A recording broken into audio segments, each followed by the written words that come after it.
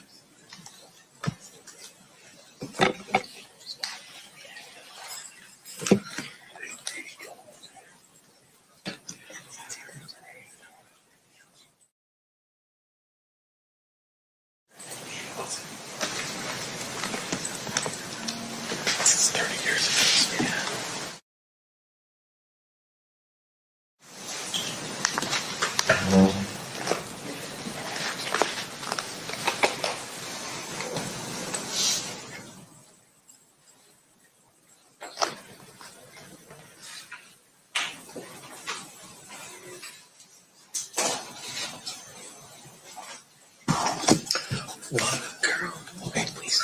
You got. Please, no. I can't do it. You stole my water. It's your soda.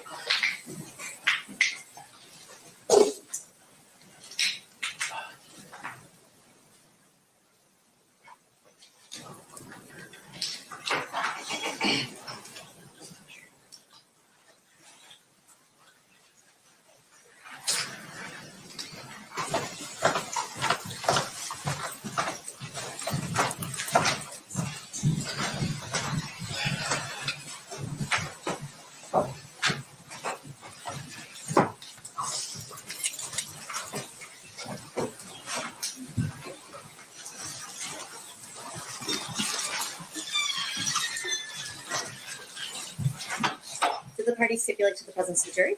Yeah, sure. You may be seated. Good morning and welcome back, ladies and gentlemen. We are still in the state's case in chief, so I'm going to turn to the state and see who their next witness is. Yes, Your Honor. The state calls Leonard Jefferson. Okay.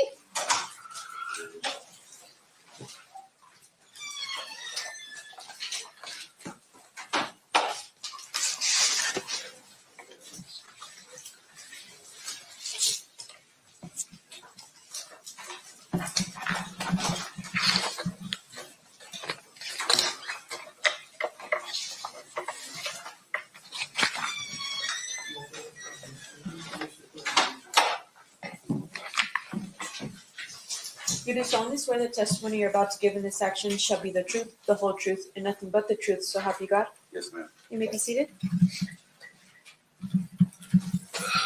May I please have you state and spell your first and last name for the record? Leonard Jefferson, Leonardjefferson. Thank you, Mr. Jefferson. Mr. Paul, whenever you're ready, you may proceed. Thank you, Your Honor. Mr. Jefferson, on the weekend of September 7th, 1996, did you come out to Las Vegas? Yes, sir. And where were you coming from? Los Angeles. And why'd you come out to Vegas? I was coming to attend the Mike Tyson Bruce Seldon fight. Where were you staying? The Monte Carlo Hotel. And were you here by yourself or with somebody else? I was here with someone else. Did you go to the MGM Grand for the fight? Yes, Did you actually attend the fight? I did not. Tell us about that. Why didn't you attend the fight? I was just in the lobby, people watching, and normally when we come to the fights, we just hang out for a little while. And a couple people were asking, were they selling tickets? Were we selling tickets? Turned them down, and then a couple, I remember from there, were from Detroit, had a green. They were matching green suit. and the guy offered us $2,500 each for our tickets, and we didn't pass it up, and we sold our tickets. I guess you didn't miss much, right? Only a minute 30-second fight. So. Yes, sir. And that's what we talked about on the way coming down. It might be another quick fight. In the lobby area while you were watching people, did you see somebody relevant to this case? Yeah, I saw Tupac and his entourage come in. And then was that before the fight? Yes, How did you know that was Tupac and his entourage? I just recognized him. Just knew who he was. And had you had previous interactions with Mr. Shakur? Briefly, yes, back in Los Angeles. Can you tell us about what those interactions were about? Back in those days, I used to sell cars, and a couple people that worked for Death Row Records, I sold them a couple of cars, and I delivered them to Can-Am Studios in the Valley. And I just happened to meet them, or they introduced me to them, and we talked about cars, and that was it. Nothing major. So let's go back to Las Vegas on September 7th, 1996. You sell your tickets for a pretty good amount. What do you do afterwards? Continue people watching. Then I guess once the fight started, people were still, hanging out, and we decided to go back across the street to our hotel, and we took our money and went to the crap tables. And by the hotel, you're talking about the Monte Carlo? Yes, sir. And then at some point, do you decide to leave the Monte Carlo? Yeah, after a couple hours of being there, I got hungry, and I wanted to I called California Pizza Kitchen, place an order, and they told me it would be like 20, 30 minutes. And I told my buddy I was about to leave to go to pick up my order. And I walked outside to the valet, gave him my ticket, get my truck. I had a Suburban back then. And once they brought it up, I drove out and went to the Strip, went to the Las Vegas Boulevard. And you had said you were driving a Suburban. Yes, sir. What color was that Suburban? White. So, and just for the folks that don't know, a white Suburban is a big white SUV. Yes, yes, sir. Then when you were driving down Las Vegas Boulevard, were you headed toward, driving north towards the stratosphere, I guess, as a marker? Yeah, I was headed north, yes. And while you were driving north on Las Vegas Boulevard, did you see anybody that you had met earlier? Yeah, I was stopped at a light, and a car rolled up, or really the wheels really caught my attention, and then I looked up and I saw it was Tupac and Suge sitting in the car. Did you try to interact with Mr. Shakur or Mr. Knight? With Tupac, I did. And what happened? Can you tell us about that? Yeah, I said, hey, what up, Pop? And then he kind of looked and kind of took like a double take. He said, oh, what up, man? And then I said, hey, where you guys headed? He said, we're headed to the club. You should follow us. It's all right, cool. And then, I don't know. I said, man, let me get a picture real quick. And I had my camera in my center console, so I just grabbed my camera and snapped the picture. So this was before iPhone, so you actually had a physical camera with you. Yeah, I had a 35 millimeter camera. I'm going to show you what's been previously admitted as State's Exhibit Number 3. Do you recognize what's being shown to you? Yes, sir. What is that? That's the picture that I took. Now, after taking this picture, so you took this picture at a red light, Yes, sir. and I'm assuming the light turns green at some point. Yes, it does. What do you do? After I took the picture, the light changed green, and they took off, and I recognized like one or two of the cars that were behind them from seeing them from LA. So I let them go by, and then they got in front of me, and then I got 3 cars behind them, behind the BMW, and then we're just driving down Las Vegas Boulevard. At some point, do you make a right turn? Yes. Can you tell us about that?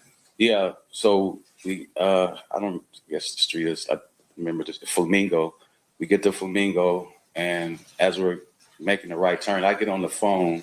I was calling California Pizza Kitchen to cancel my food order. Because you're heading to the club, right? You don't need a CPK anymore. I need CPK. So while I was on the phone with him like 30 seconds or so, and then all of a sudden I just hear pop, pop, pop, and I kind of like, like looking around, and then I see the cars were stopped, and I see the people in front that were in the cars. They got out of the car and ran to the front. They ran to the BMW. So you hear gunshots, Yes, but you don't. Do you see where the gunshots are coming from? I did not know. And do you see who's doing the shooting? I did not know. You just hear the I gunshots. just hear them. Yes.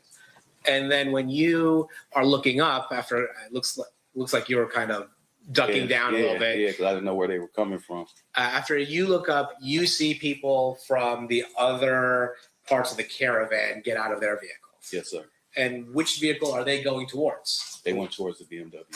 And then what happens after the people start going towards the BMW? When they started running there, all of a sudden I see the BMW make a big wide U-turn going back towards Las Vegas Boulevard. And the BMW, I don't know that we've established this yet. The BMW, is that the car that Suge was driving that Tupac was in? Yes, sir. Okay, so Suge or Mr. Knight makes a wide U-turn. Yeah. And then what happens after that? The people, they run back to their cars. And actually, one of the guys, I didn't know who he was. He tried to get in my car, and I didn't know dude. So I guess he realized he was getting in the wrong car or whatever. I guess, I don't know what it was. So I got caught up in the little situation. I made a big wide U-turn as well. Now, I made the U-turn. I catch up to, I'm behind the Lexus. It was a green Lexus. So I'm behind him, and then we see Suge make the wide left turn back onto the strip, and he went up on the curb and came back down, and then we all went through the intersection. It was traffic coming through, and we just all made it through. And then we got to, I guess, Harmon. We got back to Harmon, and Suge makes another left turn, and now it's like cross traffic. He couldn't get through. And by this time, now we see the bicycle cops. There's a bicycle cop rolls up, and Suge is kind of like, stop here. This is Las Vegas. This is the street he turns on. So he's just stopped. And then the cop drops his bike, and I started to get out, and then I got back in once I saw the cops, whatever. And then what happened? So, okay, so you're in the middle of Harmon in Las Vegas, Yes, sir. and Mr. Knight's car has just stopped at this point. Yes. And you stop as well. Yes. Are there any other cars that stop along with Mr. Knight's car? Yeah, I'm stopped behind the green Lexus. Okay, I'm so literally right behind him in the turning lane. So there's the BMW that Mr. Knight's driving. Yes. You have a green Lexus, and you have white Suburban that you're aware of. And then you said you were going to get out of your car. You see bike cops, and then you decide to stay in your car. Got back in, yes. What do you see as you're inside your car? Do you look at the BMW at all? I look at it, and then I see, like I said, the bicycle cop rolled up, and then he drops his bike, and then I see Suge getting out the car, and now the officer is yelling commands to him, "Get down, lay down," and you hear Suge saying, "My man, pocket shot, we need help, pocket shot." And then the cops, I kind of blanked out. I didn't really hear what he said. And then the cop, for whatever, walked over there to Suge. Suge got up, and they walked over to the passenger side of the car. Okay, and so initially, is it fair to say there's one bike cop, or are there multiple bike cops immediately? Well, I saw one, but then others came. Okay, so one immediately. I saw one immediately. Okay, so the one immediately shows up, and then other bike cops show up afterwards. Yes, okay. sir. And then the one bike cop, he's the one that's talking to Mr. Knight, and then at some point, do they go over to the passenger side and deal with Mr. Shakur? Yes. Can you tell us about that? Well, at that time, when that occurred, a police officer rolled up in a vehicle. He ran up and pulled a gun on me and ordered me out of the car. He opened my door and then threw me down, snatched me out of the car and threw me down on the ground. Now I'm like prone down on the ground. I'm in the direction I'm facing. I could see what's going on with the BM, with the police and shit. Did the officer give you an explanation as to why he was treating you in such a manner? Yeah, I said, hey, what's going on? He said, we have witnesses saying that you were part of their entourage. And at that point, when you're prone and looking at what's going on at the BMW, what do you do? I see that they were kind of like struggling with the door. They get the door out open, and then they pull Tupac out of the car. And were you able to observe Mr. Shakur? Not really. I saw the movement, but I didn't see what happened after he got out the car. All right. So what happens after that? The cop is, he sits me up now. He's asked me for my ID, where I'm from, what am I doing here, where am I staying, and he's writing down the information. The other is like, I don't know if it was his partner or just another cop was searching my Suburban, looking at whatever they do. Yeah. I'm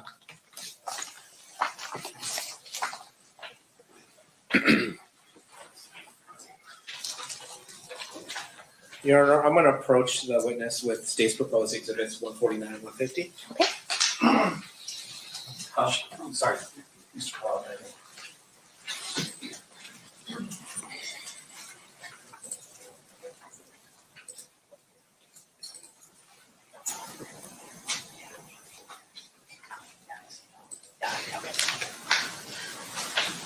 I'm going to show you State's Exhibit 150. Do you recognize the people in State's 150? I don't know that at the time. I didn't know their names. That's me sitting here. I had the black pants with like a tuxedo type vest and white t-shirt, and I learned this is Edie Mean, and I don't know at the time I didn't know their names. Okay. All right. Have you subsequently met or names since then? I've learned their names, and I met Edie a couple times, just out and about. I'm going to show you what's been marked as State's Exhibit 149. Since that night, have you learned who these people's names are? Yes. And does this accurately reflect who their names are? It says their names. I can't say if it's them or not, but yes. Okay. I'm going to move State's 149 and 150 into evidence. Any objection?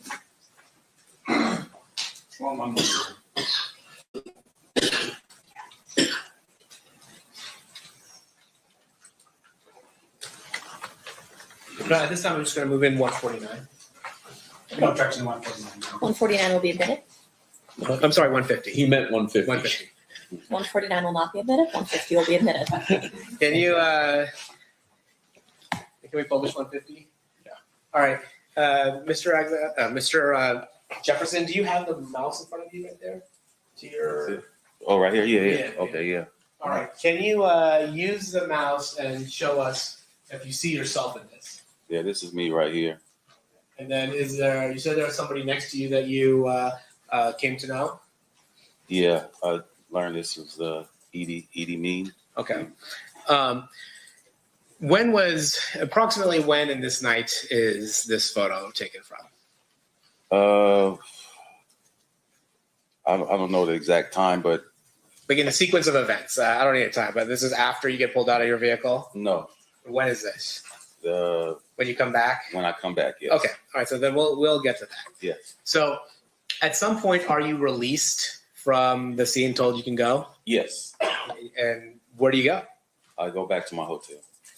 And what do you do at the hotel? I go back to the craft table where my buddy was, and I'm talking to him, telling him what's going on. And I'm sure it's a hell of a story you're telling me, right? Yeah.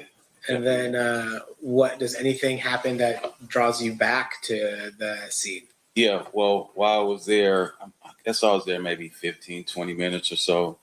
And while I'm standing there talking to him, I get a tap on my shoulder, and it's a police officer. It's the same police officer that snatched me out of my car, and he said, "We fucked up. The detectives want you back at the scene, so we need to get you back at the scene." And had you at the scene told police officers where you were staying? Yes, I did. Now, when you get back to the scene, how does that happen? Excuse me. The officer said that we see your Suburban still outside. We need your Suburban back on the scene, and we need you as well. He said, "Okay, well, I'll drive it back." He said, "No, my partner will drive your Suburban back, and you'll ride in the car with me." Now, where did you sit in the car riding? I sat in the front seat. Okay, so you're sitting in the front seat of a police vehicle, Yes, sir. and it's another officer is driving your Suburban back. Yes. At some point, do they become aware that you actually took a photo of Mr. Shakur and Mr. Knight just minutes before the shooting? Yes. And how does that happen? Well, once I got back to the scene, the officer said a detective will come and talk to you. So I sat in the car 20, 30 minutes or so. And then a detective came over, talked to me, introduced himself to me. And he just asked me, what happened, describe what happened. And did you tell him, to the best of your recollection, what happened? Yes. And then at some point, did they ask for your camera? Yeah, well, I told him that I was in the intersection. I took a picture. And then he's like, "Oh, really?" And I said, "Yeah." And he asked me, "Do I still have the camera?" I said, "Yeah, the camera's in my truck." And so do you give it over to the police? Yeah, I back then we had the 35 millimeter where they had the self rewind, because I think I had either 24 or 36 exposures, but I hadn't taken all the pictures. So the camera has like a self rewind where you can rewind the film. So I rewound it and I gave them the cartridge. Okay. So back then there was a roll of film, right? Yes, sir. And then you would load the camera by stretching the film across the bottom of it. Well, it wasn't that kind. Oh, okay. You just put it in Uh-huh. and then it Automatically. Yeah. did it. Okay. Yeah. And then when it was done, it would automatically rewind the film into the canister. Yeah. Unless you did the self rewind Uh-huh. and you didn't want to do the whole 24, 36 or whatever it was. And so you did the self rewind and then handed over the film to the police. Yes. At some point, do they give you back the film? Yeah, a couple weeks later. And then do you develop that film? Yes. And it's at that point that you realize, oh, I have this photo. Yes. Since that time, obviously, that photo had become pretty famous. Is that fair to say? Yeah. Yes, it has. And as a result of it being associated with this case and the night of this particular murder, has there been some accusations of a conspiracy theory of you somehow staging this scene? Oh, yeah. Sure. Yes. And can you tell us a little bit about that? Well, I mean, the internet does what it does. People, it was set up. It was a movie scene. Yeah. That you had staged this scene? Yeah, I staged it. I currently work in the movie industry as a picture card coordinator, so they put that all together. Let me ask you this, or did you stage this scene? I did not. Nothing further. Thank you, Mr. Kalal. Cross-examination, Mr. Sant. Thank you, Your Honor. Mr. Jefferson, are you aware that the picture that you took ended up on the cover of a book written by Kathy Scott? Yes. Did you allow for permission for that to happen? Yeah, she licensed it through my agency. I see. And with regard to that picture, I'm assuming at some point that you were able to sell the rights to that picture to people who needed to use that picture in furtherance of whatever project they had. Yeah, the agency that represented it, they did. They licensed it to different. And then with regards to the night, so your testimony is you're coming out of the Monte Carlo, you're on Las Vegas Boulevard, and you see Suge's BMW on Las Vegas Boulevard. Is that right? I didn't see it when I first got there. Yeah. It pulled up next to me. All right, so if I could just show you State's Exhibit number 1. I have it right. That's one.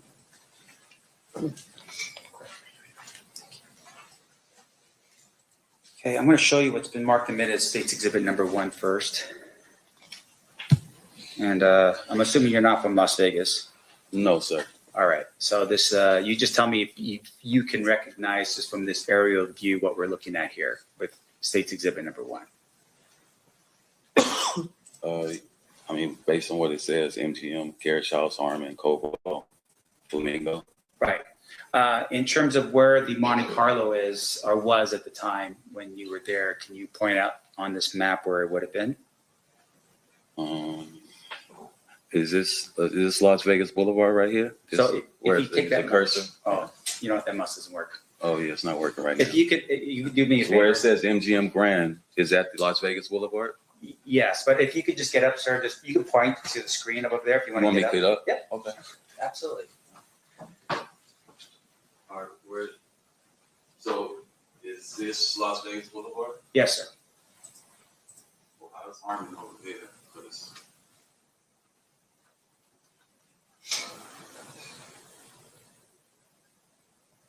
Let me ask you this question real quick. I can't tell where Las Vegas Boulevard is. Sorry.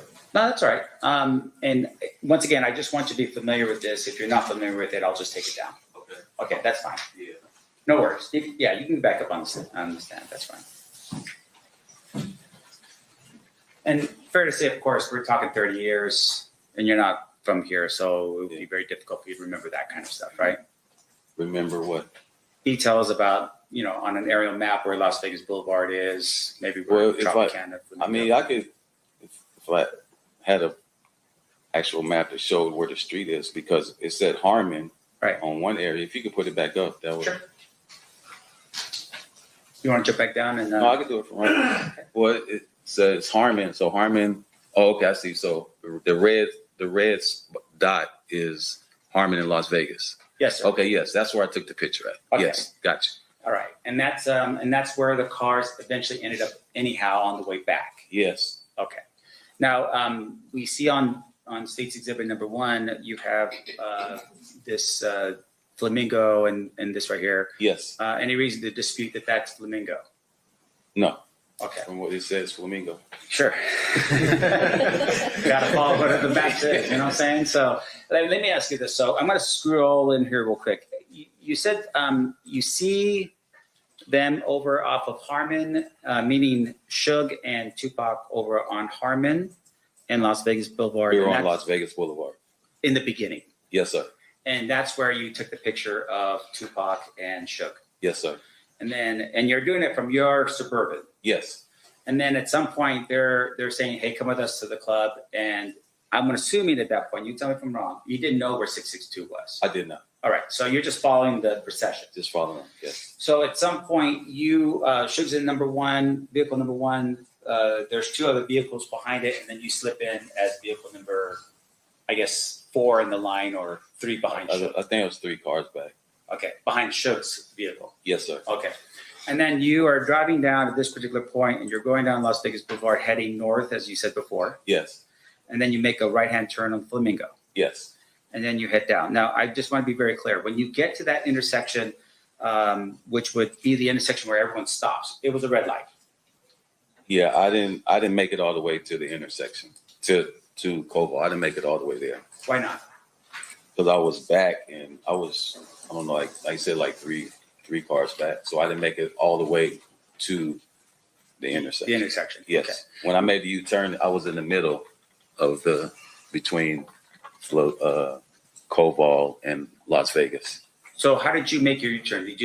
I made a big wide U-turn. I was in the second lane. Okay. We were in the second lane, and I made the U-turn into the, I guess, third lane and went back over in other direction. I see. Now, when you make that turn, you come back over, you make a left back on your following trip's vehicle all the way through. Yes, sir. Are you still number 3 or number 4 in the procession? I think I was like number 2. I was behind the green Lexus. Okay. And then when you get to this intersection, that's Harmon. That's Harmon right there. So Yes. that's when you stop your vehicle, you get out of your vehicle at that point. Well, they pulled me out the vehicle. Yeah, they pull you out of the vehicle. And fair to say, there's a lot of confusion going on that night. From who? I would imagine with police officers, they arrive on scene, they don't know what's going on or who's who, right? Oh, yeah, yes. Yeah. But that night, can you describe for us the traffic when you were stopped? I mean, were there cars on the road? Were there people on the sidewalks? Anything like Yeah, that? there was traffic. It was like, I guess we'll say medium traffic. And people on the streets? Yes. All right. Now, when you first arrived and you had seen Suge and Tupac, can you describe for us a little bit about, I mean, they're in the vehicle and you recognize the vehicle, right? Because I didn't know the vehicle, no. oh, did you see Suge and Tupac in the vehicle? That's what I saw. The wheels is what caught my attention. The wheels. And then I looked back and I saw Tupac and Suge. Okay. And were people running up to the car? No. And so when you ran up, Tupac, was he hanging out of the window? Was he sitting in his chair? He was sitting in the seat. Okay. And when you have that conversation with him, of course, you're having a conversation and it's not like, I mean, you're not hearing people screaming out Tupac's name or anything like that. No. That particular point. No. Now, in addition to that, you said that that when you were summoned back to the area by the police, they told you to take your vehicle and actually put it back into the area that No. it was before? No. No. They just drive over to the area in your They, suburb. yeah, the officer drove it back. I see. He didn't put it back where it was. Do you know any reason why they would have just driven your vehicle back? They did drive it back. I know, but why did they? You know? Oh, no, I don't know. Okay. I don't know. And when you were there, you had made mention that your film was taken. You had given your film over to Metro, To the detective. and when you got it back, it still was not developed. It was in strips. Ah, I see. So they had developed it. They and it was- developed it, yes. Gotcha. So what you had was the negative, Yes, sir. and then you printed from the negative. I took it to a photo, a 1 hour photo, and they developed it. Okay. Sir, I have no further questions. Thank you. Anything further, Mr. Paul? Nope. Ladies and gentlemen of the jury, any questions for this witness? Okay, we have one.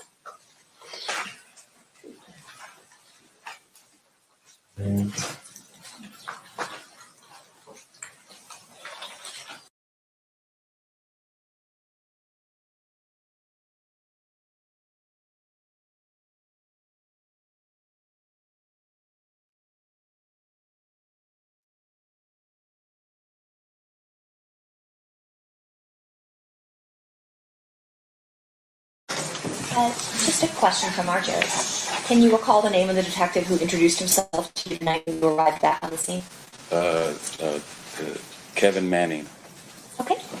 Any follow-up based on that state? Nothing from the state. Defense? Hang on. All right. Thank you so much for being with us, Mr. Jefferson. You are free to go. Have a good day. Thank you.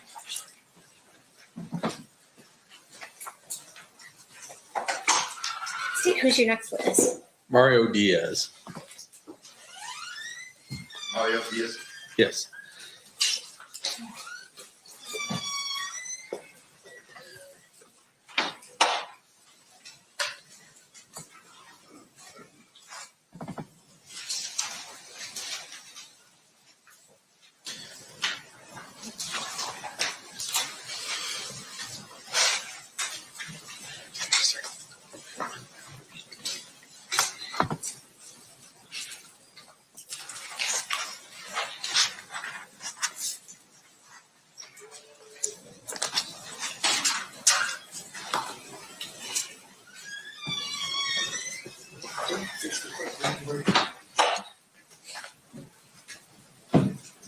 You do solemnly swear the testimony you're about to give in this action shall be the truth, the whole truth, and nothing but the truth, so help you God? I do. You may be seated. Thank you. You may proceed, Mr. Jefferson. Sorry, may I please have you state and spell your first and last name for the record? Do you want me to stand up? He's standing when he does that part. Sorry. Go ahead. Mario Diaz. And may I have you spell it? Oh, Mario. Diaz. D as in David. Iaz. Thank you. Thank you, Mr. Diaz. Now your turn. Mr. John, come on. Thank you. Mr. Diaz, what do you do for a living? I'm a filmmaker. I direct documentaries, and I'm also a showrunner for documentaries and documentary series. What is a showrunner? mean? I'm basically the person in charge of all of the creative. I put together essentially the series from a creative standpoint, and I also, make sure that all of the logistics of filming and editing the piece, just everything runs by me, through me. At some point, are you contacted by a company to create a documentary related to Death Row Records and the story of its rise and its ultimate fall? Yes. As I remember, my agent at the time called me and told me that there was an opening for a job directing a 6-part series about Death Row Records for a company called E1. Actually, technically, it was for Creature Films, which is a subsidiary of E1. And so I went and interviewed for it, I think, a couple of times, and I got it. Prior to you becoming involved in, well, you got the job. So prior to you getting the job, had E1 contracted with anyone to assist in that documentary? Yes. Before I came on, there were 2 consultants that were hired. Greg Kading, who's a former LAPD detective, and Mike Dorsey, who is also a documentarian, who has been following this case for a while. The defendant was also on board, I was told, and so was Suge Knight. They had agreed to participate. And you kind of motioned in this direction. Do you know the defendant, Dwayne Davis? Yes. And you recognize him here in court? Yes. Can you, I don't make you go through all this. Is it this gentleman right here? Yes. May the record reflect the identification of the defendant, Judge. Yes. Let me ask you this. Once you actually took over the job, did you learn whether or not the defendant was being compensated for his role in participating in this documentary? I was made aware that he was being paid, yes. And ultimately, at the end of the day, who's the person who finally provided him the money?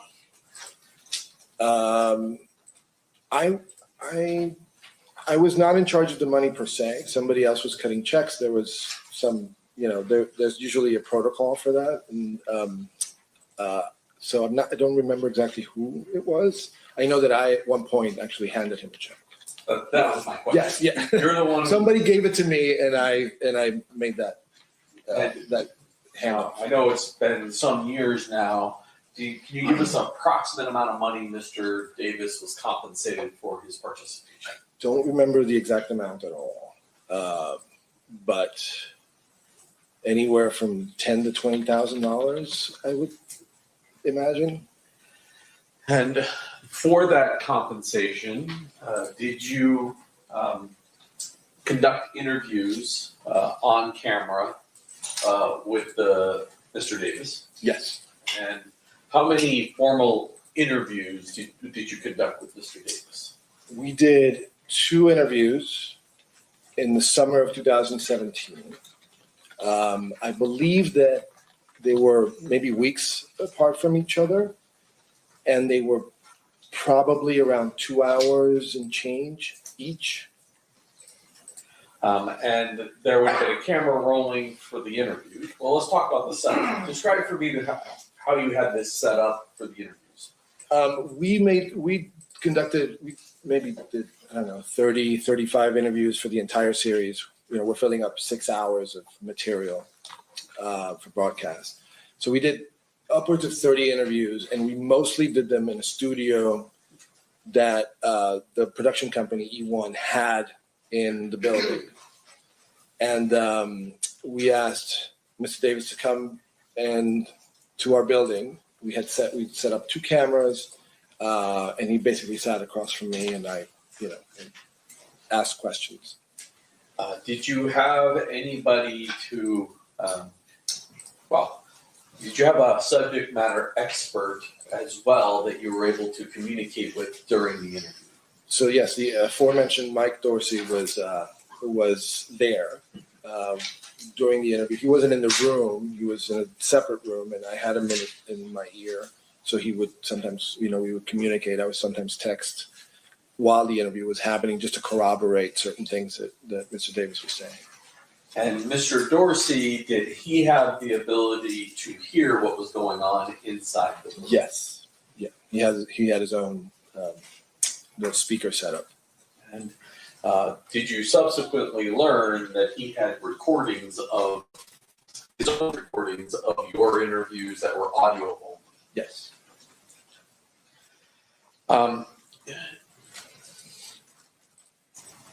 At some point, you wind up making this documentary. Is that fair? Yeah. Now, to promote this documentary, well, let me ask you this. Do you know what a sizzle reel is? Correct. Yes. What is a sizzle reel? Well, sizzle reel is traditionally used we put together like a little trailer of sorts with existing materials about whatever the subject matter is. And that sizzle reel is used to entice buyers to essentially pay for the production of the series or whatever it may be, documentary, one-off. So in this case, there was a sizzle reel made. And did that sizzle reel get made prior to your involvement? I believe so, yes. And you, obviously, once you became involved, did you wind up using some of that sizzle reel to kind of promote each episode of the Death Row? I don't remember that we did that. It was only used for the it was used by the producers to drum up interest in the series. Last night, did you meet with me? I did. And did you watch the sizzle reel with Yes. me? I'm gonna, Judge, I have the sizzle reel marked as state proposed exhibit 120. I would offer it at this point. Any objection, Mr. Smith? No objection. It'll be admitted. We can switch it on to me.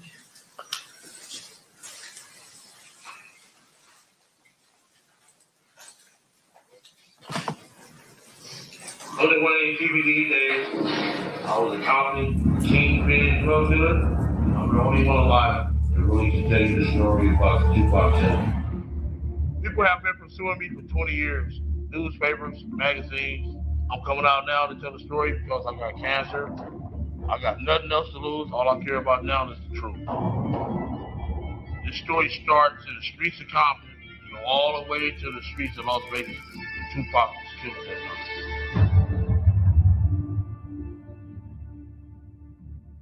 All the people that was in Vegas that weekend, it's like a curse. Mostly everybody's dead or got life in prison. It was a crazy night, and I was a witness to everything that happened. And it will surprise you, the truth I got to tell you. It's a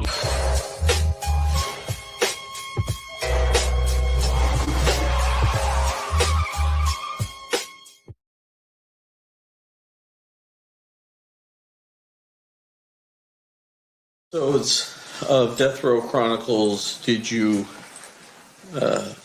Well, I guess who named it Death Row Chronicles? I think I did. Okay. So the documentary you wound up creating was Death Row Chronicles, Yes. and did it air on a station? Yeah, it was on BET. And BET is a network. Yes. Black Entertainment Television. And how many episodes ran? We did 6 episodes, roughly an hour each. And prior to episode 5, is there any audio or video that was produced or shown to the public of Mr. Davis?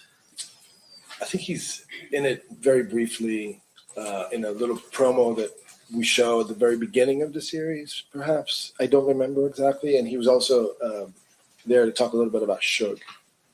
They grew up together. Do you, when you get to episode 5, is that the point where you're about to tell, I guess episode 6, is that when you tell the story of? Right. So the series really looks at the entirety of Death Row Records history, from the very beginning with Suge Knight, We introduced different characters, Dr. Dre, Snoop Dogg, et cetera. And then when we get to episode 5, we really delve into, well, a little bit in episode 5, but mostly in episode 6, we really delve into the investigation. We wanted to update the public as to where the investigation had been up to that point. And within those episode 5 and episode 6, is Mr. Davis seen or some of his interviews with you released to the public? Yes. In addition to the fact that Mr. Davis is on there, did you have access to the 2008 proffer recording? I did.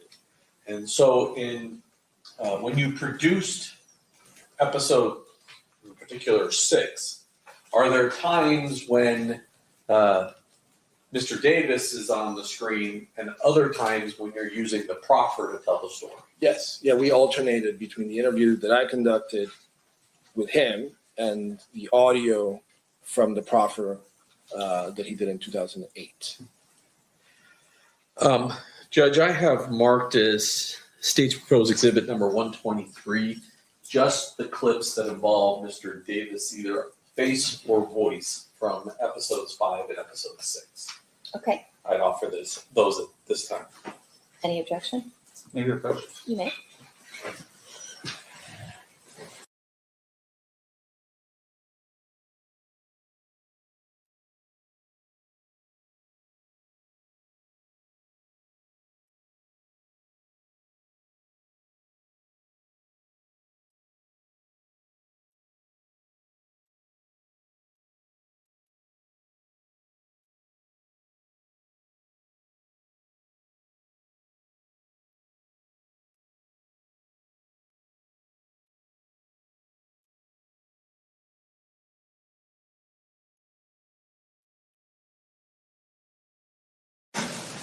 All right, so pursuant to the conversations at the bench, there's no objection to the admission. It will be admitted.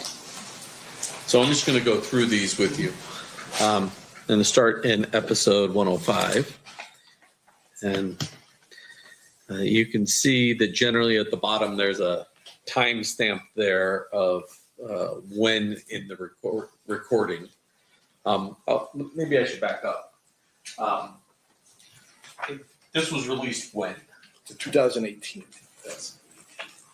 And shortly thereafter, are you contacted by the Las Vegas Metropolitan Police Department asking for the raw footage? Yes. At that point, were you able to provide the raw footage? No.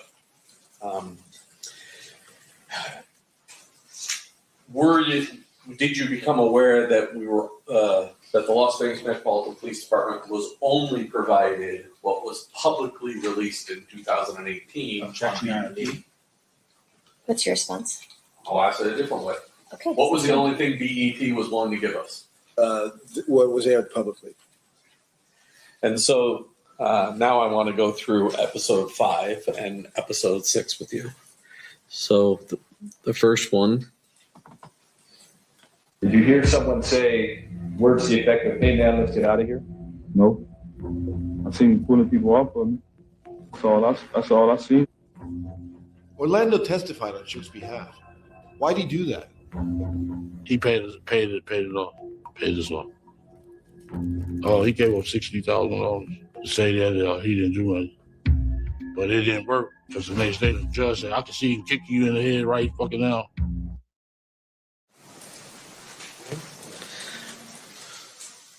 So Mr. Davis told you a story about Mr. Anderson's probation, or sorry, Mr. Anderson at Suge Knight's probation violation hearing. Yes. And then the next clip. Why are you now telling me what you're telling me? Because I wanted to get the truth out.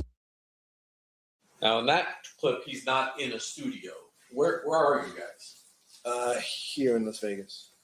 And that is, well, why were you here in Las Vegas? We thought it would be interesting to film him where the shooting occurred so that he could walk us through it at the actual site. Now I'm going to go to episode 6.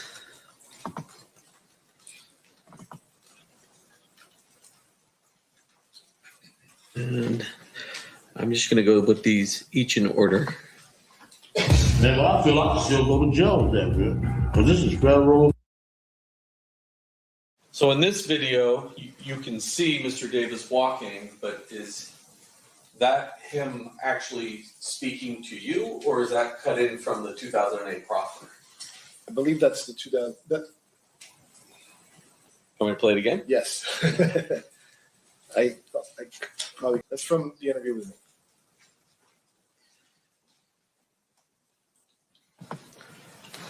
When you say the interview with you, the sound is not the same as when he's walking down the street. Correct. I guess you should ask Yes, that question. yes, correct. So he's there. It's like a little preview, what you're going to get later, essentially. So we keep it's just his feet to create a sense of mystery. The audio comes from the actual interview that I conducted. In 2017. Correct. Okay.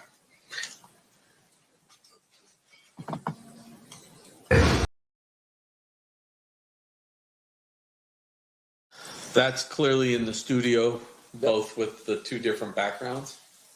Yeah. Is it the same studio? Yeah. Is it the same interview? Yeah.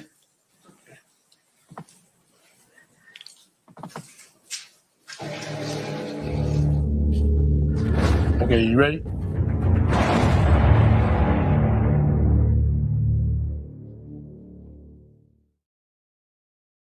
I can tell you why we did that technically, but it'll bore you. The two different backgrounds? Yeah. The very next one.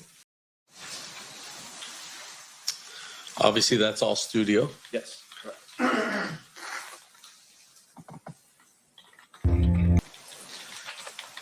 So in this clip, it's sort of the last clip, but now you've led into and cut some of the proffering. Correct.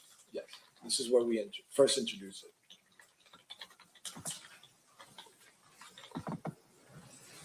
And so I'm getting the sense here that before commercial, you kind of lead off, and with commercial, you remind people what they just saw.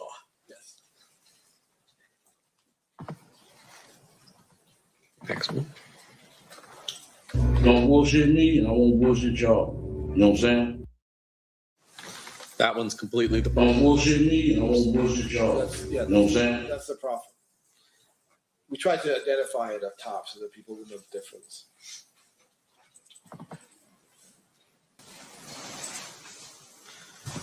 That's a combination of both. Correct.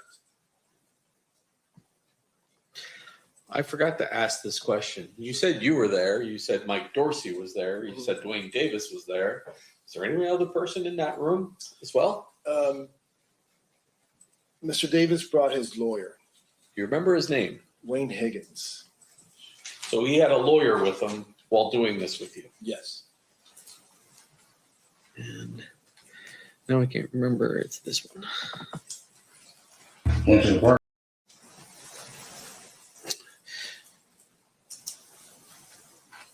For the most part, although I think you hear Greg Kading's voice. Is that right? Yeah, a little bit, yeah. That's Mr. Davis himself in the interview. Yeah. So we caught a little bit of Mob James there. Oop.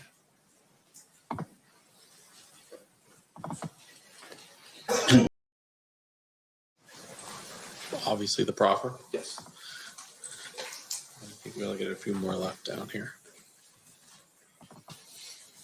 About the car. I think that's the studio interview. You have some graphics going on, but that's him in the studio speaking. Correct. So that's a combination of the material we shot here in Vegas with the studio interview. Sometime after the indictment in this particular case, is there a position change by the people who control the raw footage and intellectual property to what Mr. Davis said? Yes, both the production company and the network, I think, agreed to provide it.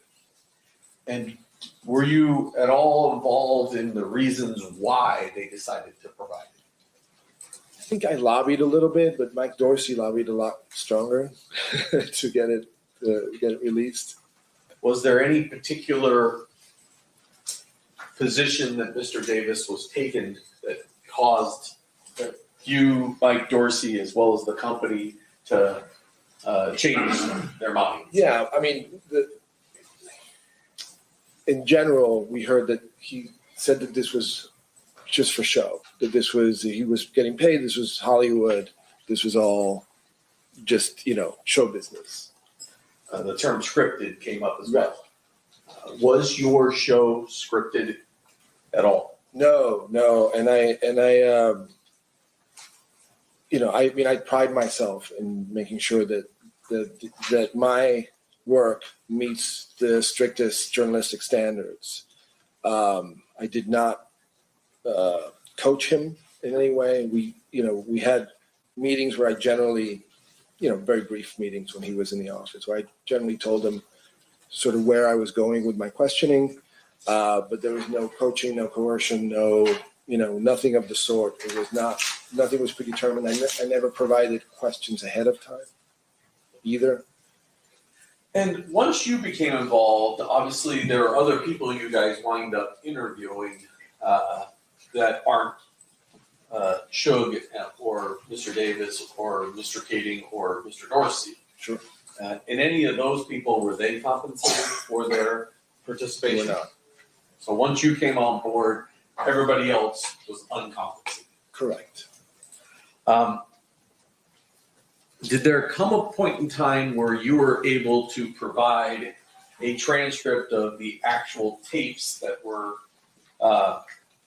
the videotapes of your interviews of Mr. Davis? Yes. I contacted by Detective Maughan, and is that his last name? Maughan, yes. Suddenly had a, and we talked for a bit, and he took a statement, and I then provided the transcripts to him of both of the sit-down interviews.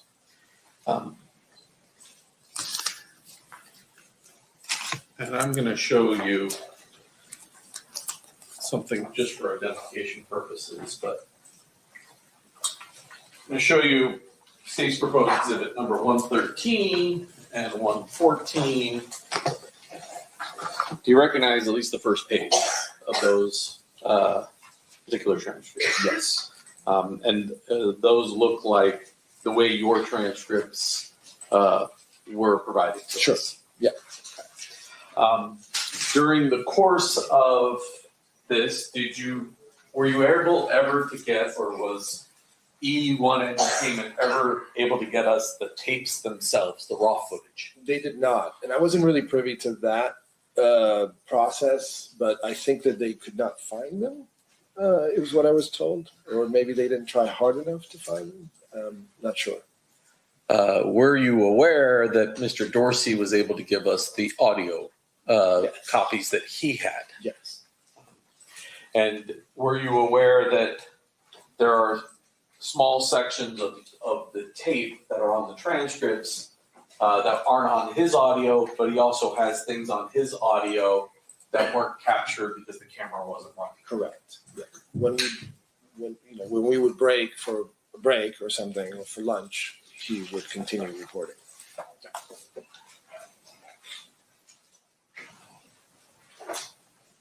I passed the witness, Judge. Okay, cross-examination, Mr. Sant. Thank you, Your Honor.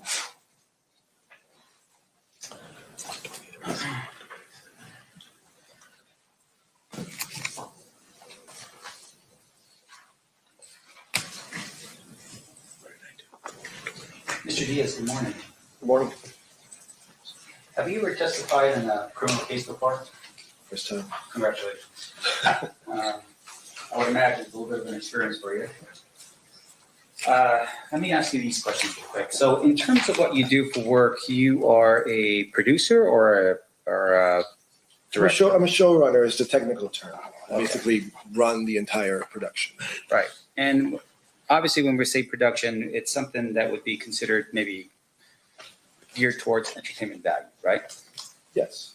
Now, in your career as and is it considered Hollywood what you do? Not necessarily. No. Okay. Yeah. But in terms of what you do, for instance, have you ever had to take a deposition before? No. All right.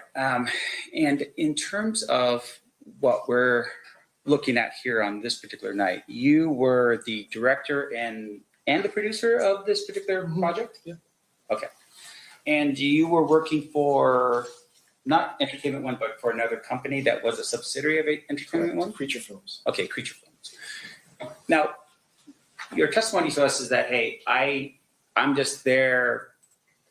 Dwayne Davis shows up for the interview. Is that right? Yes. Who reached out to him from your company to do the interview? I'm not quite sure who did the initial reach out.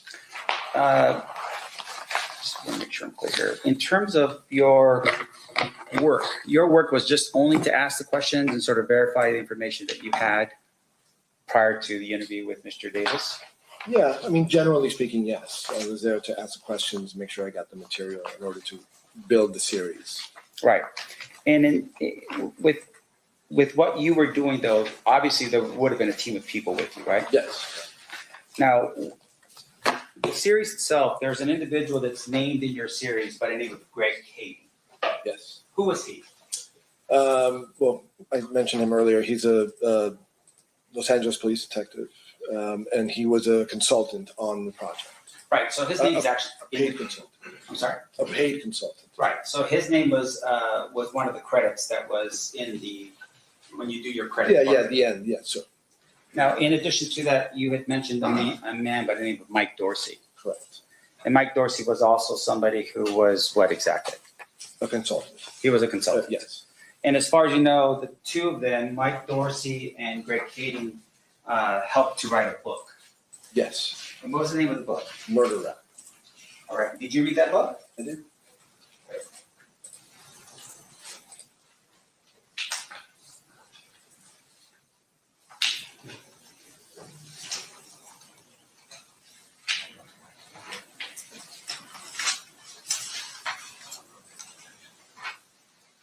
You want to make an approach? Sure. Show you what's been marked as proposed defense exhibit D as in David. Do you recognize this photograph? Mhm. And what is that? Cover of the book. Okay, great. Yeah. Your Honor, this time I'd like to move for the admission of defense exhibit D as in David. Any objection, state? No objection. So admit it. May you publish for the jury? You may.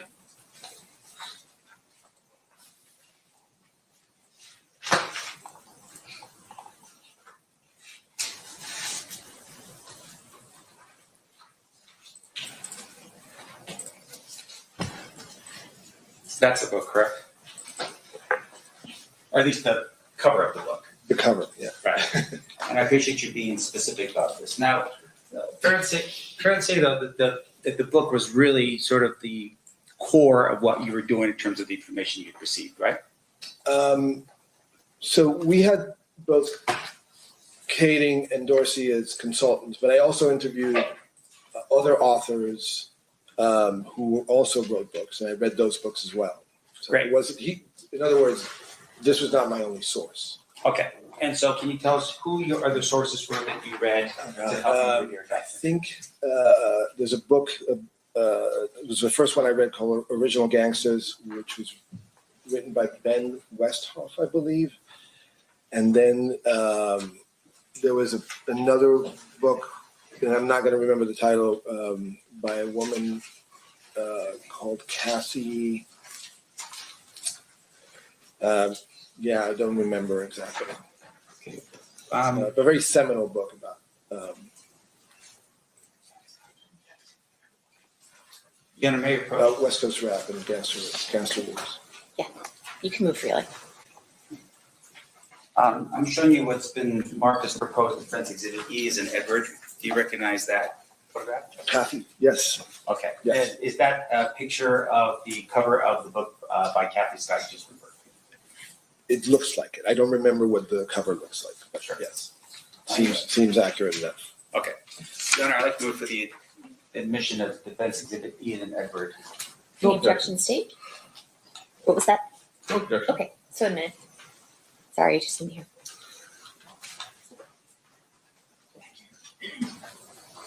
Publishing for the jury. Is that the picture, or is that the book? What other books did you review prior to your documentary? Those are the only 3 I remember. Okay. Now, fair to say, of course, you're in the business of drawing people to your work, right? You want people to purchase your work, view your work. Is that right? Sure. Yeah. Okay. Now, in terms I'm of not in the. I'm sorry. Can I amend that? I'm not in the business of drawing people to my work. I'm in the business of creating compelling television or television programming or films. okay, so It's a different standard. can you explain to me what the difference in standards are? I don't do. Okay, so the best distinction I can draw is like I don't necessarily do reality television, where it's just it's somewhat manufactured. It's bombastic. It's anything goes. I make documentaries which are traditionally based in journalism. I'm out there trying to get to the truth of something. So, And that truth, I believe, is compelling enough to draw an audience. So in terms of the direction that you have in with the project, in this particular case, there was a direction, right? The direction was we're here to document the rise and fall of the death row record label, right? Absolutely. And in terms of how Mr. Davis would fit into the idea behind it is that it's with the death of Tupac Shakur and the shooting of Marion Shignan.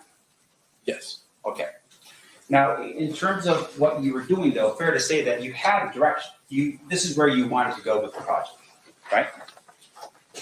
It's an important element of the story, but Right. it's not my final destination. My final destination is revealing the entire story of Death Row Records, which includes this unfortunate chapter. Sure. And you want to be accurate about what you're presenting in your presentation. Yeah, to the best of my ability. Right.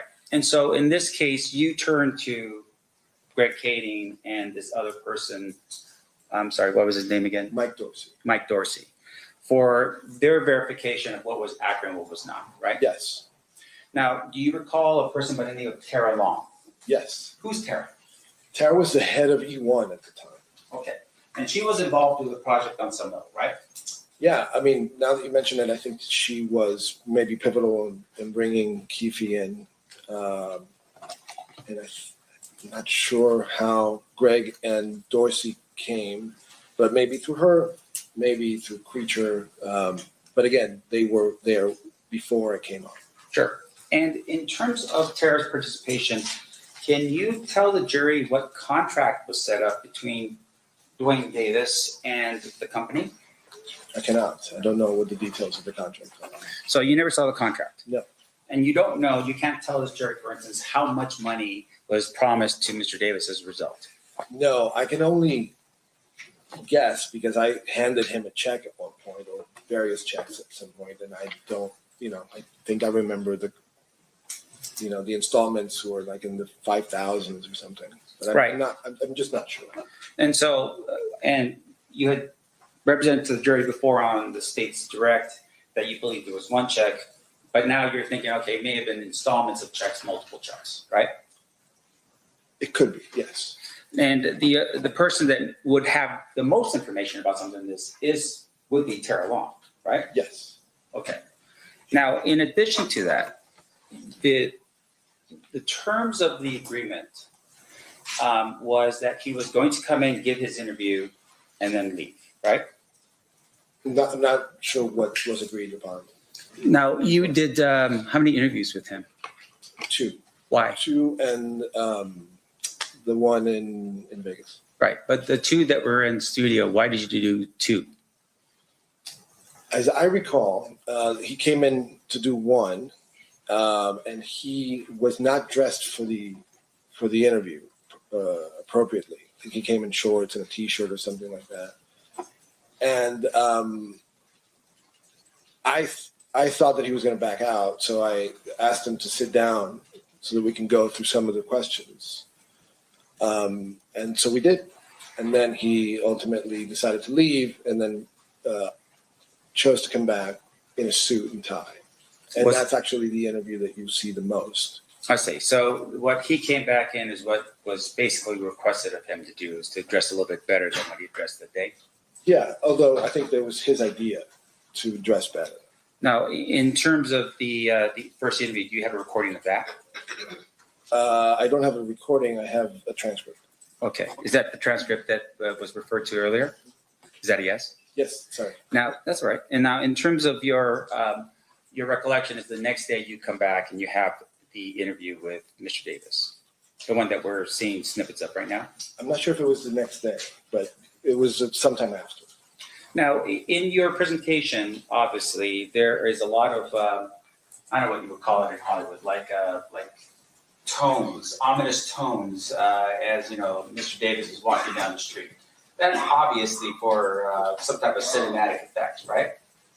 Yeah, we're underscoring the drama of it. Right, and it's just to sort of build up an interest in whatever that scene is. Correct. Okay, so the view of Mr. Davis walking, can you tell us where he was walking and why he was walking in the direction that he was being filmed? The one in Vegas, you mean? Yeah. He says it on the clip. He was at Koval and Flamingo, and he was there to kind of walk us through what happened that night. Okay.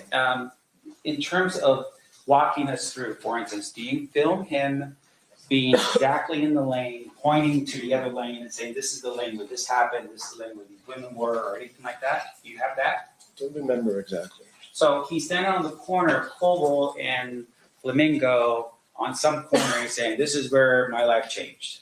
Yes. Something like that, Yes, right? correct. But in terms of specifics of where it was that everyone was located on the street, did you film him pointing to exactly where this was, exactly where that was, here I was there? I think we did. Okay, and that would be in. I don't have that. I don't think we have that transcript. Okay, and once again, you don't have the transcript, you think you did, but as you're sitting here right now for this jury, you can't show that, right? I can't show it, and I'm not entirely certain. But I would think that if I brought him there, it would be more than just to appear on camera for 30 seconds and say my life has changed. Sure. And I do recall being there for much longer than that. Okay. And once again, it should be captured on film somewhere if it's from you guys. Okay, but it's not here today. No.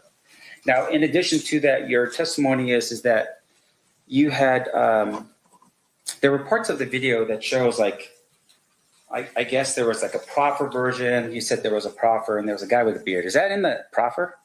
There was a guy with a beard? Yeah, there was. I saw a snippet and there was a glance, but it was a guy with a beard and you said it was the proffer. Is it just the audio recording with the backdrop of some guy with a beard? So what we did was we had the proffer audio. We had the interview that I conducted in the studio. And then we had some recreations where we brought an actor and some actors to kind of recreate the setting of the proffer. And in that, Greg Kading appears, he's visibly in the room, listening to the actor who's playing Mr. Davis. Oh, I see. So it was just a reenactment. Dramatization. Correct. Okay. Now, when you're setting that up and that's happening, that's Greg Kading's direction, right? Direction? Meaning that he's telling you, here's how everything was, or, this is how the room looked, or something along those lines. To some degree, yeah. Okay. Yeah. Now, there were some camera considerations there too. And Greg Kading was being paid for his work? Was. Now, he also at some point shares with you, I would assume, and you tell me if I'm wrong, that there was a proffer and the proffer was done in 2008. Yes. Now, your project was when again? I'm sorry. Say that again? When was your project? When was 2017 is when we filmed. 2018 is when it aired. Okay. And you're hearing this from Greg Kading, and you understood, I was imagining, based upon the proffer, that there was an agreement that, hey, he's going to give information, and on that information, he was not going to be prosecuted, right? Yes. Was there some condition that would if there was a violation of that condition, would then cause the proffer to be made public? Objection 1 calls for speculation. 2, legal conclusion. The court's already ruled on the admissibility of the proffer. What's your response? It's, well, let me rephrase the question, Judge. Okay, so I'll sustain the objection and you'll rephrase. Let me ask you this. So in terms of your interview, is that a yes? No, I'm listening. I know, but once again, when you say, I just have to make sure it's clear for the record. I'm just listening to the question, so it's not a yes. Okay. In terms of your recollection, was there a reason why, in your recollection, Mr. Davis could give his information to you? Why he could? Objection calls for a legal conclusion. There's no legal. Why You he just- could? Are you just asking if he told him or? Yes. Okay, if you want to rephrase a little bit. Did Maybe Mr. not. Davis, did you ever find out as to why Mr. Davis gave this interview to you in 2017? Objection speculation. Sustained. Did you at any point during the time period ever know if Mr. Davis had violated the terms of his property? Sustained. Objection. New approach.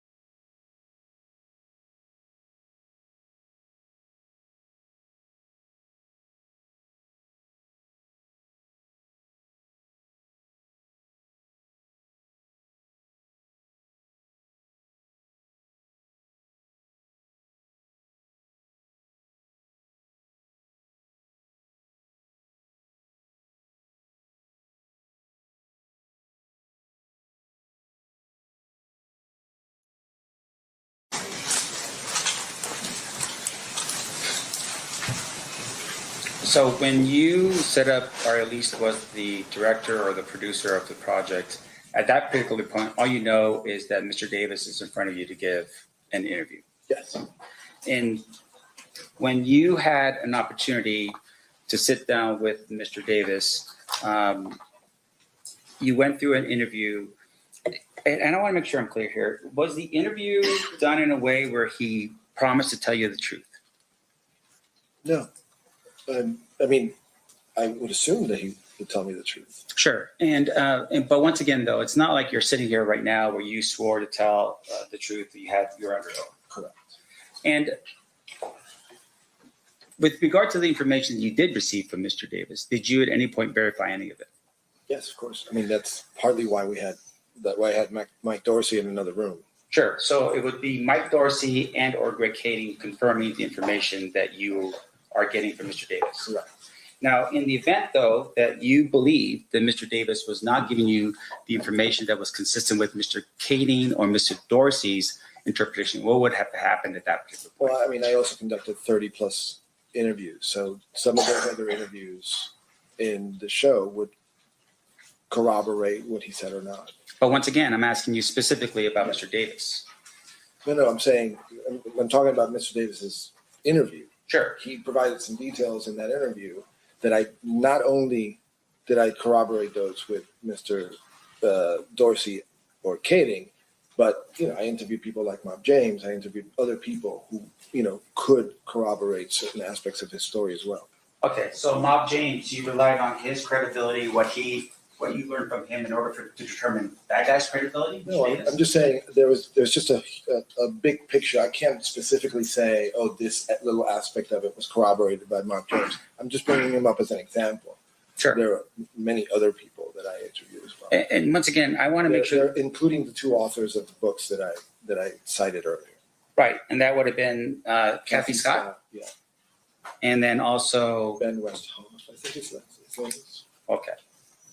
And what you're telling us is that their books corroborated what parts, what details of his representations? It's too general a question to answer right now from memory. Well, is there any other way for you to remember it? I mean, did you write anything down in preparation for your testimony here today? No, but I did prepare for the interview based on what I had read. Now, in once again, so your recollection is you used Kathy Scott's book and you used the other book as a way for you to determine whether or not Mr. Davis was accurate in what he said? Just the circumstances of the murder, like who the players were, et cetera, et cetera. Yeah. And fair to say, again, I'm speaking very generally. Fine, but in terms of the books themselves, were they books in which only you can get a hold of, or were these books accessible by the public? They're accessible. You purchased these books, of course. And in terms of the information that you had before you, was readily available information either through Greg Kading's book, or in terms of Kathy Scott's book, or this other person's book? Could you repeat the question? The information that you were comparing was information that was readily available in Greg Kading's book, Kathy Scott's book, or this other book you had mentioned before, Ben something, Original Gangsters, the name of the book. Is that yes? Yes. Now, after the series had been put together, did you at any point ever ask Mr.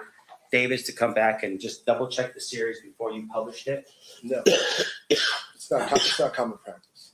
Sure. It's not common practice, meaning you are the one at the end to determine in which direction you want the presentation to go, yes. Right? And that's, I would imagine, some type of artistic license given to you and your people.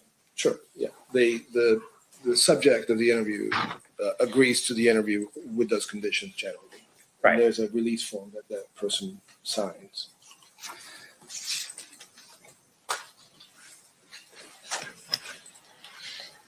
And do you know the whereabouts of Tara Long now?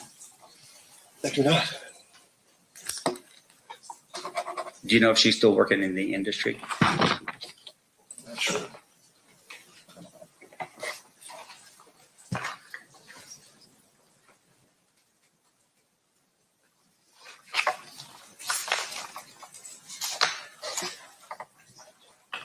One moment, please, John.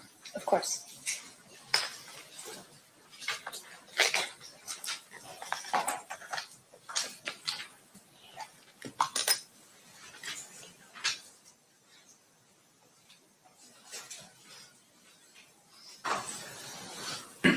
Just one final clarification. In the beginning, we talked a little bit about this. I was trying to write it down. Blaze, that very first snippet that we had, it was like Sizzle reel. Sizzle reel. Okay. Did you was that your sizzle reel? No. I mean, it was for the same project, but it preceded me. Right. In terms of that sizzle reel, do you know how it was created? I don't know the circumstances. I know he was brought, that's the studio we shot in, so I'm familiar with where it took place, but I don't know who did it, when it was done, or anything like that. And so in terms, I'm just going to add really quickly that the clip that was shown is sort of a composite between the sizzle reel and then like a promo that BET actually did for the show. So somebody put that together, unbeknownst to me, or away from my control. Okay. And so, but you don't know who that was. And is that a no? No. And with the way it was filmed and the reels and so forth, you don't have access to those reels at all, either. Of that sizzle reel? Yes. In particular, no, I do not.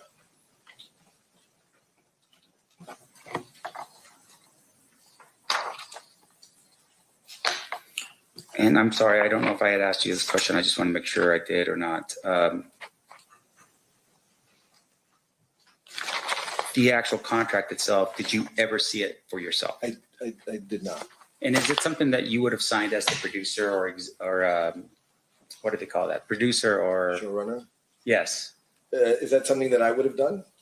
If Yes. In some cases I have. But in this case, you did not. No. It just these were the terms that came with the job. Right. Was there any residuals here given to Mr. Davis as a result of his interview? Residuals? Meaning that, did he get any type of like percentages if the Now that I know documentary? of, and that's unlikely for this type of show or project. Can you tell us how much money was made from the creation of this particular project? No idea. I'm just a conduit. I make the show, I get paid for my part, and then it gets delivered, and then whatever happens with it, just let it go. Do you get a percentage of whatever is made in the future on the project? Not. Very rarely I get residuals through my union. I belong to the Directors Guild of America. So sometimes I haven't gotten a check for more than $200 for residuals. So in this project, you were just paid for your work and no further compensation at all? Not in the documentary world. It's not something that happens very frequently. I see. And can you tell us the difference between, like, say, for instance, the documentary on Shark Week versus one that you do? I mean, those are very different things. I mean, they're both documentaries. I don't work with animals. No.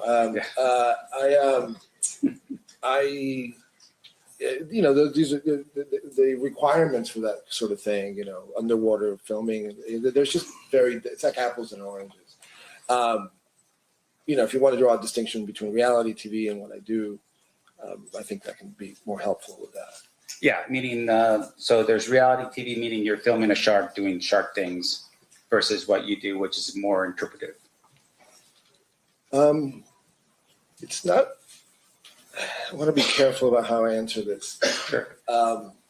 When you're just in nature looking at an animal, there's interpretation too, by the way. There's music added to it. There's other components that were in the category of artistic, artistic input. I would say the same is true of documentaries like this, but they're rooted in wanting to present something that's real and accurate, and that's the school I came from. But once again, that's an intention. Is that always the case? Sometimes it isn't. Yeah. It's certainly my intention. Thank you. I have no further questions. Thank you. Any redirect, Mr. Paul or Mr. It was you, Mr. Joe. Thank you, Judge. No, thank you. Thank you, Mr. Diaz. Ladies and gentlemen, hang on one second. Ladies and gentlemen of the jury, any questions for this witness? Okay, we have a couple.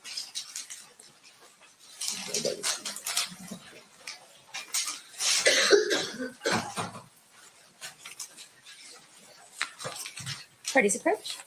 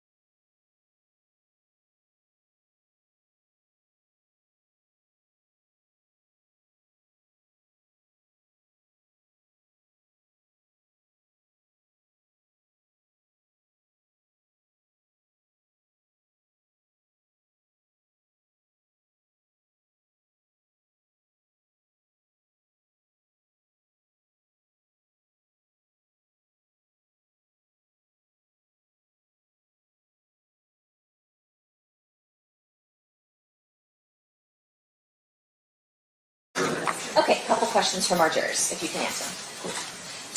Did you hand him the 10 to 20K check before the interviews for the series? No. How did the film studio obtain the audio recording of the 2008 proffer? It was given to me by either Mike Dorsey or Rick Kading, I can't remember. Did Dwayne Davis have any right to approve or edit what recordings or edits were included in the docuseries? No.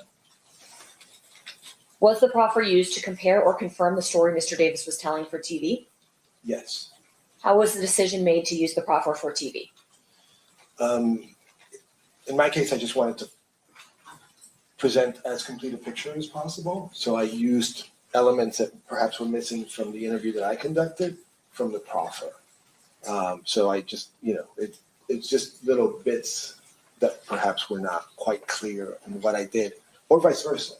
And so the decision was yours, I think is what The you're decision saying. was mine, yes. Okay. Correct. State follow-up questions? Nothing. Defense? So I just want to make sure, sir, with your last answer, when you felt like something was completely covered, you used the proffer to help you with that presentation? When I felt that something was not completely covered, yes, I used the proffer. So not necessarily his own words in the interview, but rather something that was in the proffer recording. It's the same thing, it's his own words. I understand, but I'm just saying that the timeline here, you're talking about the interview that occurs in 2017 versus the proffer that was given in 2008. Correct. Okay. Yeah. No further questions. Okay, thank you so much, Mr. Diaz, for being with us. Have a good day. Thank you. You're excused. I think the next thing we're going to do is listen to the which year? 2009. The 2009 interview. Does anyone need to take a restroom break before we do that from the jury? We do. Okay. So at this time, we will take a restroom break. We'll do 15 minutes. During this recess, you are admonished not to talk or converse amongst yourselves or with anyone else on any subject connected to the trial, or read, watch, or listen to any report or commentary on the trial of any person connected with this case by any medium of information, including without limitation, newspaper, television, internet, radio, or form or express any opinion on any subject connected with the trial until the case is submitted to you. Thanks for waiting for that. The Nevada Supreme Court says I have to do it. So we'll see you guys back here now at 11:05. Please rise for the jury.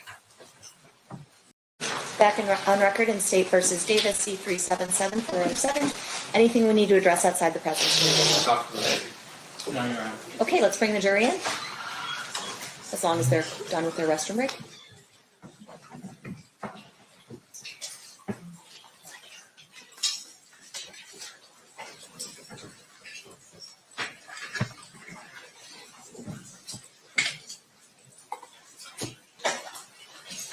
Stand for the jury.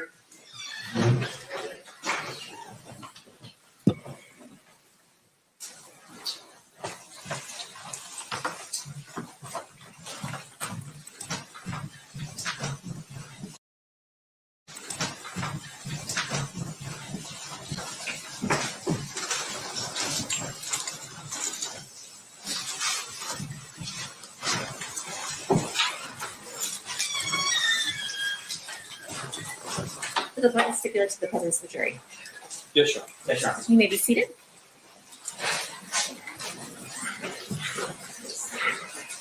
At this time, the state is going to play Exhibit 118, which was previously admitted, correct? Correct. You may begin. This is Detective B. Long, Kilo 3969. I'll be recording a voluntary statement under event number 960907-2063.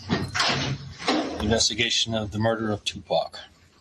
Date and time of occurrence is 9/9/09 at 12:20 hours. We're in an LAPD office called LA HIDTA, HIDTA.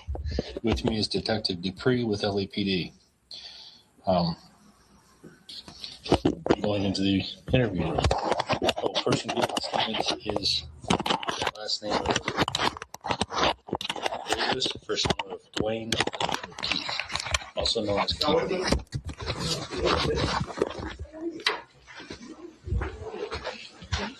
Oh, how you doing? Good, how are you? This is Detective Long, Las Vegas Metro PD, Dwayne Davis. And this is Attorney Wayne Higgle. Nice to meet you. Just one? Yeah, just me. Oh, shoot. Just got one. We all right.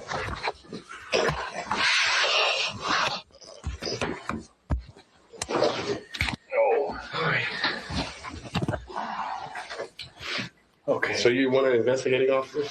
Yeah. The original investigating officers were Detective Becker and Detective Franks. I was at the original crime scene, and they're no longer an homicide, so I've taken the case over.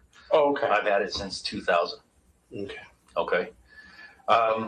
Mr. Davis, you go by You can call him Mr. Davis, or you can call him Keefy. Keefy D. Is that correct? Or Keefy, either one. Okay. Yeah, don't get what you feel comfortable with. Okay. This is actually I took quite a few notes here, but I don't even know where I'm going to be going in this thing. Okay, let me say something to my client in front of you so he understands. Okay. You know, this is like an informal meeting. He's just trying to get some information. You know, there's no trick questions. If there's something you don't understand, just say you don't understand it for a second. You know, but his intent is not trying to be crafty. He just wants to ask you questions and try to answer them truthful, and we'll be out of here, and that's it. Right. I have absolutely no intent of arresting you today. You understand that? I have all I wanted you guys to is some information. Yeah, that's not what he's not here. He's not saying he's going to arrest you, but he's saying No, I'm yeah, not. No. Yeah, but he's saying he's not here for that. He's here to make sure everything's clear. Right. You know, and he wants you to be honest with him. It's not clear if you're not honest. Okay. Yeah, that's exactly right. You understand everything? Yeah. Okay. What's your name? Dwayne Davis. His real name is Dwayne Davis, yeah. Okay. And what's your birthday? 6/14/63. How old are you? I'm 46. Is it D-W-A-Y? D-U-A-N-E. D-U-A-N-E. Middle name is Keith? Yeah. And where do you currently live? 9193 Lantana. Lantana? Yeah. And Drive, yeah. Drive? Corona. Corona? Do you have a telephone number? That works. Phone. Give him one that works. Or just Do you have a landline? Yeah, 951. 603 3474. Okay. And who do you live there with? My wife, What's her name? Paula. Paula Davis? Yeah. Does she go by any other name? Clemens. Clemens. Okay. Now, we're going to be talking about Tupac. Is that right? well, whatever you want to talk about. He didn't actually. I didn't brief him, so.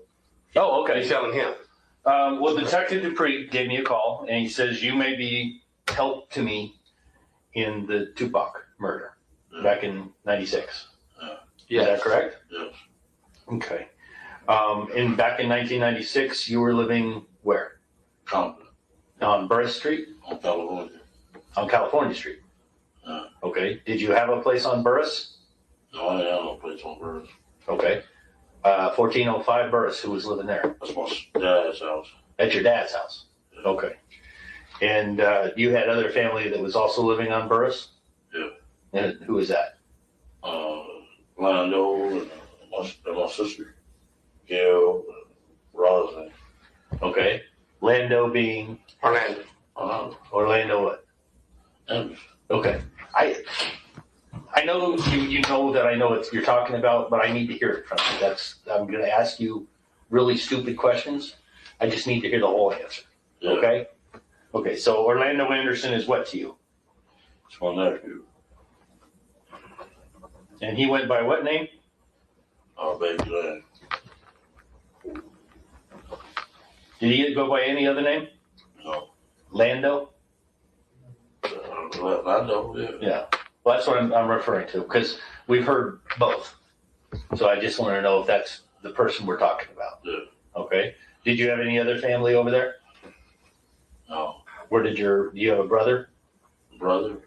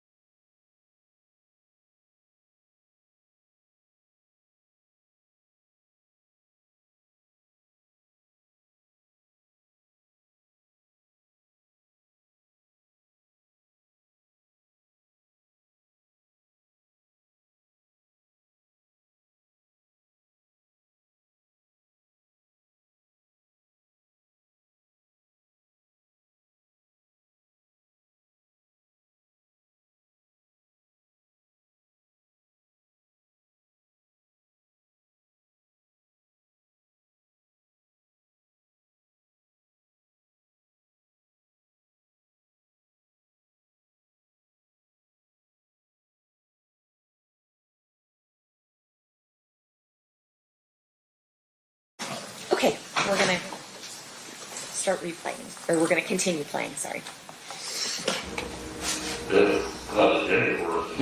Okay. Specifically living on Burris. Kevin? No, he wasn't on birds neither. No, he wasn't? Okay, where did Kevin live? In 96, you're saying? Yeah, in 1996. He lived in Norway. Norwalk? Okay. Back in 1996, you were affiliated with a. Gang. Okay, thank you. Okay. You were affiliated with a street gang? Yeah. Which street gang would that be? Southside. Southside Crips. Crips.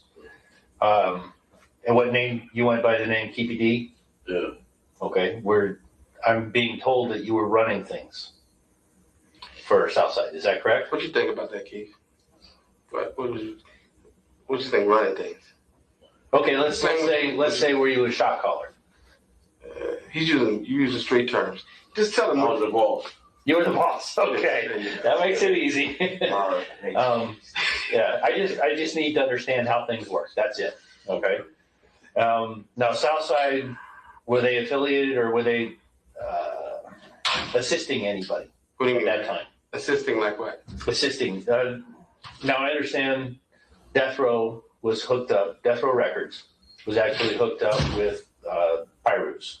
Yeah. Was Southside assisting anybody on the other side? You understand what I'm asking? We were just friends. Friends with who? With Bad Boy. Bad Boy Records. Yeah. Okay, that's what I was asking. Yeah. And Bad Boy Records included who? Tell him who you knew a Bad Boy in relationship with that stuff. Puff Daddy, Biggie, all of them. Okay. Biggie Smalls, Yeah. but Combs is who you're talking about, Puppy Combs. Yeah. Okay. I'm sorry. Well, I didn't get your name. Oh, Wayne. It's gonna be Wayne. Wayne Higgins. Wayne Higgins? Yes. And you're his attorney? Of course. Okay. Very good. Okay. But you said something that stuck in my mind. You said, I'm not here to arrest you today. Yeah. I'm not here to arrest you. I am not here to arrest you. I am not going to arrest you. Keith, You understand me? Yeah. He just wants some facts that maybe we have previously discussed. Just straight facts. Because once you tell straight facts, it really, I don't think it's going to be much of a basis for that discussion. The reason I said that, I just want you to know that you're free to leave. I'm not arresting you. That's what I'm trying to tell you. That's all I was trying to tell you. My wording was poor. Okay? I'm sorry. Okay? Yeah, I'm going to leave. I'm going to go back to Las Vegas. You're going to leave and go wherever you want to go. Yeah. Okay? We're good on that? Yeah. All right. Okay. I'm still building up to the night in September. And I'm trying to get some of the background information put together. That's what I'm doing. Okay? I understand that Kevin was there, Orlando was there. Who else went to California? Or Las Vegas with you? Or met with you in Las Vegas? How should I put it that way? Tell him the people you was around when you was in Vegas. Corey Overs. What did Corey go by? C-Ray. C-Ray? Yeah. Okay. And he's Southside? Yeah. And, okay. Is he still alive now? Yeah. Okay. Who else? Andre Smith, DeAndre Smith. I remember DeAndre. That's Big Dre? Excuse me.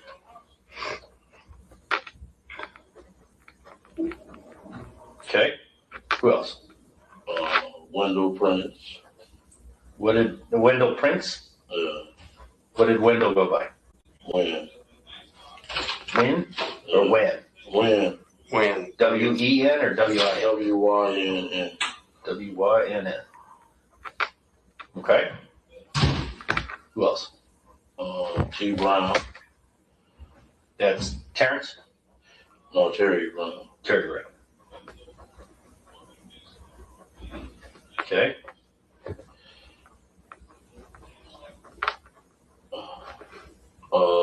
Tracy Session.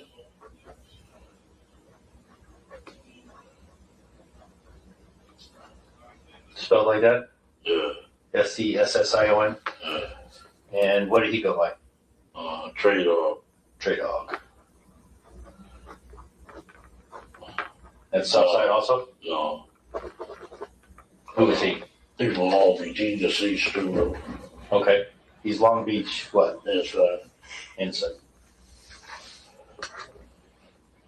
Okay. Anybody else go down there with you?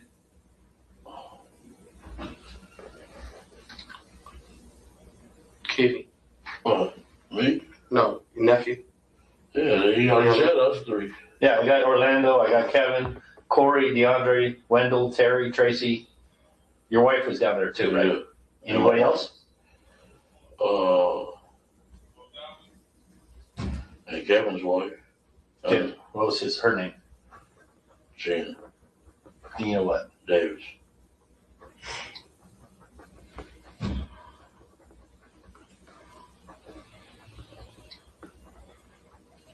All right. How did everybody get down? I'm sorry. Was Orlando's girl down there too?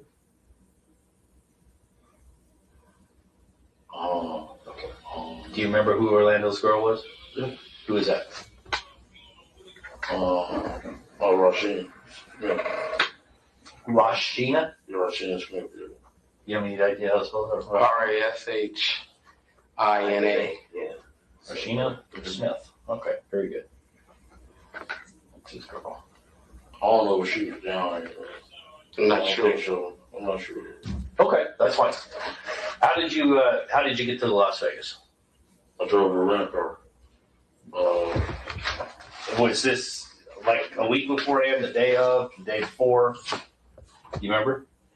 We came down there like a couple of days before. A couple of days before? And you were gonna rent a car? Yeah.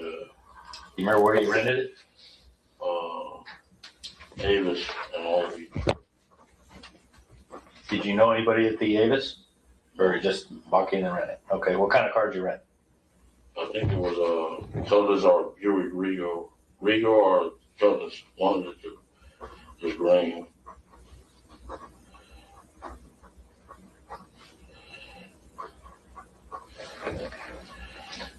And who all rode down with you? Me and my wife. Just you and your wife? Yeah. Where did you stay? Stay at Monte Carlo. Okay. Do you remember how Orlando got down? No, they came down a couple of days after the day of the fight. The day of the fight or the day before the fight? The day of the fight or the day before. I know we were down there a couple of days before now. Okay. And how did Orlando get down? Him and Big Drake came. What kind of car?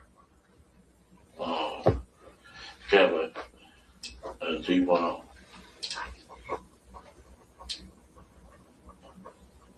Okay. Where did the Cadillac come from? It came from LA. I mean, come. Was it somebody's car? Was it a rental car? Rental car. Do you remember from where? Oh, I remember from where. Okay. What color was the Cadillac? White. 4-door, big one. You remember what kind of cab? Oh, it was a big one. 4 doors, right? Do you know where that car went? What do you mean went? Like where? Afterwards, did he get returned to the rent-a-car place? Yeah. You did. Okay. You don't remember what company it was? No. Okay. You remember who rented it? No. Okay. This is what helps me. If I have facts, I can corroborate everything that's said to me. It makes everything look better. So that's what I'm doing. Is I'm trying to build up things. There's a lady. She died though. She passed away. What's her name? Who's he related Harris. The rental car lady at the rental car place. No, the one that rented the car. Was she related to somebody? She was friends with somebody, something in the family, somebody from the hood. T. Brown. T. Brown's girl's mother, something like that. Yeah. T. Brown's girl's mother. And you said she passed away? Yeah. The Harris lady did? Yeah. Okay, deceased. Do you remember the girl's name? T. Brown's girl? I don't remember all. It's been a while. I don't remember her name. What was her name?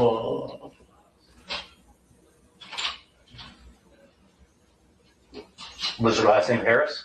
I think so. Yeah. Okay. Do you remember the first name at all? No. Jeez. I'm trying to remember. You said Tisa or Teresa? I don't know, sorry. He was just guessing. I don't think he. Yeah, I'll get back with you on that. All right. Okay. And then who else from Compton went down? Just the people I gave you. Okay. Any other vehicles? Oh, wait a minute. How did Kevin get down? They went down in the van. Where did the van come from? I think Corey people had rented it. Corey Edwards people? Yeah. Did Corey drive with Kevin? Yeah.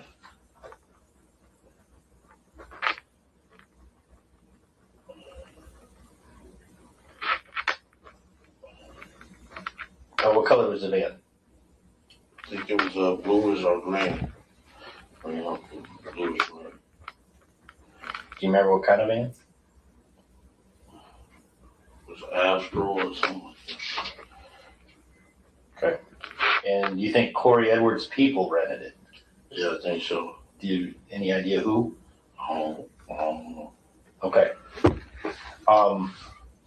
And so Kevin Davis, Corey Edwards, who else were in that car in the van? When Tracy. Wendell Prince and Tracy Sessions. Okay. Did they go down the day before also, or do you remember? The same day I went. Okay. Or do you remember where Orlando, Big Dre, and T Brown where they stayed? No, we was all, mostly all of us in that room.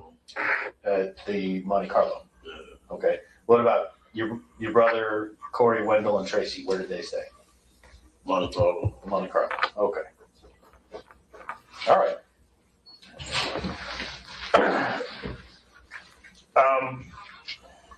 Tell me a little bit about what the problem was between Bad Boy and Death Row. Can you give me any history on the problems they had? They had one Big Jake in Atlanta. Big Jake in Atlanta? Yeah. What happened to Big Jake? Killed by Wolfie. Okay, who is Big Jake affiliated with? Campanelli Park. Pyros. He was with Pirates. Yeah. Which park? Campanelli. Okay. And Wolfie was with who? He from New York. Bad Boys.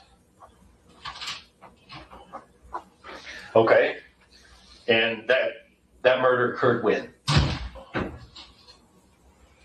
It was a murder, right? Yeah. Was it 95 or 94? 95. 1995? So this had been approximately a year before anything happened. Yeah. Is this what started all the problems? No, at the Source Award. The Source Awards? Yeah. Shug got up on stage and said, disrespected the dude, Puffy. Suge Knight got up and disrespected Puffy. Real bad, yeah. Yeah, he made You want somebody, you don't want everybody dancing all on your videos. Come to Death Row. Woo, woo, woo. Yeah. Yeah. Yeah, basically he said that, if you don't want your executive producer to be involved in the videos, you want your owner to, to carry it with a class act. Come nuts, don't come to Bad Boys. Because they refer to Puffy, because Puffy's always in all the video. Oh, yeah, he was making a mark about Puffy. Yeah. Okay. And it was a real embarrassing way he did it. Yeah. How did Puffy feel about Suge? He was scared of him.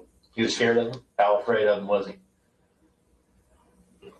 He was real scared of him. He didn't even want to come out here. To the California area? Yeah, period, yeah. Because he was afraid Suge would do something? Yeah. Okay. Do you think Suge would have done something? If he could have caught Puffy? Yeah, well, sure. Okay. Okay. I'm just looking for your opinion. Yeah. That's it. All right. Do you know anything about an incident that occurred at the Lakewood Mall? Yeah. Okay. Can you tell me about that? Our little homeboy, he was going to college to play football. He's in the mall. Okay. Who is your little homeboy? His name Marcus. He got killed though. Marcus what? Marcus was his name. I'm sorry? Hunter. Marcus Hunter? Yeah. And he was playing football where? He had a scholarship. I think one of them Arizona schools. Okay. And he was at the Lakewood Mall? Yeah, he was getting some apparel to go to college. Okay. He was up there by himself, but he had called everybody else to come because they was coming to buy the stuff for him. Everybody being? Everybody from your clique? From our clique, yeah. Don't help him out with the school. Was Win, Big Dre. I don't remember who all, but it was like 5 of them, 6 of them. Okay. But the guys was already there. What guys? The Death Row guys. Do you remember who they were? Or do you know who they were? I don't remember. It was young. I'm older than them dudes, you know what I'm saying? Right. They said one was Trayvon Lane. Who else was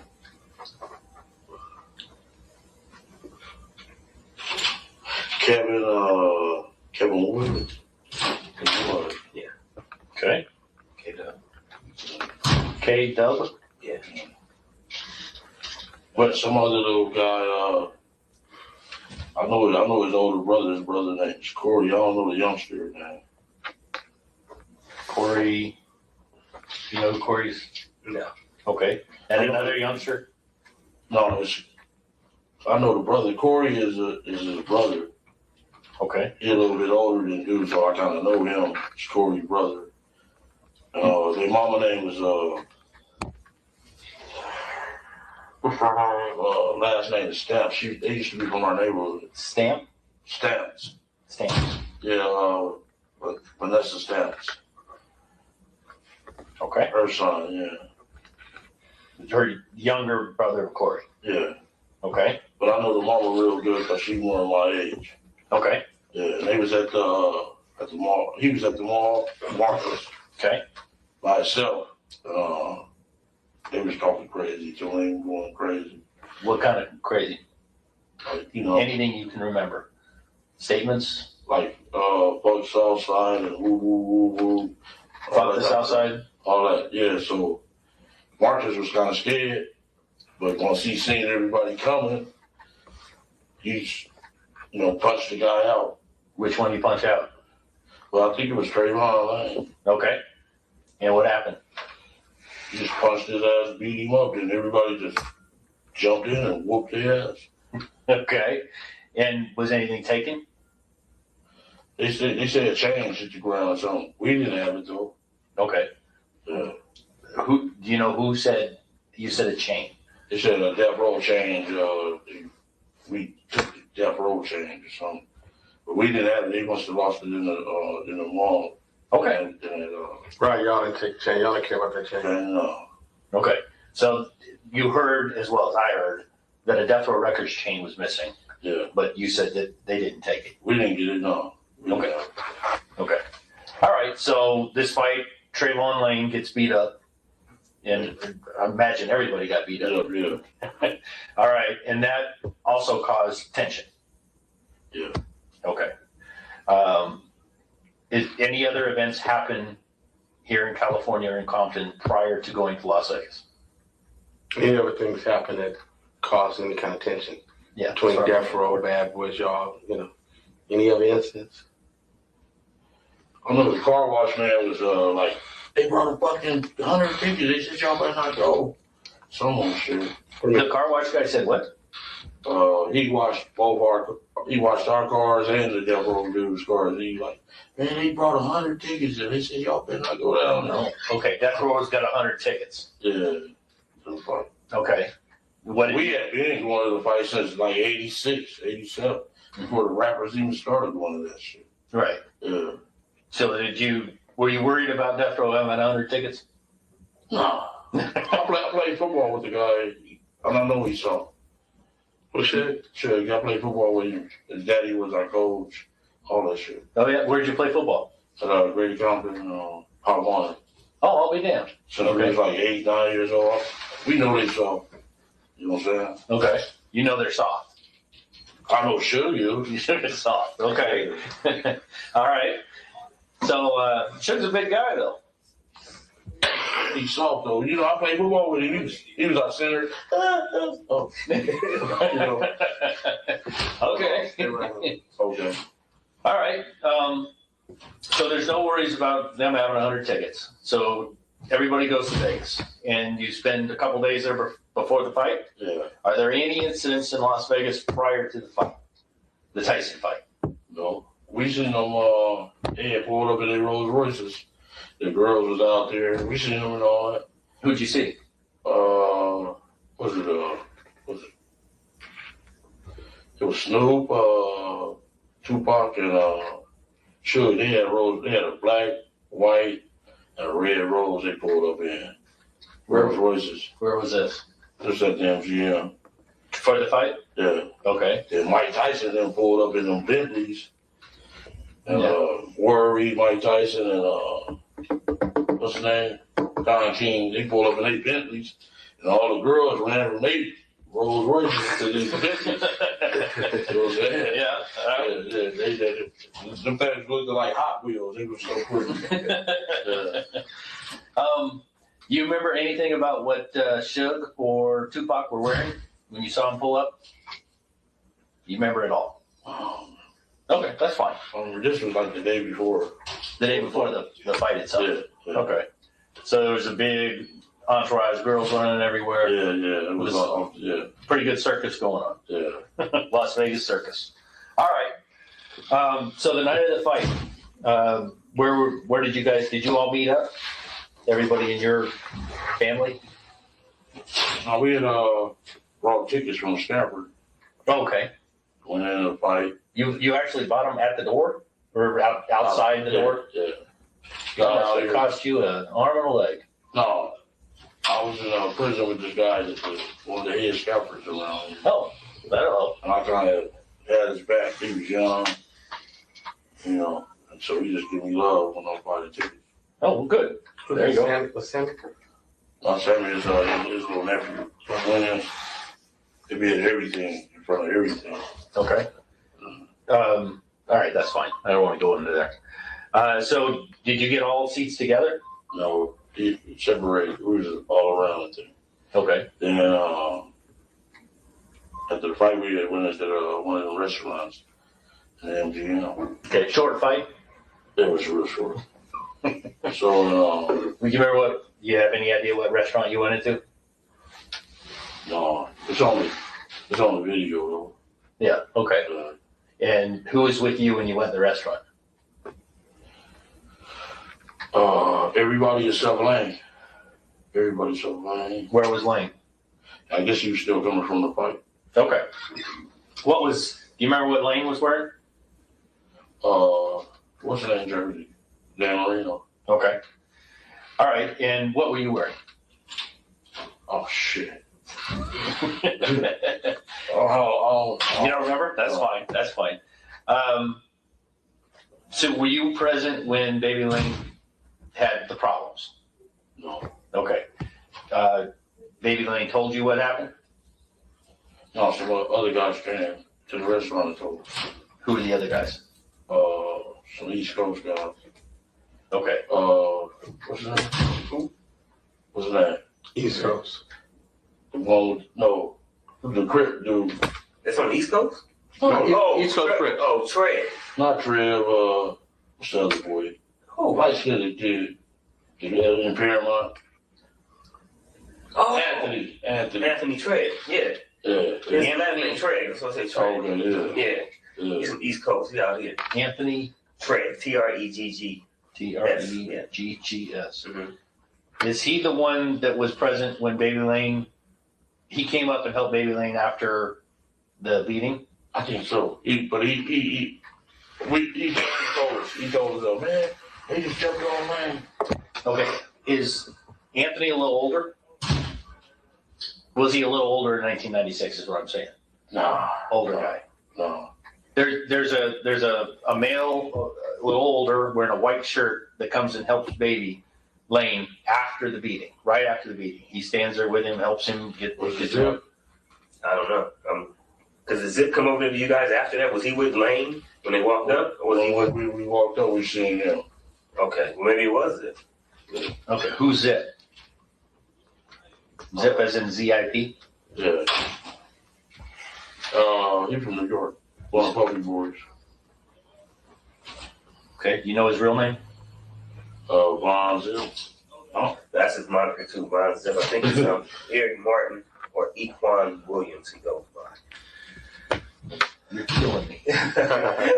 Martin? Eric Martin. Or Equan? Williams. Okay. And he's from New York. Yeah. And he was he hanging out with you that weekend? Yeah, we are. Okay. Richie Ridge. Reggie Reg? Richie Ridge. Richie Reg. Oh, okay. He's from New York. Wedo was there. Wedo? Yeah. Hispanic Wedo? Yeah. Meaning white boy? Yeah, white boy, but he is black. But he's real light skinned. They just call him Wedo. Okay. You know Wedo's real name? No, that's real. Okay. Richie Rich, do we have any idea what his real name is? He's from East Coast. Somewhere that Richie Rich? Yeah. I think he got 30 years. That's what they said on the bed. Richie Rich did? Yeah. 30 years for drugs. Okay. All right. Yonkers.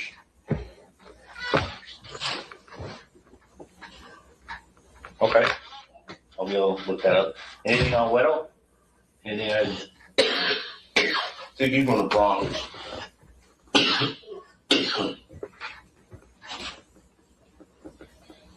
I'm not sure how to spell Wedo. W-E-T-O? Wedo? No, that's the...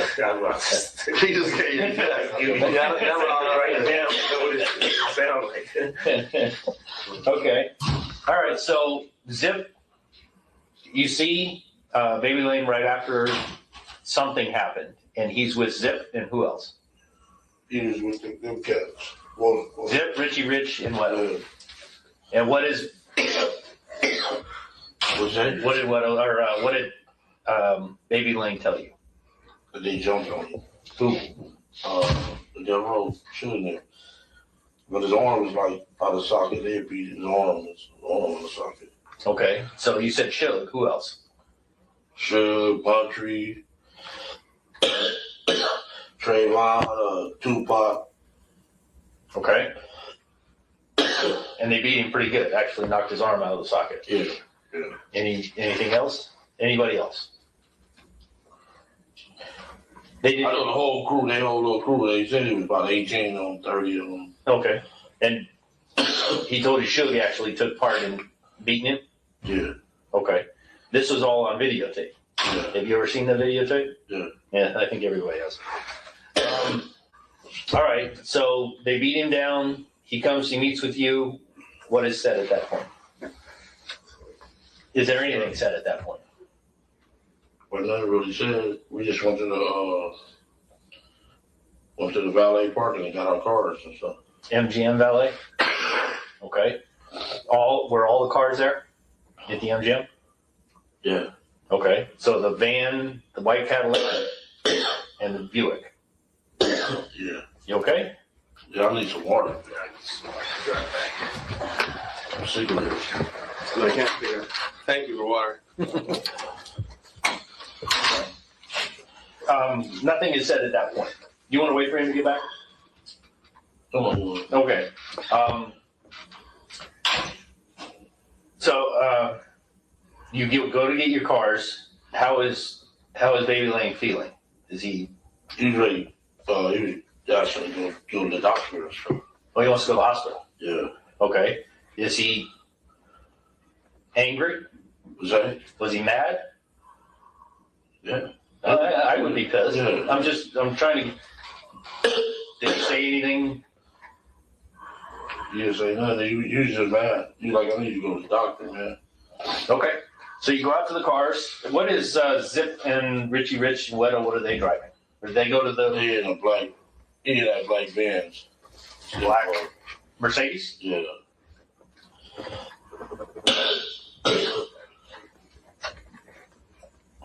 Do you have any idea where the Mercedes came from?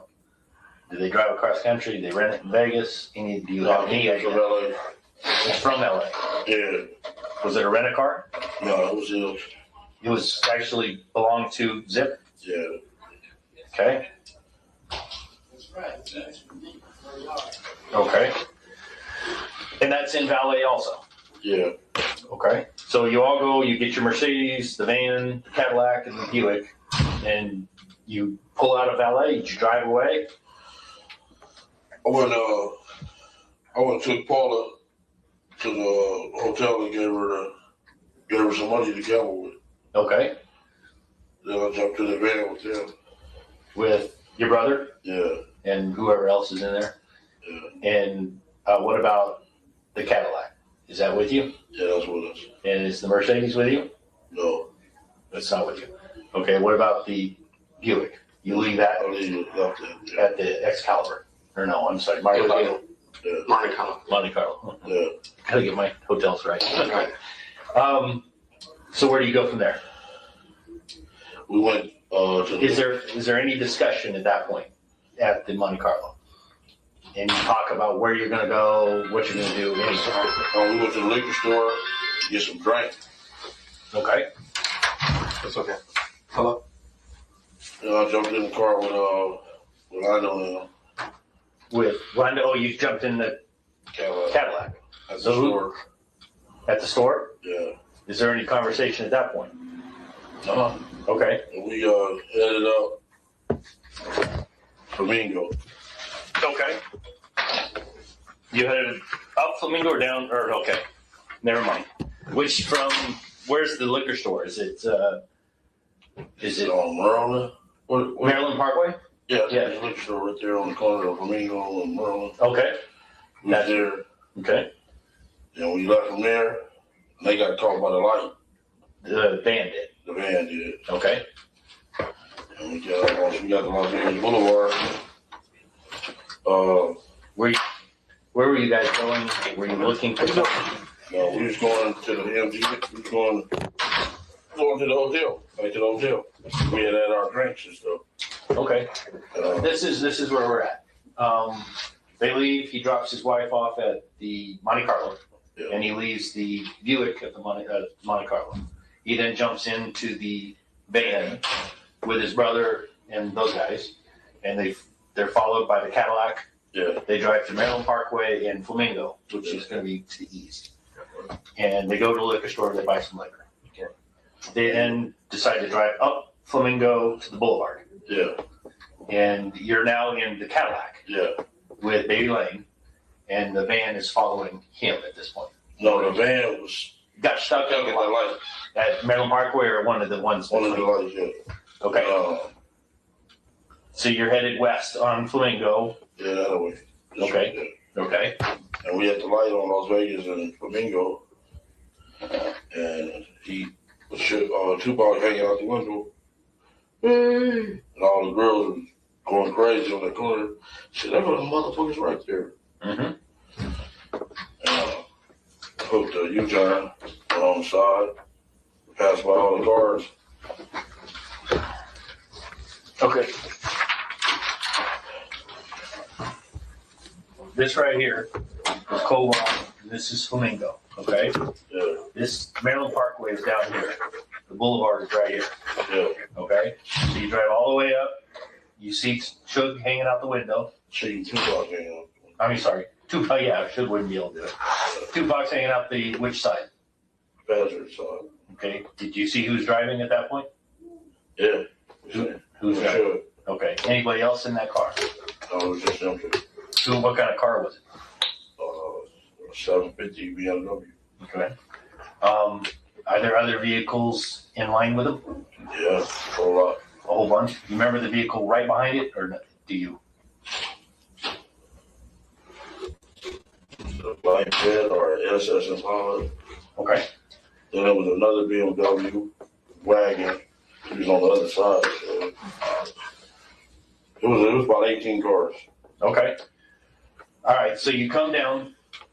There's a turn lane to go this way, and there's actually 3 travel lanes, and then there's a lane to go this way. What street is this? This is Kowal. This is Flamingo. Okay, The boulevard is right here. Las Vegas, yeah, we came this way. Right. Made the U-turn. Okay. And you're now behind the entourage. Yeah. Okay. And we pull up on the gutter lane. Okay. Pull up on the side of it. Okay. Were you in the gutter lane, or were you? He was on this lane, the right hand turn lane, right here. Okay. And you're in the white Cadillac. Yeah. Who's in the white Cadillac? E.T., Lando, and Dre. Okay. Let's start with you. What seat are you in? On the passenger seat. Well, which passenger seat? Front or back? Front. Front passenger seat. Who's driving? T-Brown.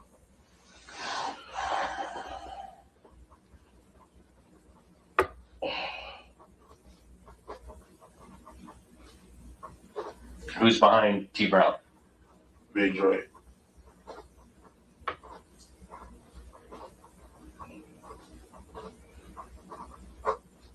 And I guess Orlando would be behind you. Yeah.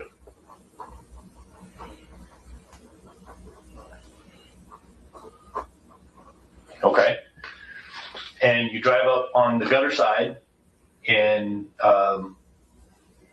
the BMW, the black BMW with Shogun Tupac, are in a travel lane. Yeah, they're in the second lane. The second lane. Yeah, in the middle lane right here. Okay. And you said there was another BMW. Yeah, like a BMW wagon on this side of them. Okay. Then I think a Fed, SS Impala, all kind of them. It was all black cars. Okay. And so you pull up alongside. Is there any discussion at this point? No. Okay. What happened when you pulled up alongside? Shooting. No, you're not being clear. He asked you, you said got to shooting. What do you mean got to shoot? Who got to shoot? Lando. Dre went shoot, so Lando was like, if you're out shoot. Okay. So Orlando leaned all the way over from the rear passenger side, and did he get out of the car? No. And shot across Dre. Yeah. Did he lean all the way across and get his arm out? Yeah.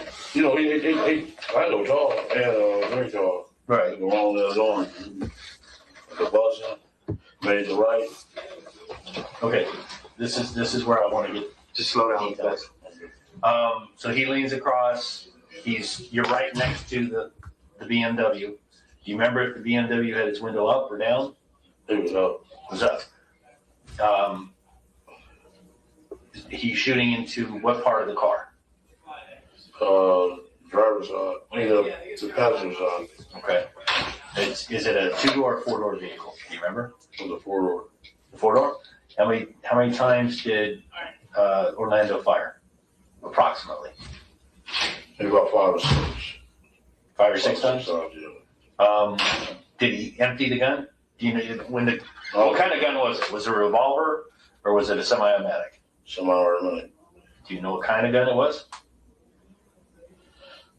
Yeah, from the newspaper reports. No, he's telling me 40 Glock. Okay, he's telling you what you. A 40 Glock. 40 Glock. Okay. What color was it? Silver, black? Black. When he finished firing that 40 Glock, did the slide stay back? Was it empty? If you know It wasn't empty. Okay. And you think 5 or 6 rounds? Yeah. How fast did it take him to fire 5 or 6 rounds? That was pretty fast. Maybe about 3-4 seconds. Okay. Were you watching the BMW when this occurred?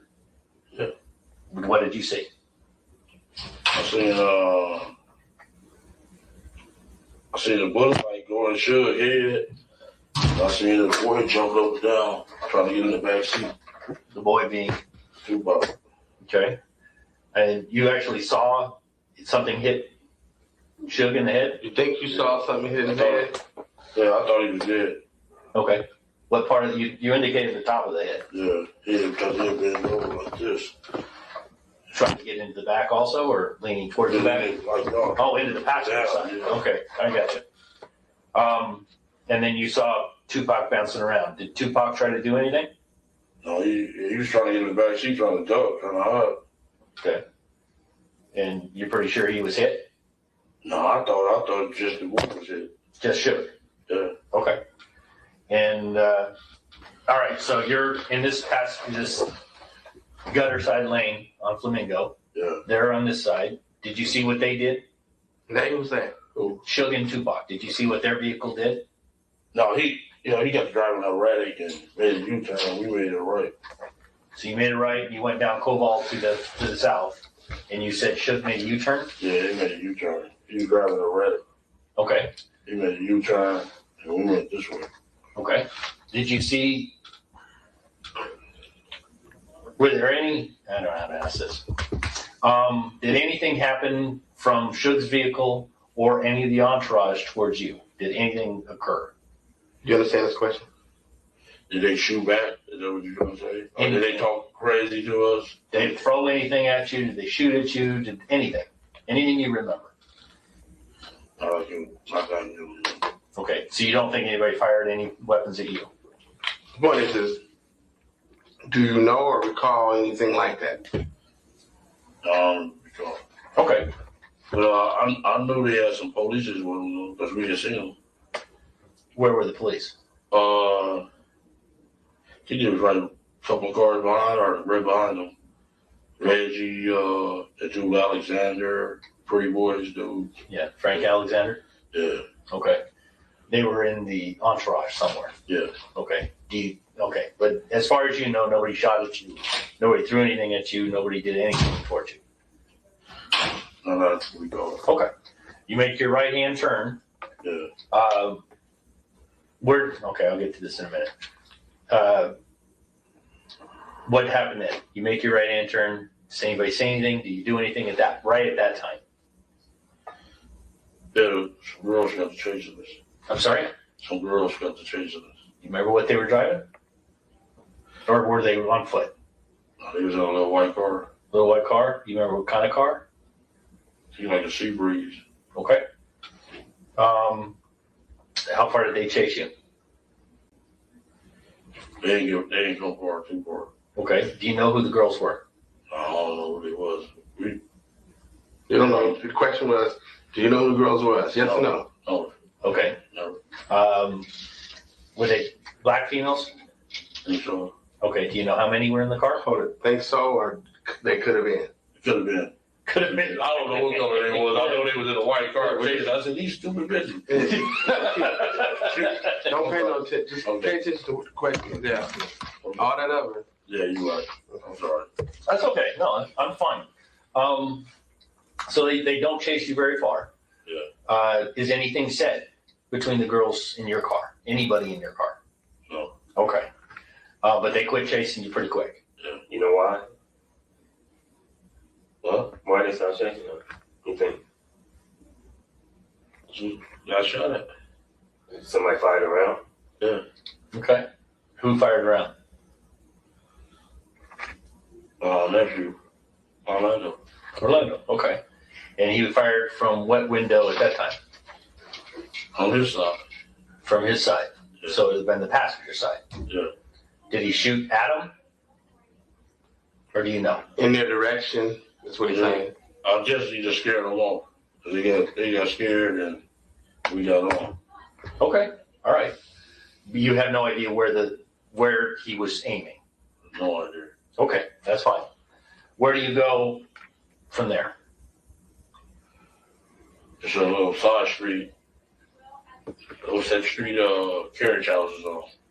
You know the carriage house? Yeah, you're talking about. Yeah. Okay. You went into the carriage house. Yeah, we went back in that back parking lot. Okay, tell me what happens then. Then we was walked back to the Monte Carlo. You park the car and just leave it there? Yeah.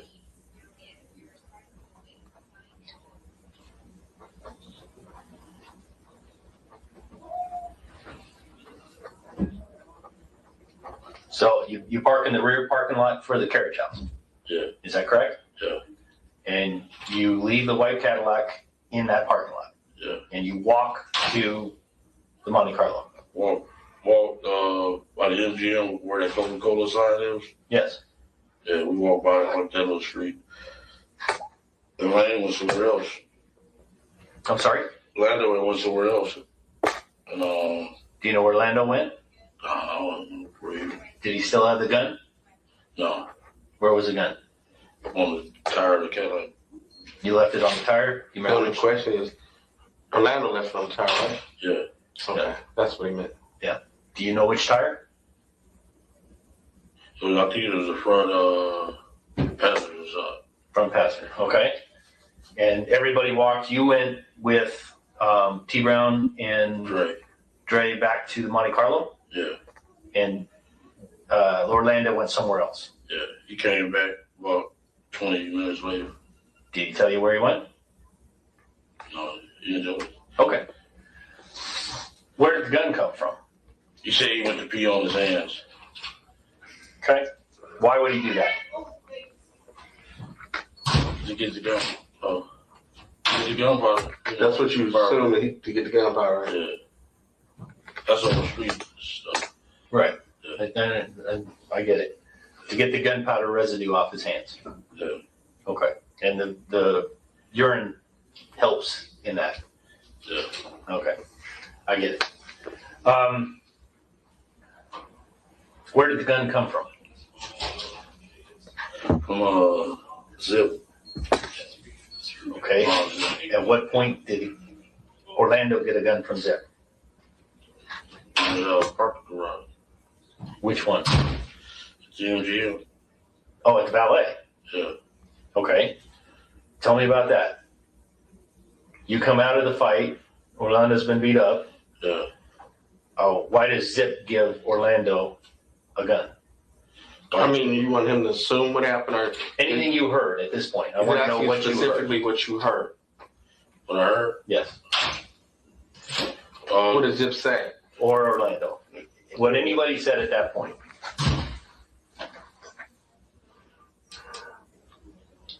I guess we're detecting. What do you mean, guess? If you know or not, do you remember any words that was passed between the two of them? That's what they're asking.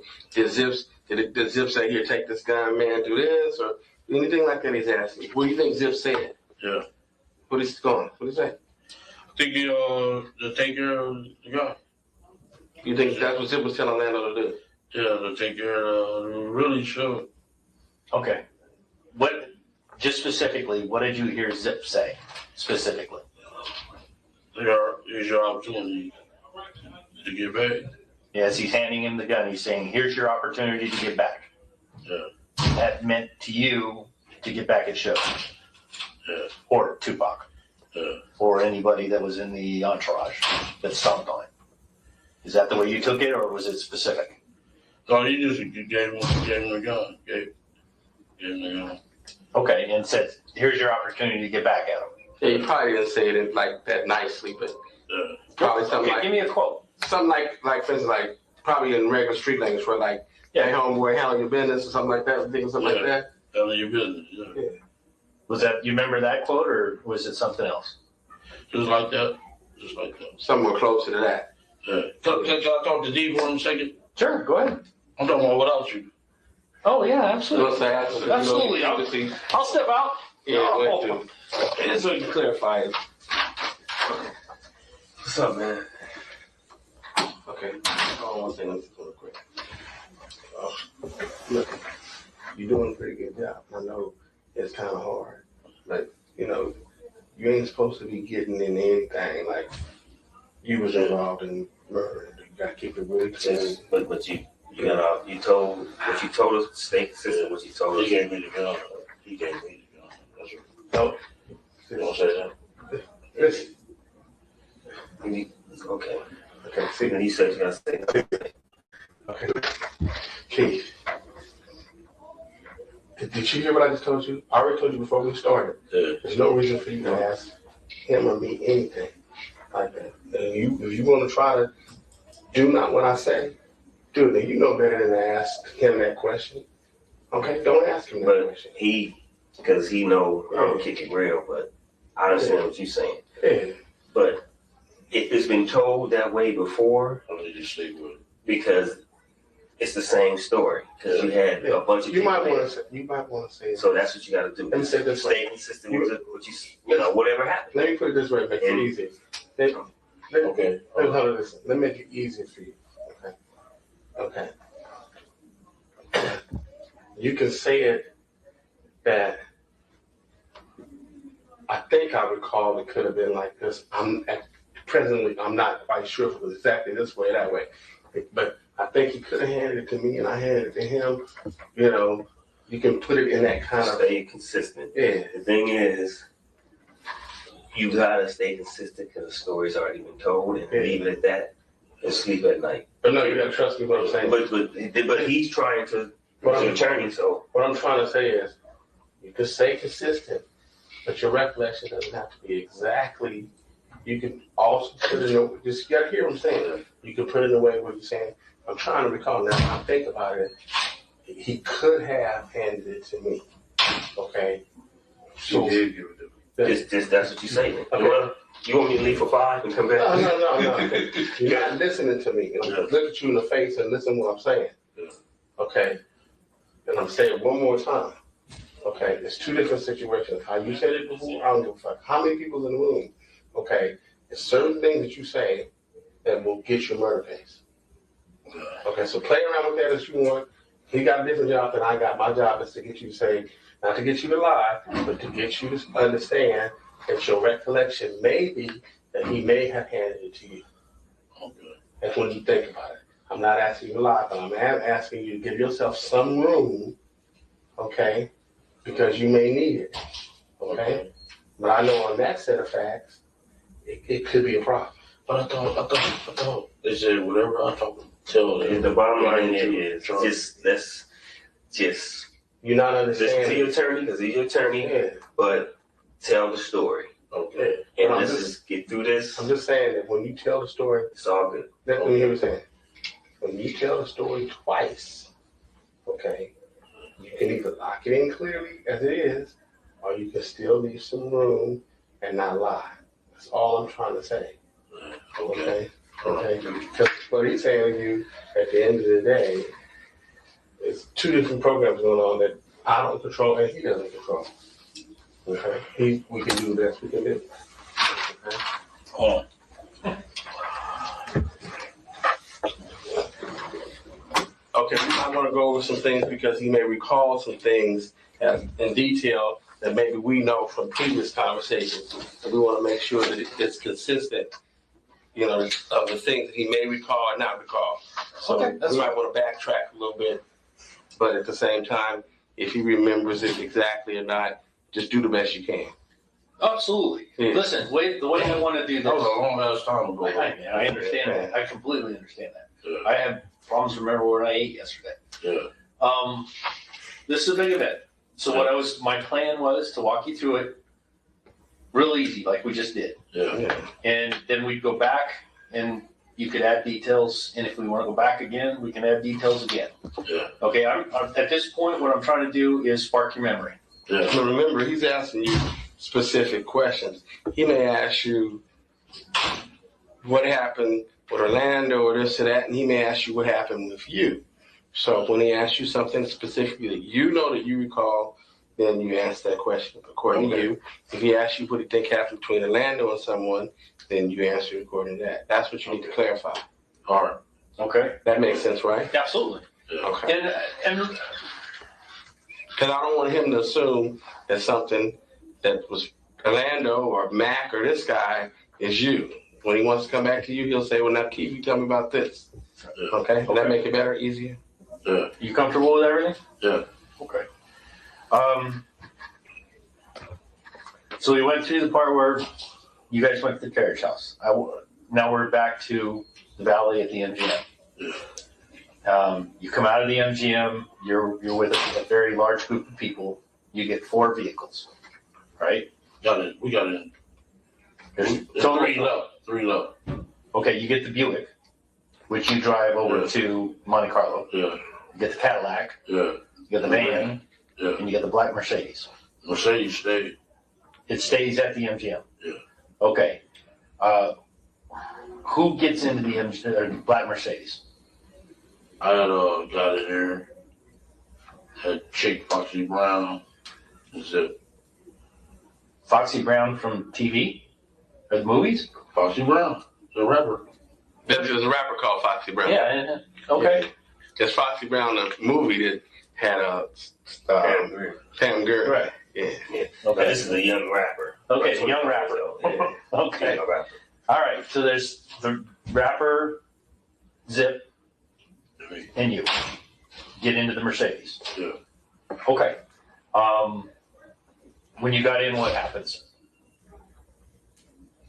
Is anything said when you get in by anybody? I can't recall what the exact words were said. Okay.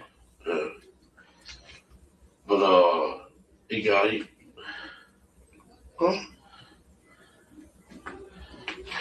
the gun. Okay. Who gave you the gun? Zip. Okay. Where did he get the gun from? The glove compartment? Some little secret compartment. Yeah. Oh. Okay. What part of the vehicle was the secret compartment in? It was like up under this thing here. The armrest? The center rest? Center rest and this thing come up. Okay. It's automated? Yeah. Mechanic? Okay. So the 3 of you are still in the vehicle at that time? No, it was just me and him, man. Okay. Where did the... After step out. Okay. This is before anything with the gun? Yeah. And she stepped out? Yeah. Okay. So it's just you and Zip. And he automates this thing and there's a gun there. Yeah. Okay. And he gives that gun to you. Yeah. And what kind of gun is it? The 40 Glock. The 40 Glock. 40 Glock. Okay. I told you I'm going to ask stupid questions. I promise you I'm going to ask stupid questions. So he hands you the 40 caliber Glock. What does Zip say to you when he hands you this gun?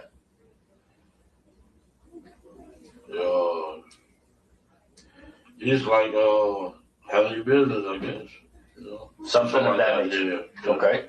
And what did you take that to mean? They asked us, did we need some help? We like, no, we don't need no help. We want to get some liquor, chill, you know? Sure. Yeah. What did you take? Do you need some help to mean? Like, let's go get them. Okay. Go get who? The entourage. The entourage. You talking about Suge Knight? We're like, no, we don't need no help. We told the East Coast guys that either we want to get some liquor, and we just happened to run into their house. Okay. When you took the gun? Yeah, we took the gun. Okay. You say we. What do you mean by that? Our little group took the gun from him. I mean, I've got the gun from him. Okay. What vehicle do you get into? I got into that Buick. Okay. Do you still have the gun when you get into the Buick? No. Okay, that's where I'm going. Yeah. You get the gun from Zip. Then I gather you get out of the black Mercedes. Yeah. And what did you do then? Did you give the gun to somebody? Yeah, I gave it to the Cadillac. I don't know who I specifically handed it to, but I gave it the gun to the Cadillac. To who? Huh? To the cat? Somebody in the Cadillac, you saying? Yeah. The white Cadillac. Yeah. And the people in the white Cadillac are Orlando Anderson, Yeah. T. Brown, And Big Drake. and Big Drake. But you handed it to one of those 3 guys. Yeah. And then the Big Drake to be exact. Okay. So you handed it to DeAndre Smith. Yeah. Okay. Did you say anything to DeAndre when you handed him the gun? I didn't say nothing to him. I just went. Then we went and dropped the car off. Then we If he hands me a gun, I'm gonna say, "What the fuck? Why are you handing me a gun?" Keith, you don't. Let's stop. Yeah, okay, I got you. Okay, stop. Keith, hold on. When he asks you a question, answer the question. Now, whatever he says don't mean nothing right now. Yeah. So just ask him a question. He gonna answer the question. What's the specific question y'all can answer? Did you say anything to DeAndre, or anybody else in the car when you handed DeAndre the gun? No, I didn't say nothing to him. You just handed him the gun. You handed it to him, or if you recall saying something, did you recall saying anything? Do you know? But I gave him the gun and he took it. Then we went to drop Paula off at the thing, and we took up went up to there looking for liquor. Got the liquor. And Okay. I'm gonna slow you down again, okay? Okay. So you drop off Paula, you leave the Buick yeah, at the Monte Carlo. Then you get in what vehicle? the van. You get in the van. Is there any discussion prior to going looking for liquor about the entourage? He's asking specifically, did you tell anybody anything to do or anything related to that gun? So what did you recall? The gun or the entourage? Yeah. Like get them motherfuckers or we get ready to do whatever. Any of that kind of shit. Do you remember that? No. Are there any other weapons? Yeah, I think it was a 9. Who had the 9? I was in the van. Okay. I don't know who had that 9. That's okay. Anything else? I said, when we went to the MGM, after we walked by the Coca-Cola place, I was in the middle of me, Trey, and what's his name was at that stoplight. At the crosswalk. And dude pulled up in that, they pulled up in the ambulance right next to us. I'm like, damn. That was after you shot. Okay. No, I'm still. Yeah, I got you. Okay. I know this is difficult. I completely understand it. Yeah. What I'm looking for specifically is Orlando or anybody else say anything about looking for the entourage. No, we just got lucky. You talking about before anything happens? Yeah. Meaning, was y'all looking for them, or did you happen to bump into them? That's what he's really asking. We happened to bump into them. Okay, but you weren't looking for them. Did you guys go to the club or anything looking for them? Yeah, we went to the club. Which club? 626. That was after the incident? Just before the incident. Okay. So, the times. Okay, so you leave. Let's start again. You leave the MGM. You drop Paula off at the Monte Carlo, and you leave the Buick there. Yeah. Okay. Now this is before you go get liquor. Yeah. Did you go to the 662 Club from Monte Carlo? Yeah. What does 662 mean? I think blood on every mob, whatever. Mob? Yeah. If you dial a phone, yeah, comes out as mob? Okay. What's your bloods? What's your blood? Yeah. After that, we went to the store and got the liquor, and we happened to run into them. Okay. Okay, he'll get back to that. Yeah. When you went to the 662 Club, did you see anything? Did you go inside? No. Okay. Did you see anything? What were you looking for at the 662 Club? We were saying that was they there. Who? The mob. The mob dudes, Death Row. Death Row. Meaning who? The dudes that beat Orlando. Okay. Specifically, who? Should. Suge Knight and Should. You wanted to seal it? Okay. Understood. All right. So you go to the 662 Club. Suge's not there. Or that you can see. He's not there. Did you send anybody inside to look for Suge? No. No. You just went up and saw that his vehicles weren't there, or did you ask if he was there? How did you determine he was not there? There you go. Their vehicles weren't there. Their vehicles were not there. Okay. So were you going to wait at the 662 Club for Suge to show up? No. That would be too dangerous. Okay. So you leave the 662 Club and you decide you're going to go get some liquor. Yeah. And you go find the liquor store at Maryland Parkway in Flamingo. Yeah. And the liquor store here. The liquor store on the corner. Yeah. Yeah. Okay. All right. So you pick up some booze. Yeah. And you talk while you're getting the liquor. Is there any discussion at that place? I I just got into the camp like Orlando now, boned out. Okay, I'm looking for discussion. Any discussion about, are you gonna go back to the 662 club? Are No, you we was going back to the room to go smoke and drink, you know. Okay. The lady was like, man, my arm feel broke. Okay. Yeah. He was like, I need to go to the doctor. Okay. So you jumped into the Cadillac with Lane. Yeah. What was your plan? Or go back to the MGM. To go back I mean, to not the MGM, but the Monte Carlo. Monte Carlo. Okay. You went to the 662 club to find Suge. Was there any discussion by anybody about what you would do with Suge if you found Suge? No, the car I was in was scared. The van you were in was scared? Yeah. You didn't want to really get down like that. Yeah.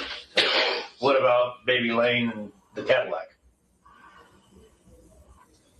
They had a gun, right? Yeah. They had just gotten a gun from Zip. Yeah. What was your understanding would happen if they saw Suge? Well, I mean, he's asking you really a specific... Was they saying Suge? Okay, listen to me. Okay. He's asking you a specific question. Was there first any conversation with regards to what was going to happen to anybody? Did you say or anybody say, well, we going to kill him when you see him? Any of that kind of stuff. Was there a conversation? This is what we going to do? Any of that? That's what he's really asking you. Yeah. No, I just said when I got out the car with them, I was like, oh, they had like some busters over there scared to death. The ones in who? Yeah. In the van. Yeah. Okay. Was the ones in the Cadillac, were they scared? No. Okay. That's where. Was there, without conversation, was there any understanding? Did you understand that if the guys in the Cadillac saw Suge, something was going to happen? Well, it can't be understanding about conversation, but he's saying in your mind, he's trying to get inside of your head and ask you, in your mind, did you think that somebody was going to kill Suge? No, not kill him or light him up. Anything. Shoot at him. Any kind of physical thing. Was that what you was thinking? No, I wasn't thinking that. We was going to go to get high. Okay. Yeah. Fine. That's good. So what you're really saying is that you guys ran into them inadvertently. Yeah. And accident. Although you went over to 662, if something might have happened with goddamn, but when you left there, it was like, yeah, we done with that. The land was like, man, my arm feel broke. Okay. Okay. Understood. Different focus. Yeah. Okay. Our mindset was different. Okay. Once we left that liquor store. Your intent at that point was drink some, be a little high, and forget about it. Eat some pussy, basically. I can deal with that. All right, so you're heading. We got lucky and ran into him.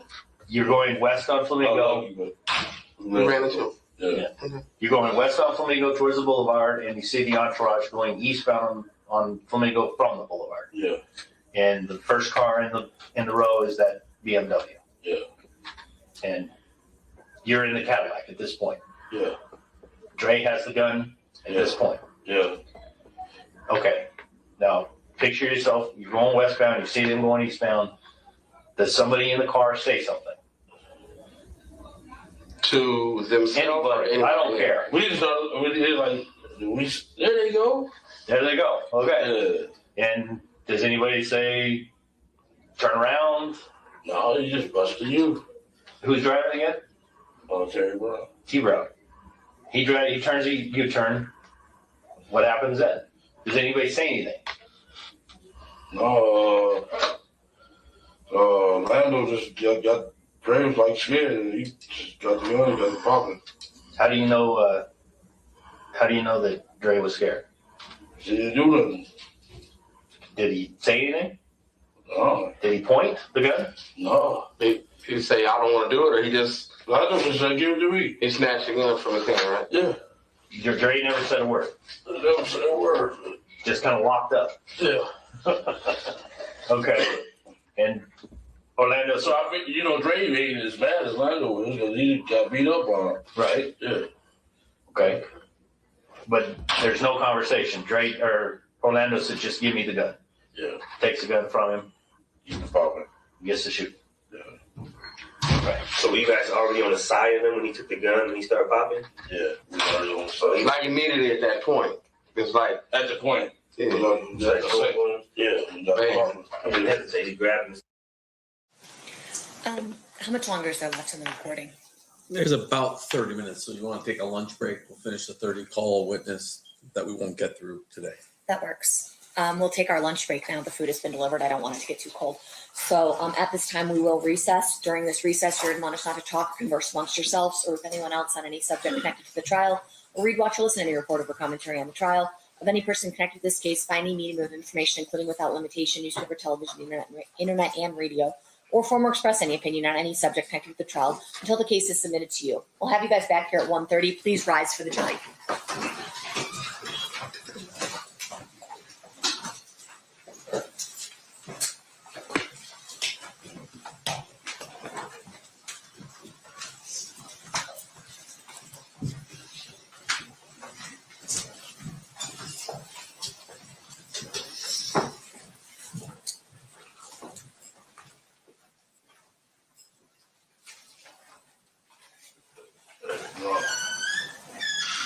Hang on one sec. For the record, the jury, maybe it's accident? Okay, yes. What's up? They keep giving out my address. They broke in my house, vandalized my house, vandalized my wife's car. You know what I'm saying? Because they keep giving out our address. Now they gave out my sister's address. This stuff is wrong. I've heard it's going on both ways, that there's concerns both ways. They're wrong. I've admonished them to talk to their witnesses and anyone they can communicate about these issues, okay? So your attorney let me know what's going on. I get beat up by the cops. The guy attacked me in here, sent me to prison.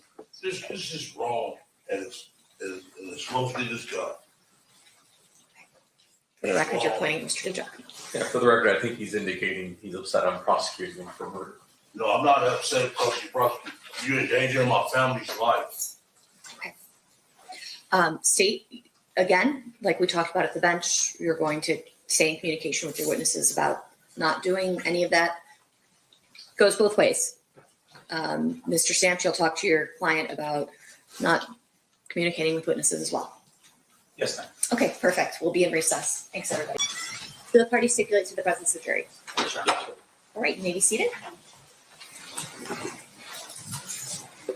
Welcome back, ladies and gentlemen.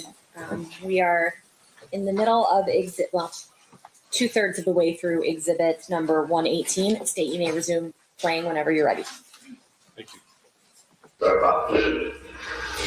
Okay. So you said you didn't know that Orlando was going to shoot him, but he wasn't a planned shooter. No. There was no plan at that time. At all, period. It was a lucky coincidence. Yeah, we ran into him. Okay. It just happened, what you're saying. Yeah. Okay. All right. I don't know how to word this. You're doing a good job.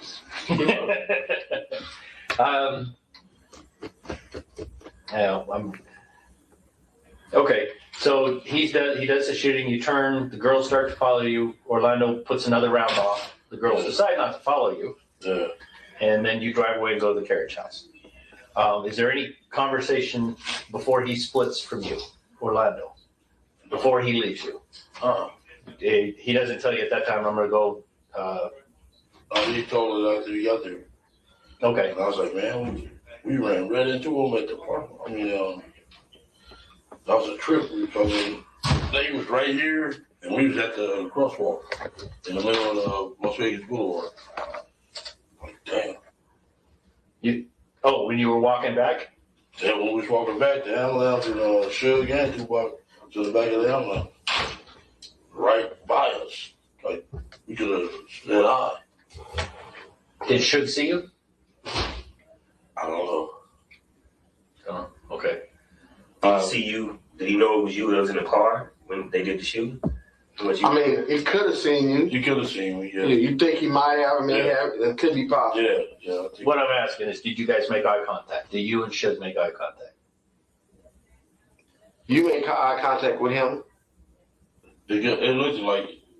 Okay, and this is when you're walking? No, this was during the shooting? Yeah. You could have made eye contact with him. Yeah. Oh, okay. Yeah. So during the shooting, you made eye contact with Suge? It looks like I see. It looked like you seen it. You believe that? Yeah, I believe it. Okay. All right. That's why he said, y'all had the right motherfucker. Say it again. Remember he said on that interview, y'all had the right motherfucker. Y'all had your man. You remember him saying that? Yeah, I do. And what do you think he was referring to? To Orlando? Yeah, Orlando. Okay. You remember he said that when he was at his office? Y'all had your man. Then he did all of that book interview, all that shit. Like this motherfucker. Snitcher. You know? That's strange he did that. Yeah. You don't remember him saying that? No, I remember something to the effect. Did you think he was going to I thought he was, yeah. press charges on you? On who? Orlando really kind of saved him. Well, I mean, anybody. I mean, did you think Suge was going to tell the police? No, you know better than answer that question. She wasn't gonna tell him. But answer the question. I thought he was. You really did? Yeah, because he just had the music industry view of food. Right. You know what I'm saying? And like y'all, but the street people wasn't scared of him. You see now he getting beat up every week. Yeah. So the police actually came and did some search warrants. Yeah. You remember that you were there for that? I got away about 5 minutes before y'all came. Okay. And they got into the houses on Burris, as well as quite a few other places. Yeah. They actually took quite a few guns. Yeah. Yeah. They didn't get the right gun. No. Do you have any idea now where that gun might have gone? No idea. Never heard anything about it. Or did I never say anything about it? Who went back and got the Cadillac? T. Brown drove it on. So T. Brown would have had the gun at some point? Not that I can recall. You didn't hear anything about that? Nobody never discussed what a gun is. Never. Okay. Tell them why that happened, because what was your mindset? What was that? Why wouldn't you not discuss the gun? I was trying to get as far away from Vegas as I possibly could. Okay, it wasn't on your priority list. I was trying to get the fuck up out of there. When did you leave Las Vegas? We left the next morning. I'm sorry? We left the next morning because we figured y'all would be looking for that Cadillac on the road. Okay. So you left in the Buick? Yeah. With Pamela. Or Paula, I'm sorry. Me, Paula, and Lane. Oh, Lane drove back with you? Yeah. What did Lane say about the shooting to you? He was just nervous all the way back. And he was like, man, because he went on to the doctor and got a what's his name? At the same hospital. In what hospital? What you thought was? Yeah, on Marlin Parkway. Really? Yeah. The next day or the same night? That same night, got a slang. Was on and everything. While they were in the hospital? Yeah. Tupac was taken to a trauma center, not on Maryland Parkway. There is a hospital on Maryland Parkway. Yeah. And you think that's where he got it? Yeah, got a slang and everything. He was fucked up. They fucked him up bad. Okay. I'm looking for anything Orlando might have said about the shooting. When did you find out that that day was hit? Yeah, Tupac was hit. Suge was grazed. Corey had came from the MGM and said, everybody talking about Tupac is shot. What did Orlando feel about that? What did he say anything? No. Yeah, there you go. Yeah, he didn't say nothing. You didn't say anything? Yeah, no. We was already scared of Corey because they were saying They wasn't saying that in front of Corey anyway. Yeah. Yeah, we was kind of scared of him. So we didn't really mention nothing around him. Okay. But Now, go ahead. He got wind. Who got? When Corey he found out. Shit. You lost me. Go ahead. I said Corey, when he found out what happened and shit, he got to told everybody. Well, he found out what he thought happened because he wasn't there, right? Yeah. Okay. Yeah. So the van, we'll get back to that real quick, but the van, It didn't catch up to you guys at all, and it wasn't even nowhere near the shooting at that time. They didn't ever know we had did it. None of those guys. None of those guys. So you didn't even tell them you did it? How about when you get back to Compton? Did you tell everybody that? I didn't tell nobody.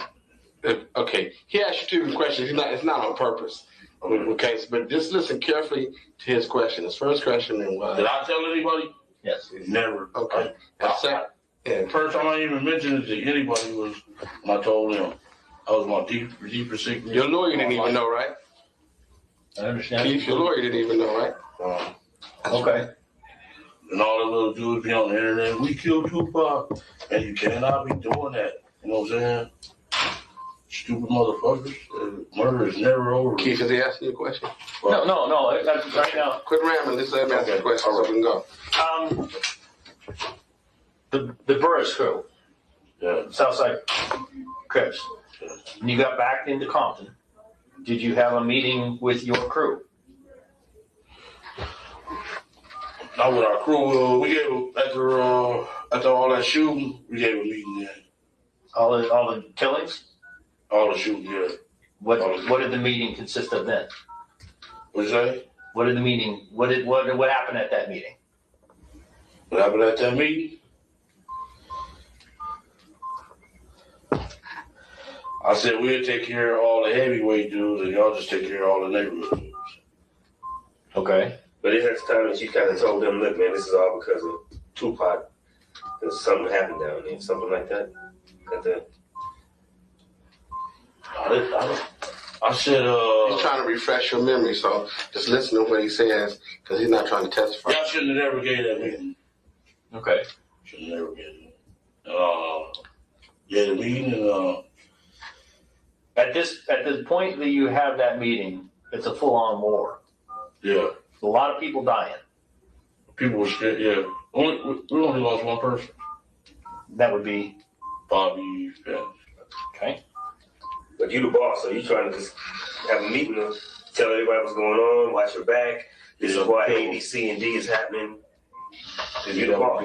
Yeah. Okay. What was said at the meeting? What was said at the meeting? Shit. I just told them be careful. Y'all take care of all the gang members, the street level guys, and we'll handle the heavyweight guys. But isn't that the time that you told them kind of like allude to the fact that somebody from Southside had done that, killed Tupac? I never told nobody that. Never said that. Because I know better than that. The first time I ever told somebody was y'all. I didn't tell my sisters. I didn't tell my brothers. I didn't tell nobody nothing. I don't know if Lando told anybody or nothing. I never told nobody shit. Not like that.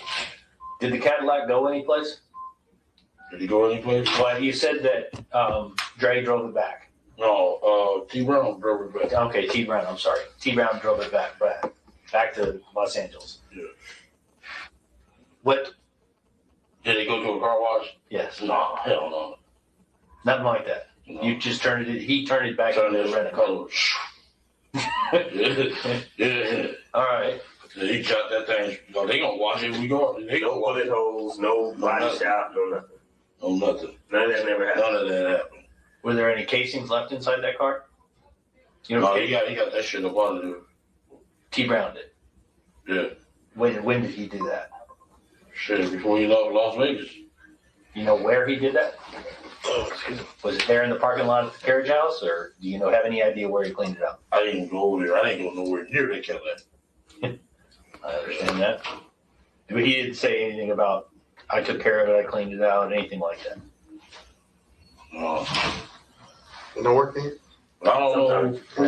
I didn't tell nobody nothing when we took care of everybody. None of that shit. Never. Okay. That was my deepest secret in my life.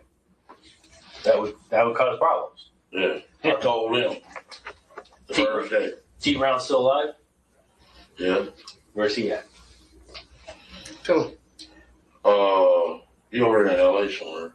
He hanging out by the Millennium, what's that? You for the rest him? No. understand? I'm just looking for information. That's all. Okay.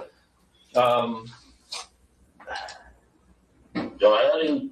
Y'all had him laying the first. Y'all didn't get me. Keith, did he ask you a question? Let me ask you a question.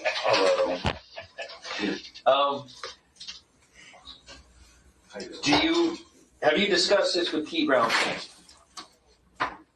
since Tupac died? Man, I'm the only one alive.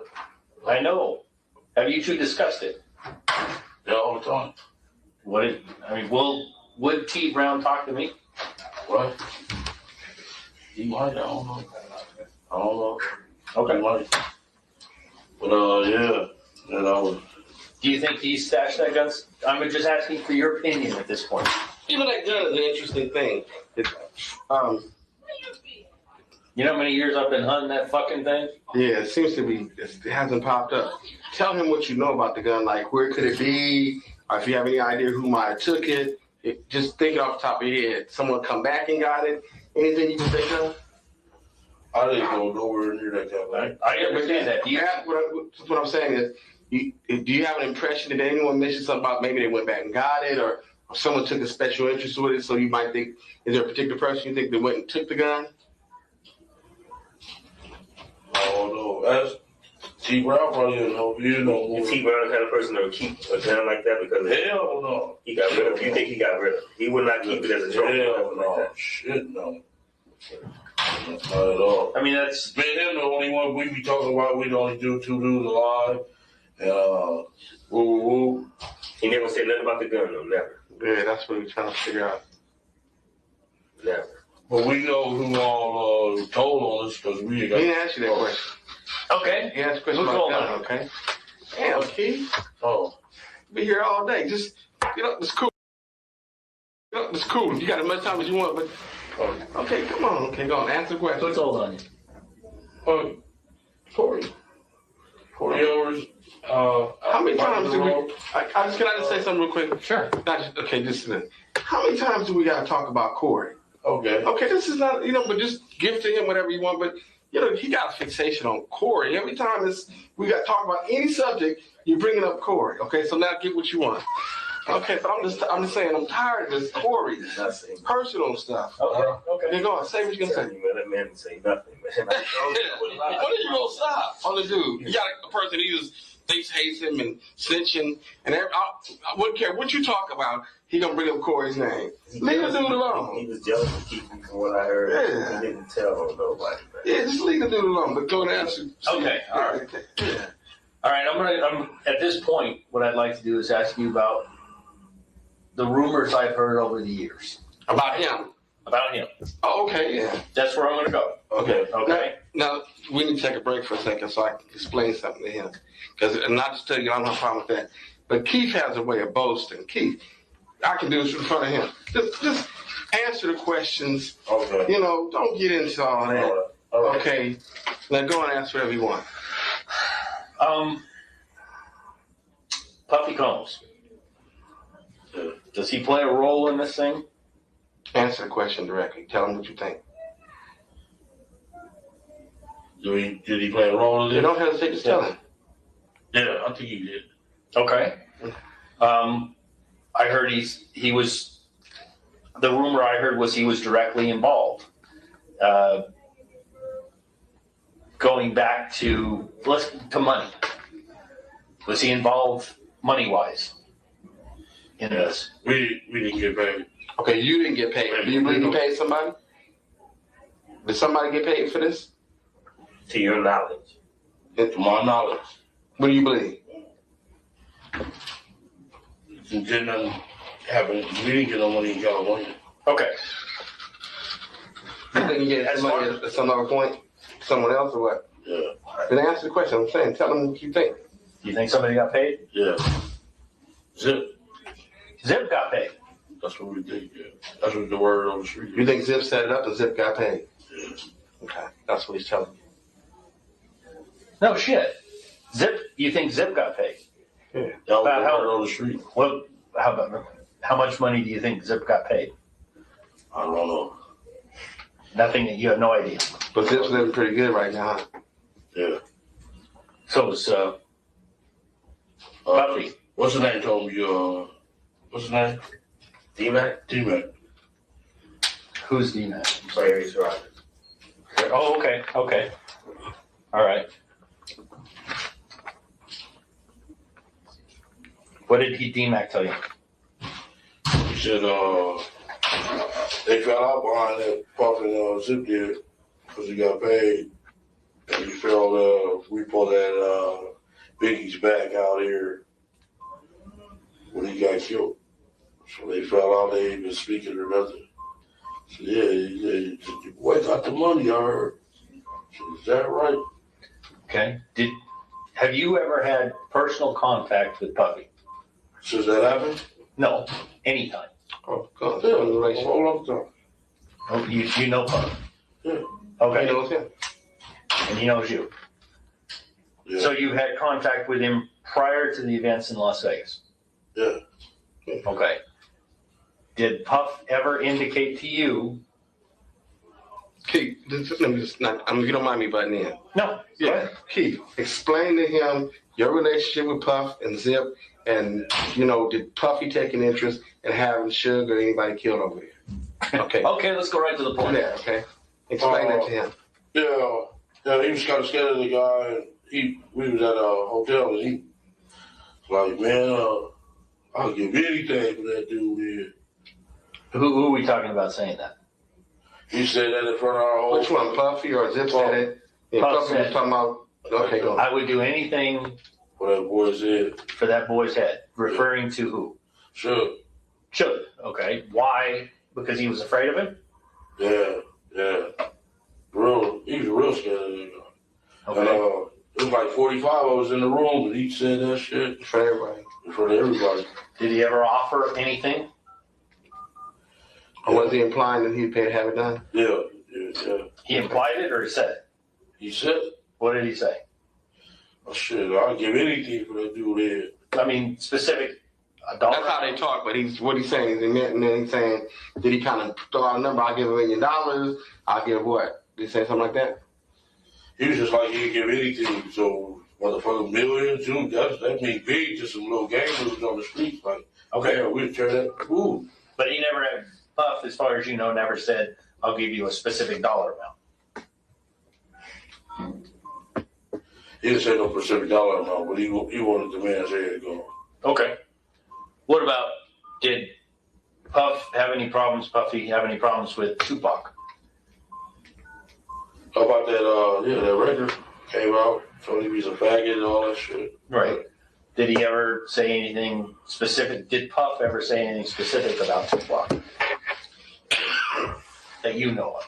Put it this way, what he's saying is, you have the issue with Suge, and that he wanted Suge there, but did Puffy seem to express an interest in Tupac? It was like maybe something happened in Tupac. Did he say punk ass Tupac? Yeah, fuck that dude, And did he think we got to have something done? He got all this shit started. I'll say Tupac was the one that started. Yeah, all this shit started. That's what he was asking me for. I'm sorry. That's okay. I'm understanding.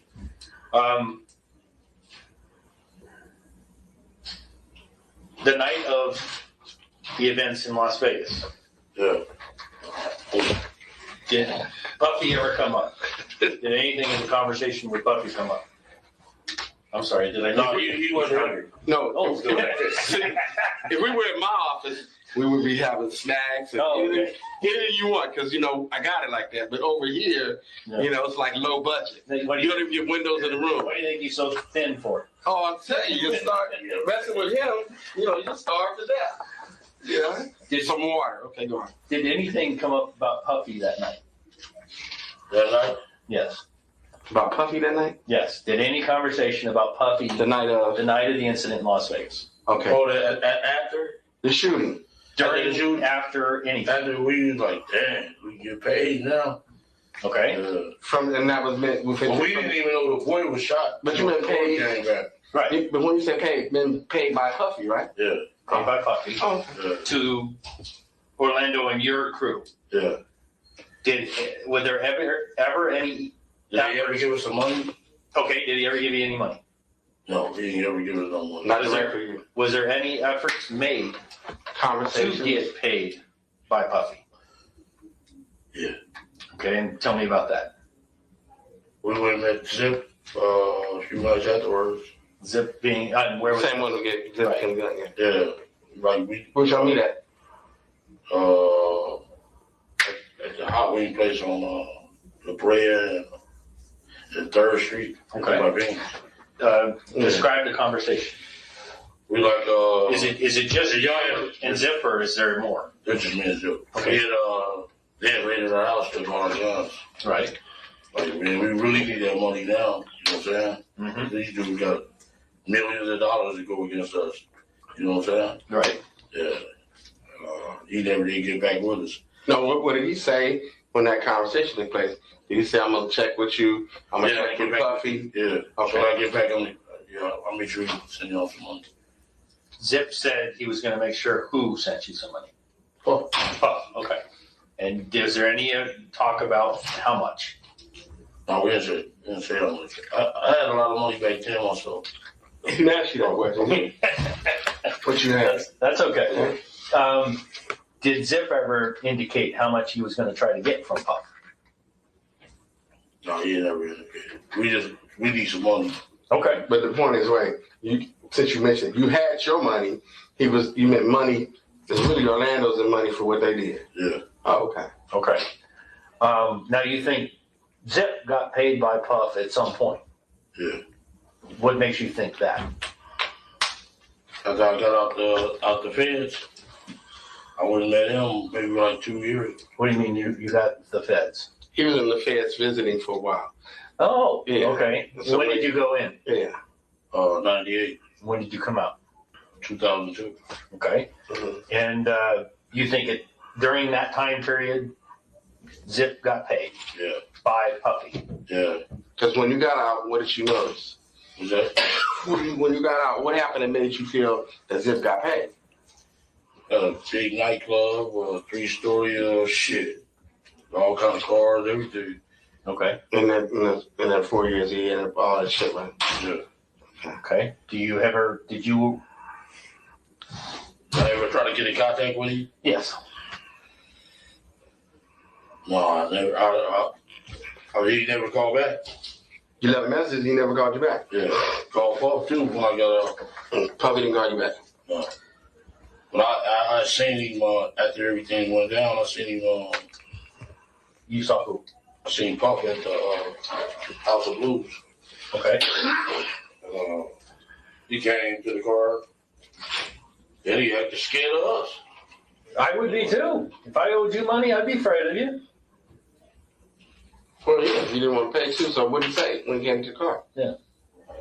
He was just like he was telling us come meet him at the hotel room in Beverly Hilton. So he asked us if we had some weed and stuff. But that motherfucker, he never took his eyes off of us though at all. And y'all didn't go to the hotel? No, we didn't go there. I mean, you're a real gangster, and he's a rapper.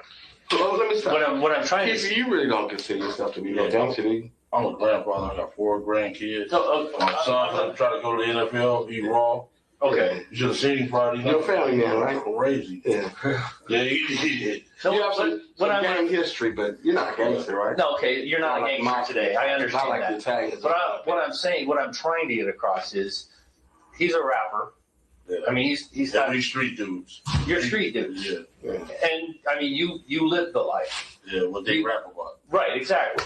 Yeah. I would definitely, if I owed you money, I would be afraid too. Yeah. I mean, you got a group of people that would jump at your bid, right? Is that not necessary? I'm not going. What I'm trying to say is, it's understandable to me. Yeah. And it's people around you to do things necessarily, whether or not you tell them. Try to impress things happen, right? Sure. Yeah. To impress you. That makes sense to me. Okay. Did he? What I'm trying to build to here is, did he make any comments or say anything at that time trying to make things right with you? Yeah, when he approached the car, you knew that he knew it was a problem. So did he say, like, you think that's why I said come to the hotel, or Did what? he indicate anything about Zip? Yeah. Did he say that there was a? He just said that he just was in the window we were talking to me, that he backed up And there was girls all over him. He steadily watched that car. He wasn't paying attention to none of them girls. And I almost tripped over the car. And I'm like, this motherfucker is scared. Well, do you think if you went to the hotel, he's gonna pay y'all, or why y'all didn't go? You had some money there. Why you go get your money? Cause we was doing something else. Oh, That dude, Long Beach. oh, y'all was doing your own thing. Yeah, we was doing something. Okay, okay, I understand. Tennessee, Long Beach. Yeah, But you believe Zip got paid? that's the word on the street. That's where maybe you ever had a conversation with Zip about the blockage in the payment route? I ain't seen Zip since then. And you haven't talked to Since him? that, since I seen him on the Hot Wings. I seen him this summer. I wanted to ask him, motherfucker, where my motherfucking money at? But they wouldn't let it. But you didn't have the conversation with him, is what you're saying? You wasn't able. That's what he's asking. Clearly, you wasn't able to talk about your money related to that. The answer's no. No. Okay. Okay. What is T Brown? I'm sorry. What is T Brown doing these days? T Brown, boy. Sell a little weed. Okay. So. That's about it? Yeah. And I got 2 little boys, 2 grandkids. Okay. Is there? You want me to have him call you? No. Did he ask you that? No, and I don't want to go that far, and I don't want to get you in that far. Okay. What I want to do right now is get my stuff together to see if I can approach him and talk to him. In your opinion, what would be the best way for me to do that? Him? Yeah, he a motherfucker. He broke me down like a single shot. All right. Detective? Oh yeah, whatever. No, do you have any? However he can help you. Oh no. No. He know how to do it. He a bad motherfucker. Oh. Do you have any questions right now specific to Tupac that could help me? Is there anything that right now I have not asked you that I should have asked you? Now, see, that's one of them kind of questions that is a hell of a question. But is there anything that you recall as looking at the details of what he said that maybe you need to correct, or perhaps, elaborate on, or something that you think? Is there anything that you think is relevant that you need to do that with? That's what I'm gonna ask. You guys were you down there to specifically go do something to Tupac or Oh no. Not at all. You were here for the fight. For the fight. We've been going to the fights. But after Baby Lane was beat up, you went to the 662 club to possibly get a hold of Sugar. But once that was over, you were done. Once that liquor got bought, So we were smoking weed and everything. It's party time. Yeah, it's party time. Yeah. And Lane was like, man, I'm fucked up. They beat the shit out of me. Yeah, and then Suge and Tupac presented themselves to you, and the opportunity was too great. For Baby Lane. For Baby Lane. Yeah, he couldn't pass on it. Everybody else, like you say, T Brown hesitated. You didn't have a gun in your hand. Yeah. The other guy had a gun. And Orlando just went crazy. There's a question. Yeah. What were your thoughts when Baby Lane started shooting? Oh, fuck. I get that, but any other? It was surprising. It was surprising. Okay. Then when we got home, that little BET News, every time we see that, like, God, and they wasn't saying, Baby Lane was saying, KPD nephew. KPD nephew. I'm like, motherfucker. You know what I'm saying? Understandable. They didn't know his name. He was like, KPD nephew. Yeah. Then they just kept dropping your name. Yeah. I saw quite a bit of it. When did you hear that Tupac was dead? On the 7th. No, he didn't die for about a week. Yeah. Yeah. About the 14th. When They had him on the machine, man. They had him on the machine. What did you think at that point? Oh, fuck. The search warrants have already been hit, right? No, y'all came after he died. That's right. Okay. After he died. And it was after the war broke out between our sets. Why was Baby Lane shot and killed? Baby Lane shot and killed. The guy owed his for half a key and ran out the back door. It had nothing to do with Tupac. Nothing. You don't think, huh? I'm telling you what it was about. What said? We went to sell this dude a half a key. He went to sell dude a half a key. Yeah, he went to sell this dude a half a key. And the dude went out the back door. You know, with the half a key. He had like he had a customer. I don't take it in here. And he went straight to the front door to the back door. And he happened to run into his ass at that car wash. Okay. And they just had a straight shootout. Yeah. He just shot better than Baby Lane. They two of them died. They both ended up dead. Oh, two died and one and Baby Lane. Yeah. Yeah. Two for okay. Okay. Maybe a little while. Yeah. But it had nothing to do with Tupac. No. Okay. Yeah, nobody was looking for Baby Lane or anything like that. And I guess the police. Okay, so what I'm saying is you wasn't giving me back. Can I ask my question? Okay. Just so we go. I guess there wasn't no backlash coming from Sugar them towards y'all because of that.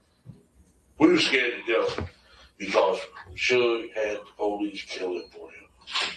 County police in the whole city, the mayor, everybody was with the death row. So we was really, you know what I'm saying? Stuck fucked off. Yeah. County police, they Reggie them come raid our houses, and they know they was Suge getting paid. Yeah. You know what I'm saying? Right. Oh, yeah. We was at a big disadvantage. Yeah. Big disadvantage. They come take our guns, you know what I'm saying? So we can't fight back. You know, county police. So y'all was feeling naked, right? Yeah, they did us bad, man. How do you feel about Tupac being dead now? I wish it never happened, man. Right. Swear my life been fucked up ever since. I ain't been able to really be rich no more. Now, how do you feel about him being dead, though? I know your life probably changed, but how do you feel about him? See, the point is what he's asking you is you wish it wouldn't happen. It's a bad situation. It's unexpected. It's what he don't want you to tell him, right? Yeah. I feel. I wish it would never. I wish I never met Puff Daddy. Period. I swear to God. Yeah. He messed up my life, man. I was rich, up under the radar, all that, man. That's all gone. So I'm gonna. How do you feel about Suge now? Suge, I still be saying. He hugged me. What's up, big homie? Ooh. Do you believe he knows you were involved?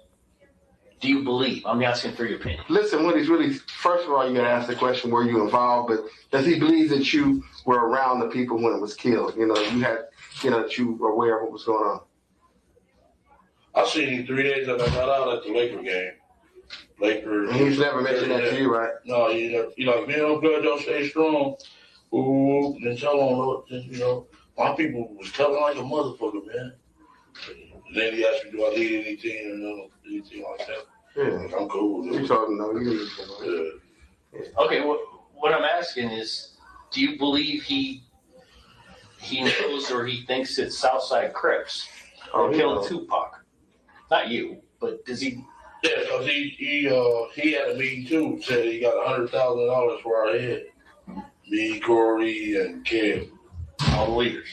Yeah, he wanted $100,000. Okay. What about for the regular soldiers? 5,000 or something. Yeah. Oh, he actually gave. Yeah. So he had 5,000 on your my head. homeboys got some cousins that live in this neighborhood that was at the. He had 5,000 on your head. 100. Oh, no. Oh, sorry. Yeah. Sorry. Yeah. Anyways, he had what? 100,000 for me, Corey, and Kim. 5,000 for the other gang members. We knew some. When our homeboys got a cousin from over there, and he was at the meeting when he said that shit. Okay. Do you have any questions? Nope. You have special questions in here. Is there anything you could ask to help in this investigation?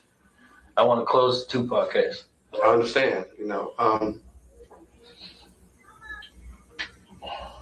there anything I think of? Just go back. But you never had a conversation with Suge about what happened. That's Never. Okay. Not directly. Not directly. I've seen him about 4 times since that shit happened. You talk to anybody when they heard about it? Anybody? When he before he rest in peace. Your hood, any hood. What we're going for is collaboration. We're looking for somebody that you told the story to. It's the same story you just told us. You never told nobody. Never. The first time Ever. it was First said, time ever. yeah. I'm his When lawyer. I He see never y'all told left that me, office, I swear to God, I ain't tell my wife, nobody. not even me, and I've been knowing him for. Yeah. You never told your wife? Then wife, son, nobody. How it is. I told him after I told That's him. how he's lasted this long, is what it is. He never told nobody. Never told I nobody. mean, you know. Okay. I don't have any other questions. You? Nope. Is there anything else you'd like to add? Anything else you'd like to I mean, I just say write down? really the reality of it is that, you know, it's been on his mind. Sure. I've been his lawyer for a long time. I may have suspected something, but he's never told me.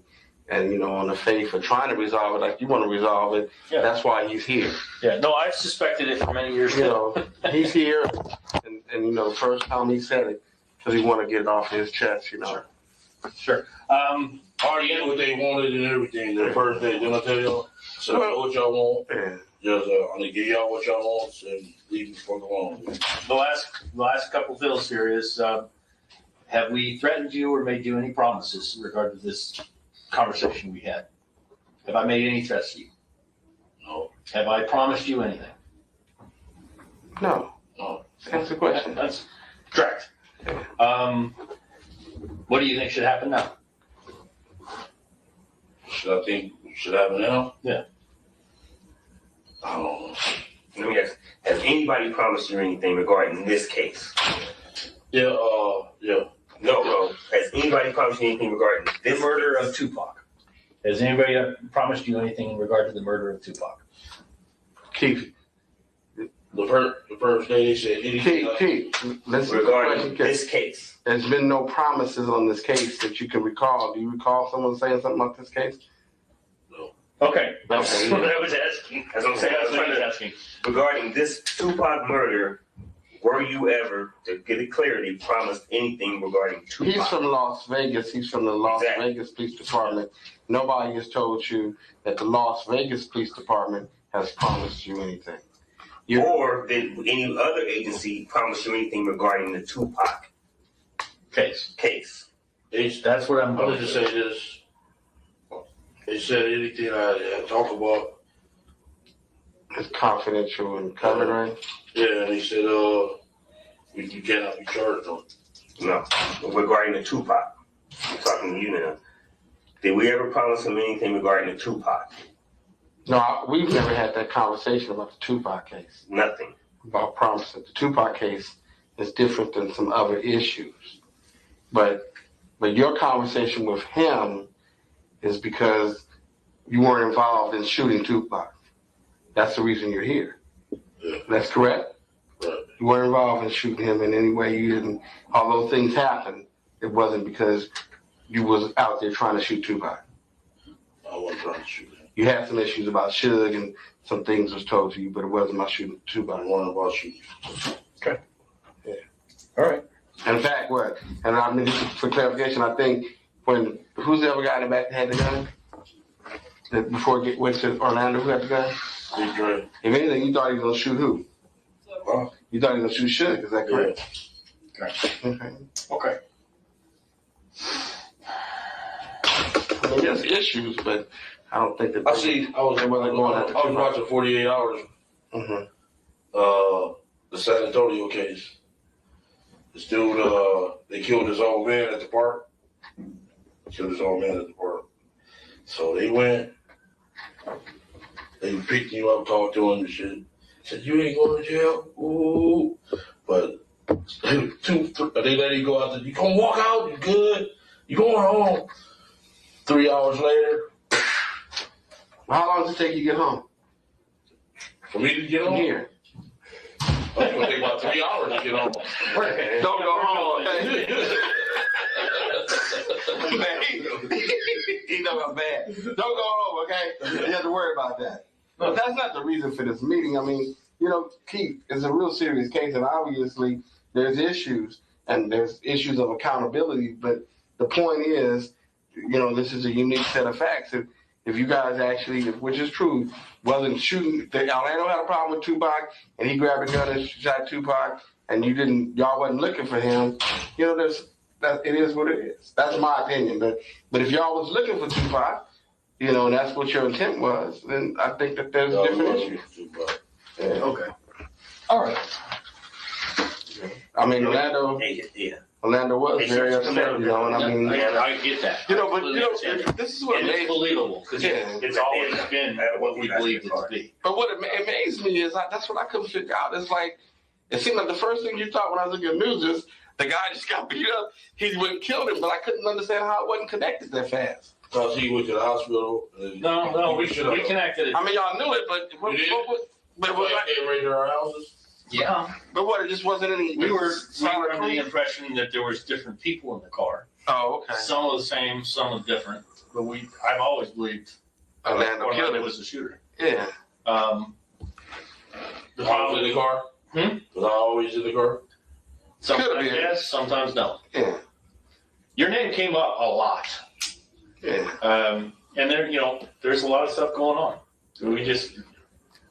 But I mean, I'm more kind of from the street, you know, D is, you know, suburban dude. But the reality of it is that I believe, you know, in his situation, usually gang leaders, people that are top of this gang, they usually have beef. Like his beef would have been with Suge. Right. You know, Tupac would be, and I'm speaking for Keith, but Keith will tell you, it would be like something minor to him. He wouldn't even be in the same ballpark with him. So Keith really wouldn't have a beef with Tupac. Because his thing would be like, you know, Orlando or whatever y'all little problem is, you need to straighten out on the street. But if it was more him and Suge, that would be him, Suge, or somebody in a leadership role would be somebody he would really focus on. Go ahead. Because it would be kind of demeaning for him to focus on that. Yeah, okay. I'm sorry. I'll be right back. Yeah. Where's your restroom? I'm dying here. Oh, that's fine.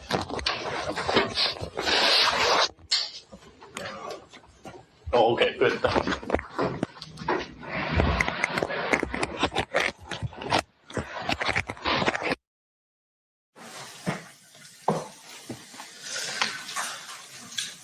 Okay, state, who's your next witness? Mike Dorsey. Okay.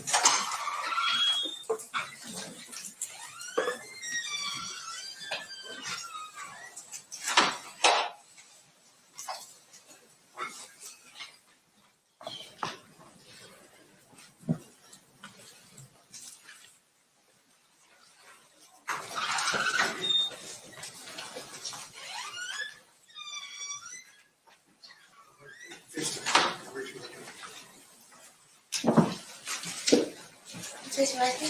You do solemnly swear the testimony you're about to give in this action shall be the truth, the whole truth, and nothing but the truth, so help you God. I do. Please be seated. Please state your name and spell your first and last name for the record. Sure, I'm Michael Dorsey, and it's MichaelDorsey.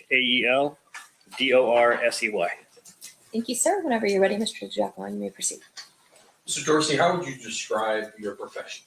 I am a film producer and documentary producer and filmmaker. How long have you been doing that? About 25 years. And do you focus on a particular type of documentary? My expertise is probably true crime more than anything else, but I've done all different subject matters. I'm going to direct your attention to sometime around 2011. Do you decide to make a documentary about the Tupac Shakur and Biggie Smalls murders? It was late 2012. Greg Kading's murder rap book had been out for about a year. And at the time, I would always have some passion documentary project going on the side. And I just finished the most recent one, and I was looking for a new project. And I came across a couple of articles about Greg Kading's murder rap book. And they had some quotes from Keefe D's 2008 proffer in them. And it just sounded legit to me. I don't cater to conspiracy theories, but it sounded very well backed up, and it sounded like the real deal. So I just reached out to Greg Kading and asked if he was interested in making a documentary, and he said, yeah. And we went from there. So you reached out to Kading and asked him if you wanted to do the documentary, and he said yes. Correct. Describe your process. Well, do you have to do research to do the to do a documentary like this? Yes, it took me over 2 years to make the film, in large part because of all the extra research that I did. I needed to interview Greg Kading for it. He was kind of the main person walking us through the story. But I also wanted to make sure that what he was telling me was legitimate. And also needed to make sure that I covered the whole story, so I understand it, and it's not just him, deciding what we're going to cover. As part of that, he turned over to me digital copies of the entire LAPD case file for the Biggie Smalls and Tupac cases, and gave me unfettered access to those files so I could check basically on my own what he was telling me. You also, well, maybe you didn't. Did you check into, Greg Katie's wasn't the first book ever written about this. Sure. Is that correct? That's correct, yeah. I also read Kathy Scott's The Killing of Tupac Shakur, which was the first kind of definitive book on the murders. And then lots of articles on it, of course, because there's been tons of coverage over the years. And as you were kind of researching all of this, this information, what is your ultimate goal in creating a documentary? Well, there's like the kind of philosophical aspect of it, which is my goal is to get at the truth. But also my goal is to tell the public a good story, something that I think is of the public interest that they should know. And in this case, it seemed like they had solved this murder, and yet the world was carrying on like it was still unsolved and like we still didn't know what happened. And it was like, it sounds like we do know what happened. And so that was my goal, was to put that out there. Did you have any concerns about accusing anybody of murder? Absolutely. I had concerns for my own safety, accusing a gang member from a violent street gang of committing a murder, and then also just my own financial concerns, since Puffy was going to be implicated in it as well. Taking on someone who was at the time heading towards becoming a billionaire, and who at that time did not have the public backlash that he's faced the last few years. He still had a pretty good, clean image at the time. So I was concerned about both. And based upon that, do you eventually make a documentary? I do, yes. Does anybody sue you? I was not sued, no. I was threatened a couple of times. Who threatened you? Universal Music sent me a note because we used Tupac's Hit 'Em Up, his diss track against Biggie and Puffy. In the film, we did it using what's called fair use law, which means you don't have to pay for it because it's a documentary. It was just like a cursory check-in from a lawyer at Universal Music, making sure we had permission, and our law firm had cleared it for us. So that was no problem. And then supposedly Puffy's attorney, Weitzman, I can't remember his last name, but he was a high-powered A-list attorney. He sent a note to Apple TV over it because that was one of our distribution companies, and basically saying that the film was defamatory towards his client Puffy Combs, and that they had like 5 business days to pull it down. And Apple, they're indemnified, so they don't care. It's up to us. It's up to me as the producer if I want to pull it down or not, because I'm the one that's going to get sued, not them. And we said, no, we're leaving it up. And that was the last we ever heard of it. So you never wound up getting sued by Puffy? You were never sued by Puffy, no. Now I want to sort of fast forward past 2012. Does there come a point in time when you see something that causes you to want to get involved with Mario Diaz? Yes. I can't remember the exact date, but it was probably early 2017 would be my guess. Earlier in 2017, I was actually in Tulsa, Oklahoma for a film screening of one of my films.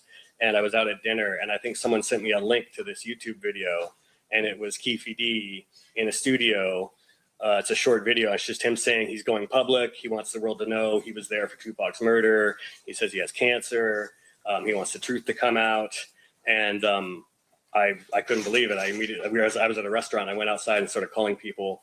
And I talked to, I think, Greg Kading and some others, and we just thought, Keefe has to know he can't go public with this information because it can be used against him. But it sounded like he was going to go and talk, publicly about this murder and repeat possibly what he had said in his proffer in 2008. So we went from there, and then that's when I decided, I wanted to get involved with it.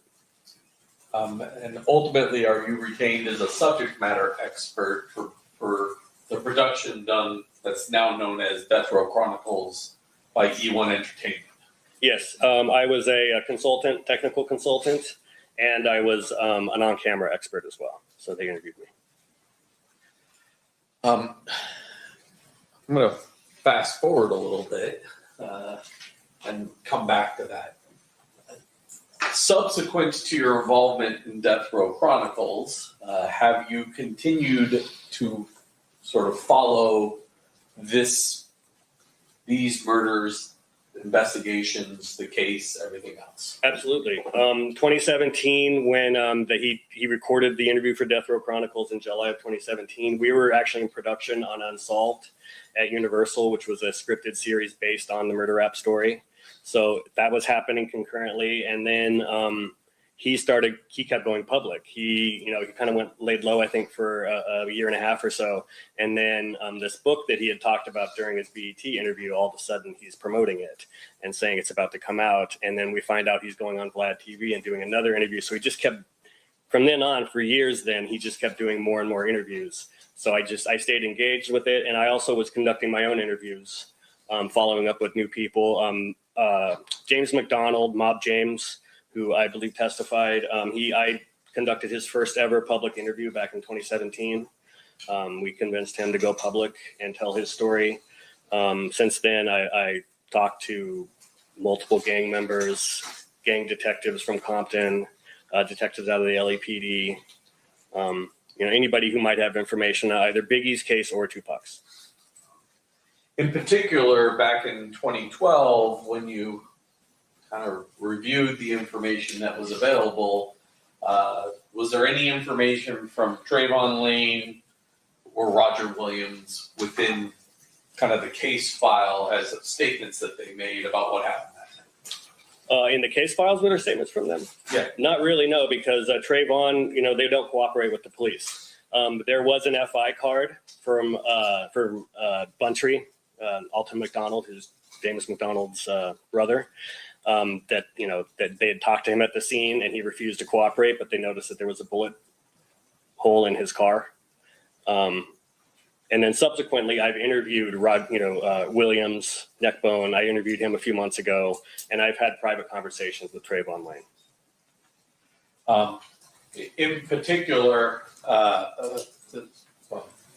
Buntry is deceased, and Yes. was deceased even before you became involved in the project, on any project. Correct. He was murdered like 20 some years ago.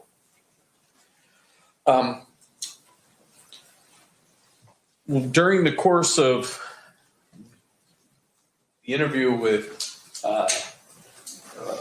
Mr. Roger Williams, aka Neckbone, do you provide some video that was taken of Mr. Shakur and Suge as they're leaving the Tyson?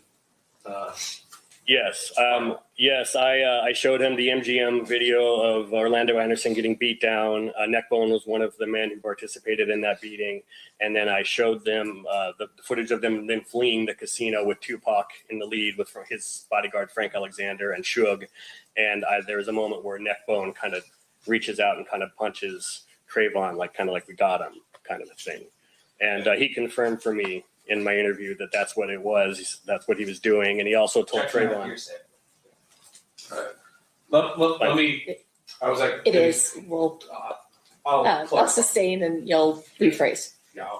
So stricken. As you see both Neckbone and Trayvon Lane running through on the video, you can see Neckbone kind of either dap or punch Trayvon. Exactly. And at that point, Trayvon Lane removes the black hat he's wearing. His fedora that he had on, yes. I was actually talking about somebody else's video. Was there some high quality video of Tupac and Suge leaving Yes, when they first leave the arena, there's some footage. I think it was actually shot by BET. A BET photographer was there and shot, and it's footage of them coming out of the arena, and Tupac is in his gold shirt, and he's all hyped up because he just watched his friend Mike Tyson knock somebody out, and he's playing to the camera, and he says something about, if you go to jail, you come out and you win, or something like that, because Tyson had also gone to prison, and Tupac had as well. So you could tell he was just super amped up. And then last night we watched that portion of that video out of your Neckbone interview. Right. And then that one, Neckbone is the person speaking while that video is playing. Yes. Judge, I have marked in my hand the clip of just the Tupac and Suge at the MGM coming out of the fight. It's has the audio removed. Okay. It's just the video portion of that I'd offer it at this time. Any objection? No objection. Okay, you may play it. Or, sorry, it's admitted, you may publish. Thank you.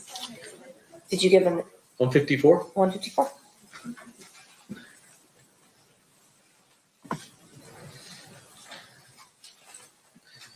I went to my exhibits, they disappeared.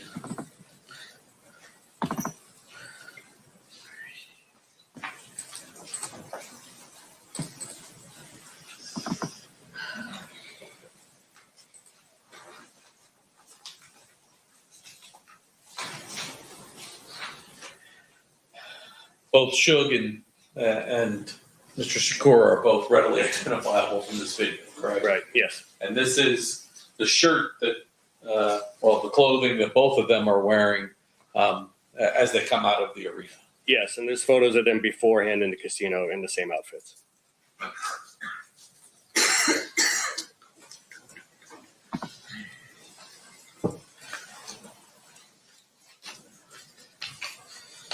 May I approach, Judge?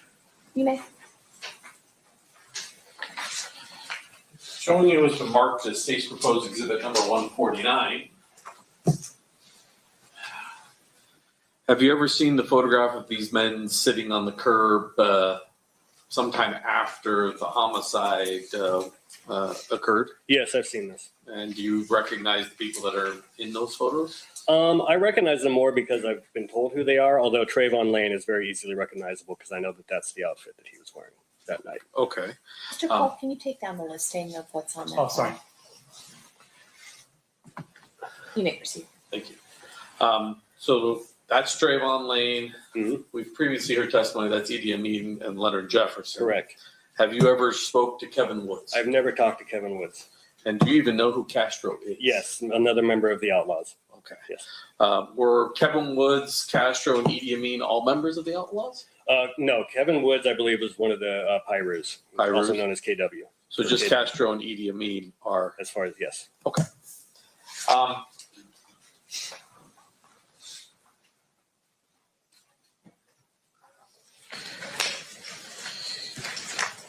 You got a little bit ahead of me, but during your research into this case, you had access to the Biggie Smalls file. Alton McDonald is actually known as Buntree, correct? Yes. And you mentioned this. There was a record of the fact that he was field interviewed by the Las Vegas Metropolitan Police Department in the night of the homicide on Flamingo. Yes.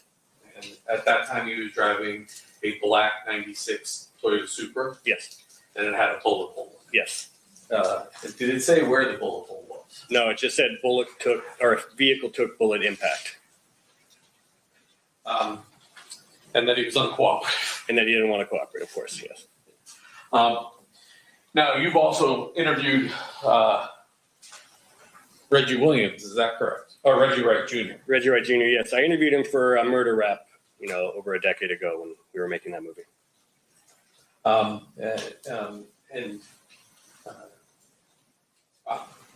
leave that alone.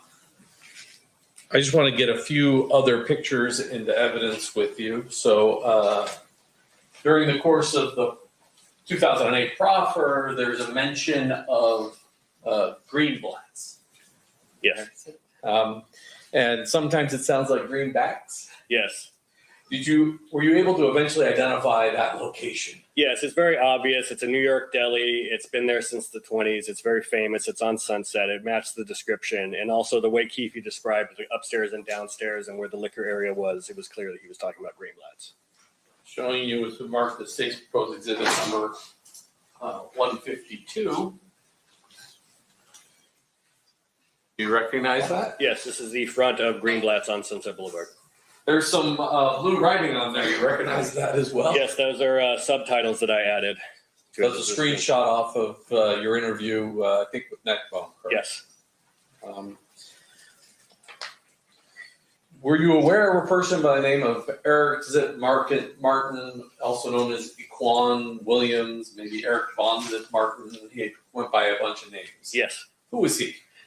Zip has a long story. He's kind of a Harlem legend, a hustler from Harlem. He was a drug dealer, trafficker. He, I believe, also was a trafficked in women. Was a pimp. He was an older generation, or kind of in between Puffy's generation and Puffy's father. Puffy's father was also involved in the street business there in New York and was murdered when Puffy was very young. And Zip Martin was kind of like he was a mentor to Puffy when it came to like the street life and wanting to kind of have that gangster persona. And supposedly he may have also been dating Puffy's mother at some point. Was he the godfather to anybody associated with this particular case? Yeah, he was supposedly godfather to Biggie's son, Chris, CJ. And is that the son with Faith Evans? Yes, I believe so, yes. When Biggie died, was there a memorial that gave certain credit to Zip? Yes, actually on his second album that came out a few weeks after he died, Life After Death, in the back there's a thank you, a list of all the people to thank, and there's Uncle Zip, and then in parentheses it says the spiritual advisor. You also, I'll put this in, 151, showing you as marked as state's proposed exhibit number 151. You recognize that? Yes. And who are those two individuals? That is Sean Puffy Combs on the left and Zip Martin on the right, and this was supposedly at a New Year's Eve party in 94 or 95. Move to admit 151. Any objection? Yeah, I have a question. You may.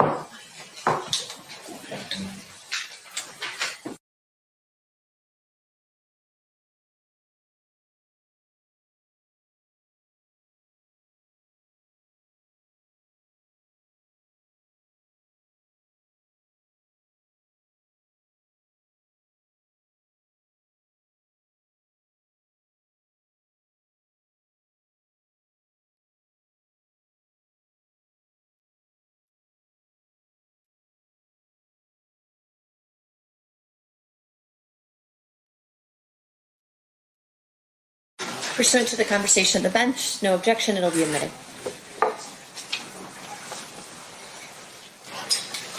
You may publish if you want, Thank whatever you. you want to do with I think we got to do both. I'm not sure I did 152 yet. So 152. That's one of the shots that you had of Greenblatt's. Yes. And then 151. That's Mr. Martin. Yes, on the right. And who's the guy on the left? The left is Sean Puffy Combs.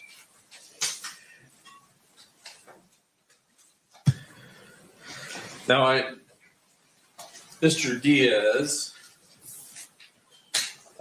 testified about sort of the production of the Death Row Chronicles.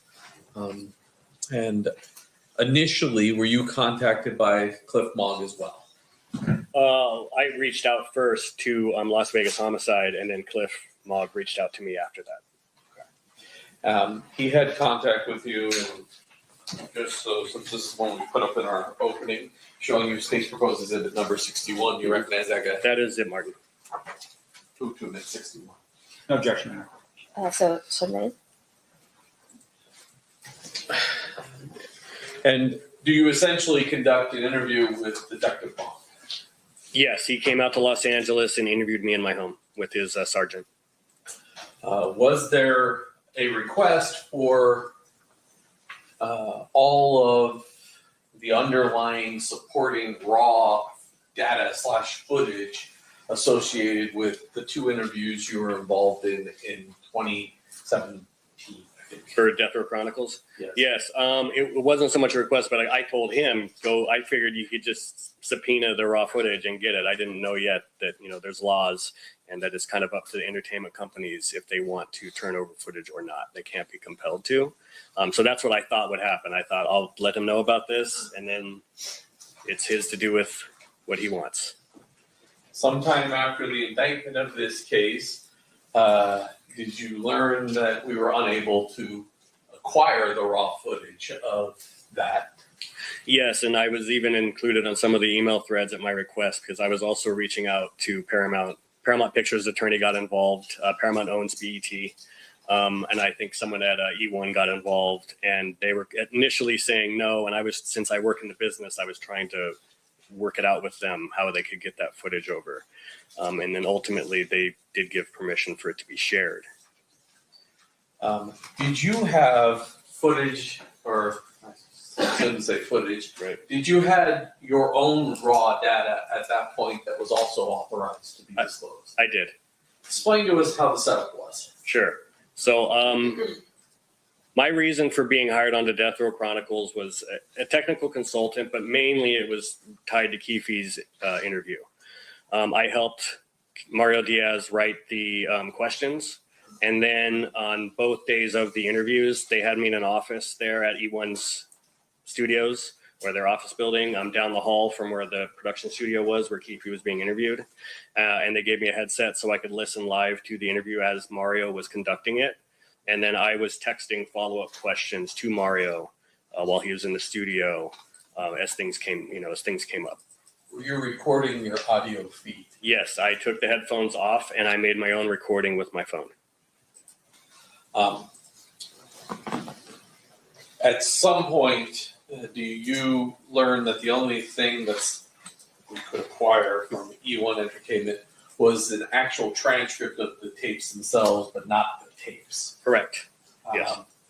And then did you provide us the audio to your that you had done during these two interviews? Yes. Once you subpoenaed me, I sent over my audio.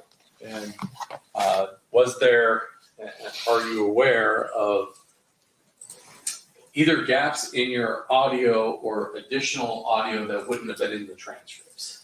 Yes, there's sections where I was rolling, and I'm sure they were rolling also, but they're only going to transcribe.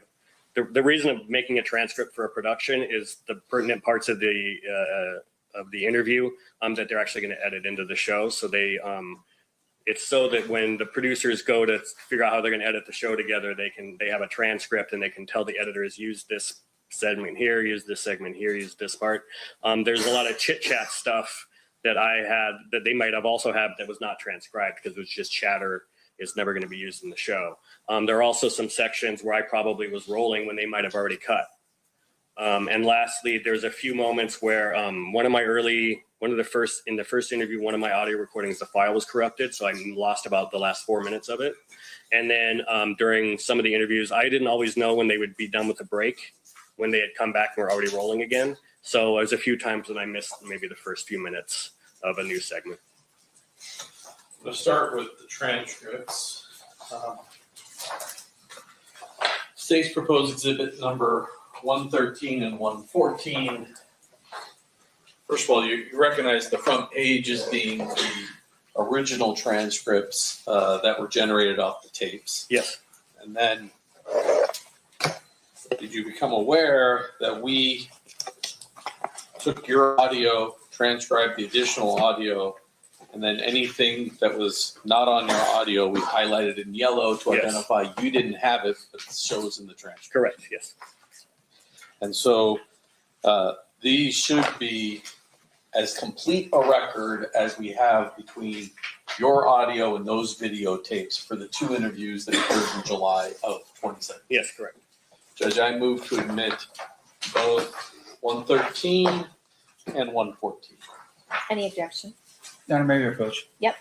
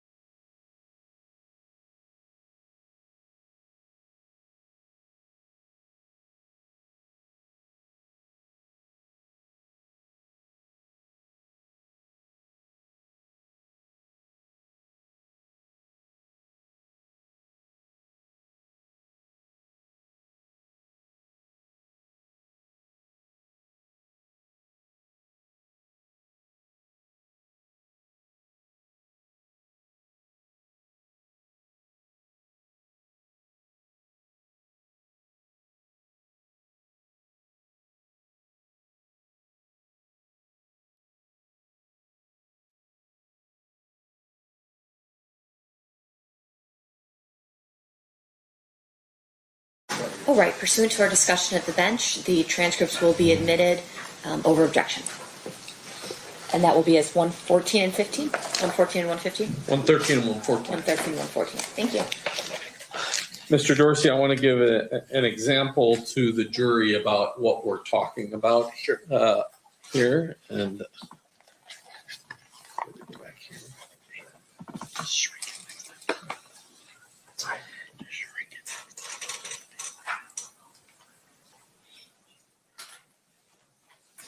let me put my glasses on. We're in 113. So if we go to 113,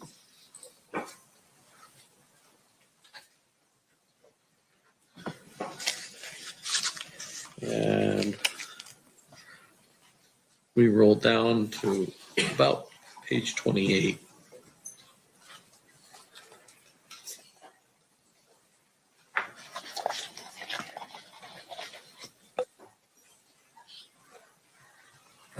Oop, there it is. It's page 28. Time cutoff is about 30 minutes and 16 seconds in. The yellow part is the part that's not on your audio tape. Is that correct? Yes. And that was transcribed from the original videos that we don't have. Right. And everything else that's unhighlighted, we should hear on the audio. You should hear, yes. Okay. And that would be the same for both of these. Yes.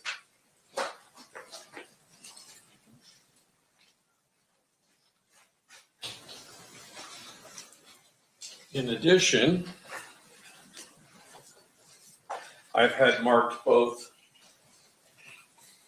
the July 17th, 2017 as 121 and the July 18th of 2017 as 122. I'd offer those as well. Any objection? No objection, Your Honor. So admitted. And we only got about 40 minutes, Judge, so I would start 121. Okay.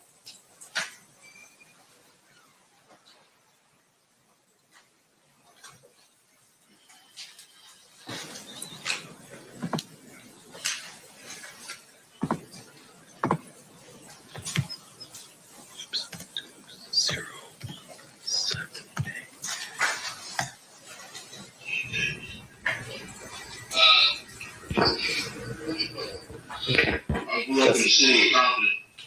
Yeah. That's outside over there in Compton College right there. What was Compton like? It was when I first started. Compton was when I was I moved here when I was like 3, and it was literally white, all white. It was the first black family on the street. Where'd you move from? We moved from Watts. Oh, right. But you still grew up in LA. I don't think he's lying yet. And how did it change during the 60s, 70s, and 80s?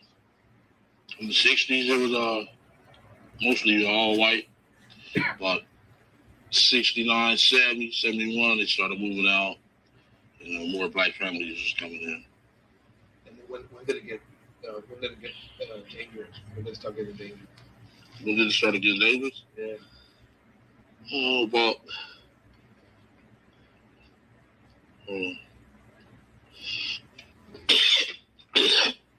about 72, 73. What happened? The gangs started coming in. Like the first Crips were the Grandies and the Blue Hills right there on Alondra right there. Grandy Crips. So you were part of that history, the initial sort of gang. Yeah, I was there when it first, when it first started. That noise, and I'm stopping this at 1 minute and 45 seconds, it looks like. Yes.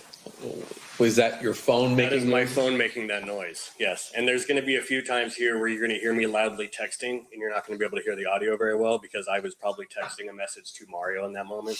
So sometimes it cuts out in this first interview.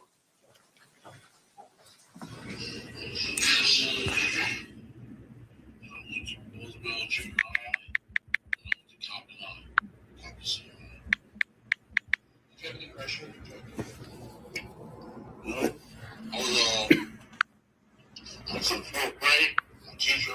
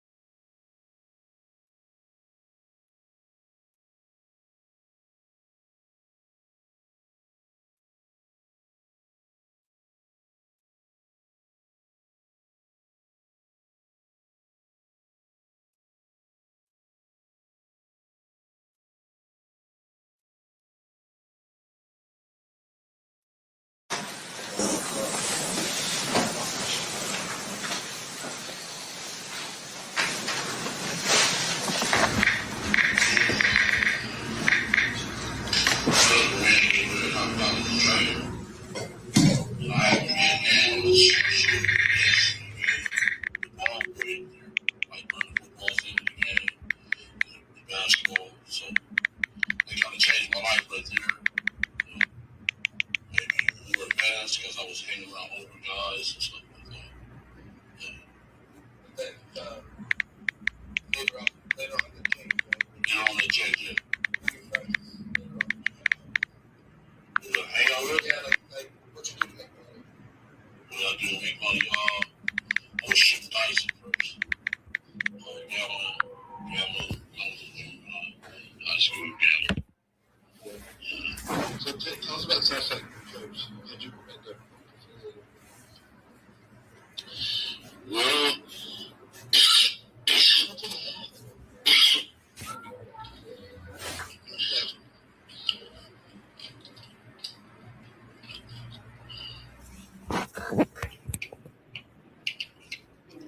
the Thursday that Southside started,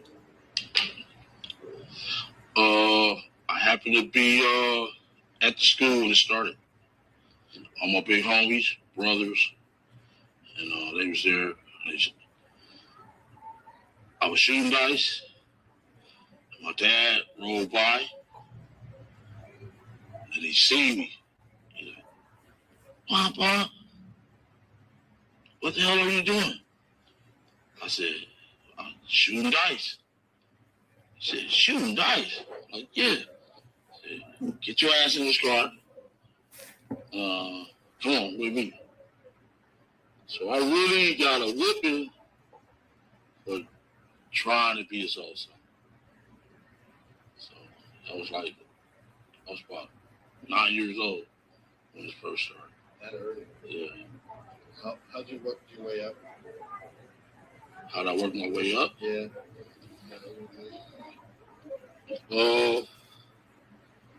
Shit. I don't feel comfortable saying No. You don't have to go into detail. You can just say, look. You won't talk too much about his gang affiliation and what he did to get his way up. Okay, so answer the question again. Yeah, how'd you work your way up to that organization? What, to be the boss? Yeah. Well, money, really. You know what I'm saying? Money gave me the power and stuff like that. The dope game, really. The dope game. Yeah. The coach, one of the coaches that came to college, I was 17 years old. Got to start with that. So you were respecting. Yeah. Respect the guys. Yeah. Because when I was in high school, I was in this program called Upward Bound at UCLA. Huh. Upward Bound program. Shit, I was kind of a smart student and stuff like that. And on the weekend, like an advanced I program. come home, and all my homies, they was kind of rolling. And I was up there eating them noodles and tools, you know what I'm saying? So I should have stayed there going to UCLA, but I stopped, got in the gang, started selling drugs. Could have gone to college, gotten the gangs instead. Stop that for now. Yeah, so can we find out? Yeah. Well, just continue, but we can. Yeah, can you keep an eye on that? I'm not paying attention yet. Well, let's get.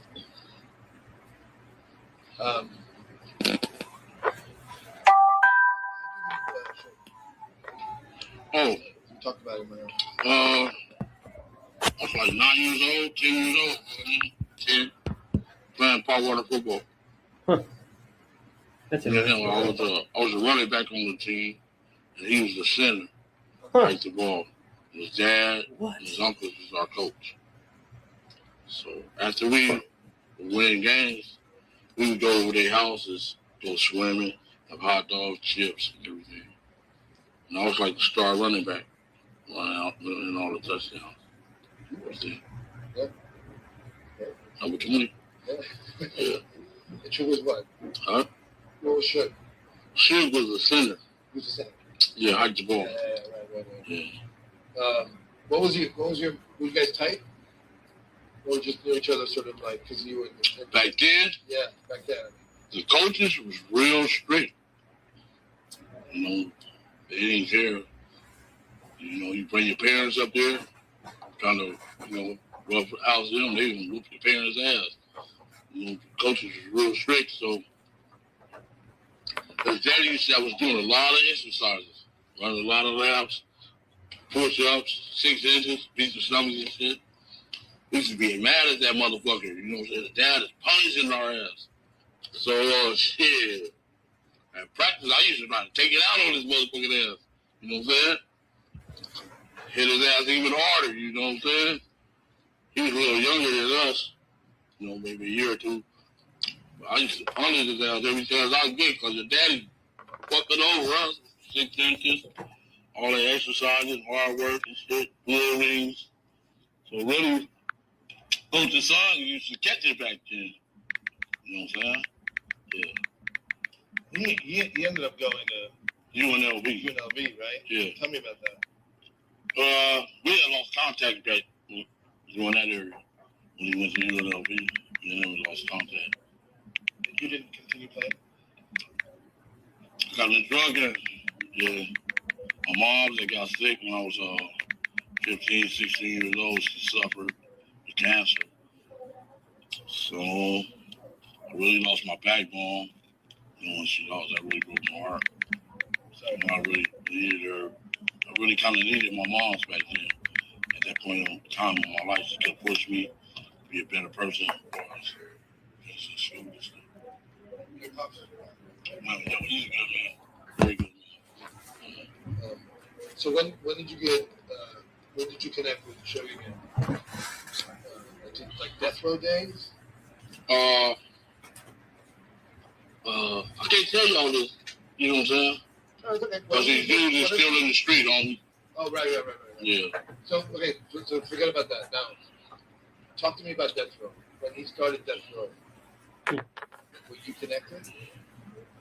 Yeah. I was rolling, yeah. Business? Yeah. I was big time, man. Real big time. I was bigger than him and Puff. I've heard that before at the beginning. Oh, really? Yeah, because they're like when they started hanging out with Puffy in like 93, 94. Can't say what I want to think of. My You wife, go to a concert with them, would Puff pay for your room? Be like, I didn't even fucking pay for my room. We had more money than they did. They were just a little startup company, music label. Right. Like we were rolling. Like, what are you talking about? I don't need to pay my hotel room. The other way around, if anything. Yeah. It's a hell of a life, man.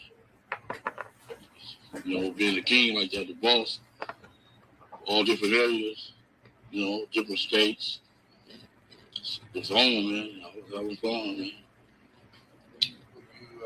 You see a lot of money come to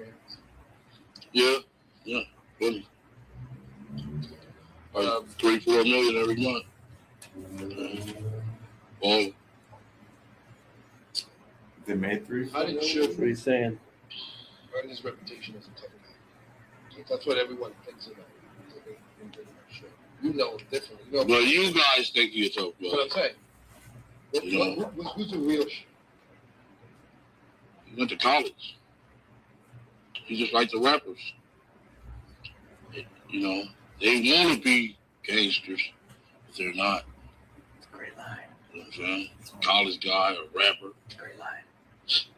They're not no gangsters. They rap about what we do. You know what I'm saying? Talking Real about gangsters do. You know what I'm saying? This is like Tupac, Biggie. You guys ain't no gangsters,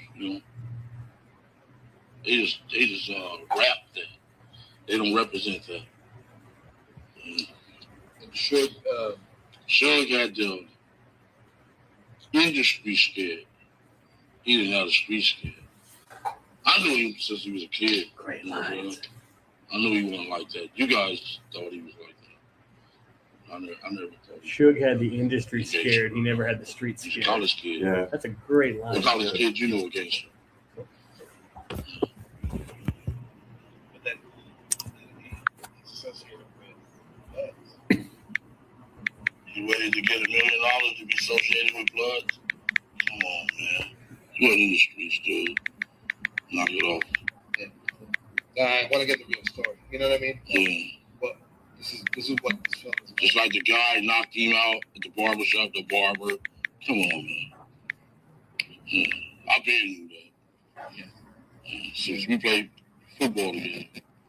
You know, you find out a person's heart, especially in the football game. Football, you know what I'm saying?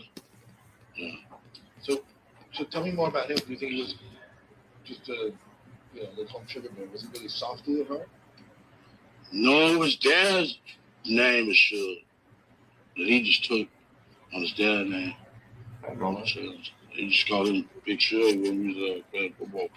Oh, that was his dad's name. His name is his dad's name is Suge. But what was he? What was his personality? Was he? His name was like, Sugar Bear. You That's say what he his was mom a called gangster. him. Was he like And then it got shortened to Suge. softy at heart? Like was he like a soft guy? Oh, he's a good kid.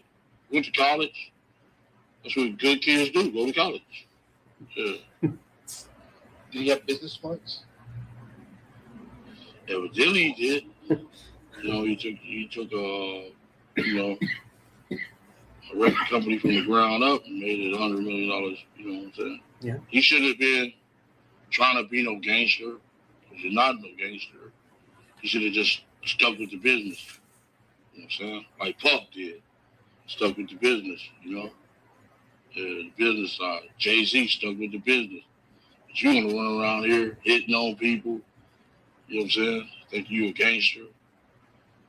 Then you got some crooked cops running around with you, you know what I'm saying? Yeah. So that was his problem. He was trying to be a gangster, but he wasn't. Yeah. And that got him into trouble. Really, you can't be out there faking. You know what I'm saying? You really can't be out there faking at all, you know, because you will get exposed. You know, the streets will eat you up, especially if you're weak. I got you. So, real quick, just to talk about Death Row again. So, when did you first hear about Death Row? Like when they were doing really well, were you excited? Were you around that whole scene? You know, Dre and Snoop, all that stuff, or were you not so close to that? I was handling my business, man. I wasn't worried about no, you know what I'm saying? Them dudes rapping about Can that what dude I out do. there give me a Coke? You know what I'm saying? That dude that's getting our lunch They not orders, really their way to like that. page They that rap guy. about Or, what gangsters do. I have no idea. Like, I'm not no that dude's gang. name, you don't know who that guy is? Gang, baby. okay. If I see him walk by. It's a difference. You, when we were talking to my office, you told me that you delivered the money for the, for the startup money for sure. That can get me hurt on the, you know what I'm saying?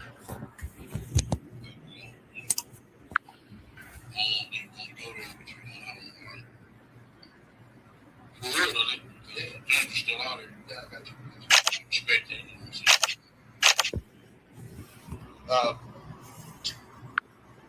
Did you listen to their music? Yeah, it was cool. I liked it All Eyes on Me, The Chronic, Dr. Dre. Them was from my side of town. Him and Easy and Ren, they from my side of town.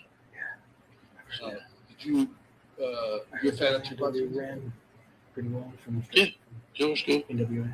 I liked it. There's stories that your brother Kevin was typing easy. Yeah. Tell me about that. They was two youngsters trying to make it in the street, doing their thing, making money and stuff. Yeah. And I went to the pen. I went to the pen in 1985. And because I used to be in his house, he used to be making all that racket. I'm like, man, that sounds like some fucking bullshit. Turn that shit off. You know what I'm saying? Shit, but he stuck with it. And I was walking around the track in Tracy all the time. I'm listening to the cruising down the street in my 6'4". It was him. I didn't even know. One of my partners came up and was like, I'm like, man, what the dude, Eric, right doing? He like, man, you ain't heard that record? Easy, that's Eric. I'm like, man, you bullshitting. know what I'm saying? Because they only had 2 TV stations back then in the prison yard. So, you know, but we was listening to the shit on the radio the whole time, and I didn't know that was easy. I was like, damn, that. When I got out, he blew up like a motherfucker. Yeah. Kevin wasn't into music? Huh? Kevin wasn't into music? Kevin went to prison. Yeah. Oh, he was there with you? No, he went to prison after me. He went to prison when he had blew up kind of, and this shit that came off. Yeah. How many times did you go in? How many times I went in? Yeah. Oh, shit. I did a shooting, and I had a drug case. I went to Tracy Corcoran, and then I went to the feds. I went about 4 times. I just been about 4 times. This last little bit, they raided my house, came in. So, the guy didn't know who the fuck I was at first. He raided my house, looked for my daughter's boyfriend. So I'm like, damn, he like, what you got in here? So I got a pistol and some money. Like, okay, I'm glad you declared it. So the motherfucker I had that on my drawers, my slingshot t-shirt, while he had me in handcuffs. So he went in the room and got my pants, and he found out who the fuck I was. Called me back in there, he like, man, I know who you are. I'm like, he said, man, you QVD. You the leader of this gang. I'm like, man, I ain't been out there in about 5 years. He like, oh, fuck that. I'm taking you to jail. I said, man, you ain't a man of your word, dude. You said you're gonna, declare my shit. No. I just take you in. So I just did a little bit in Wasco for that, for a little gun case. How long ago was that? That was in 2015. Okay. Stuff with pool and the whole awful deal that happened before. Is that yeah? All right, let's just move on. Yeah, let's switch it. So this is what I was talking about. He has to stop and change the color. You good? You need water? I'm good. Yeah. More mint?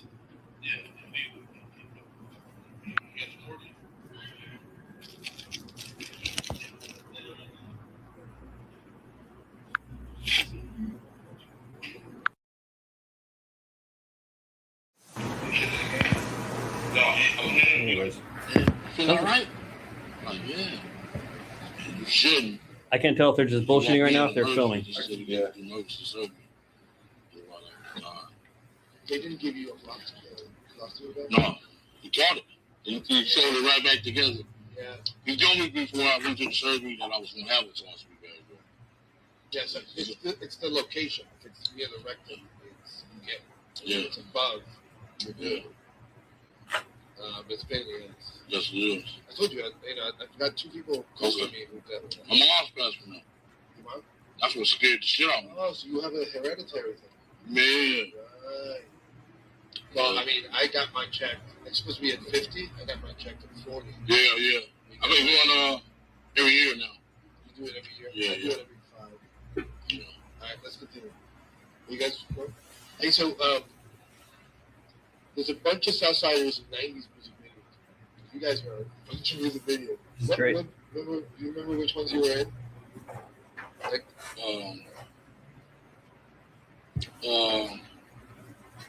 is that Mellow? Yeah. All the Easy. One of my brothers is a famous actor in every Easy video. He come get it every time Easy used to get a video. Pick on my older brother every time. Every single time in every single Easy video. so was that fun? Was that something you guys did all the time? TV, I didn't want to get exposed like that because of the type of business. Like your nephews and I I was in one the Mellow video, just that Mellow. That's the only one I ever got in. But other than that, I don't want to be exposed like that. Try to stay undercover under the thing. Is it true that you guys provided lowriders for some of the video directors? Yeah. How's that going? We had only the hydraulic place in Compton called Compton Hydraulics. So people used to call up there and ask for lowrider cars. Like, what's the dude named Batman? Little dude, Chris Stowe's boy, what's his name? Batman? Batman. The little dude, what's his name? Marcus Houston. He was my car before. He was in a little group. What was that little group called? Well, there were 3 little boys in before B2K. Marcus Houston was in. Yeah, they had a little group. They used my cars. But they used to call up to the shop, different actors and different people used to call up to the shop, did our low riders. Then there's that famous like Usher. Yeah, that's my 64, yeah. He was a little kid, about 14 years old. Usher. Usher was a little kid, about 14 years old, and they needed to use him and Buffalo needed to use my car. Let him use it instead. And, he was dancing all on the hood and shit. Like, damn, I can't believe when I see the video. What the fuck you doing? You don't do lowriders like that. Guess the East Coast don't know. They didn't know about that type of shit. Yeah. I saw some footage of you. That was my baby, like my wife. Okay, doing that video? I think so. You know what I'm saying? My lowrider. So they pumped it up and I had to go get the whole car repainted. The candy paint, candy brown. So they had to $4,000 paint job. They paint the whole car because it came mix and match. It was sponsors. Yeah. So they paid for it. Yeah. And little Usher was telling his mom, "Man, let's buy this car." Can't buy my girl. You know what I'm saying? Not today.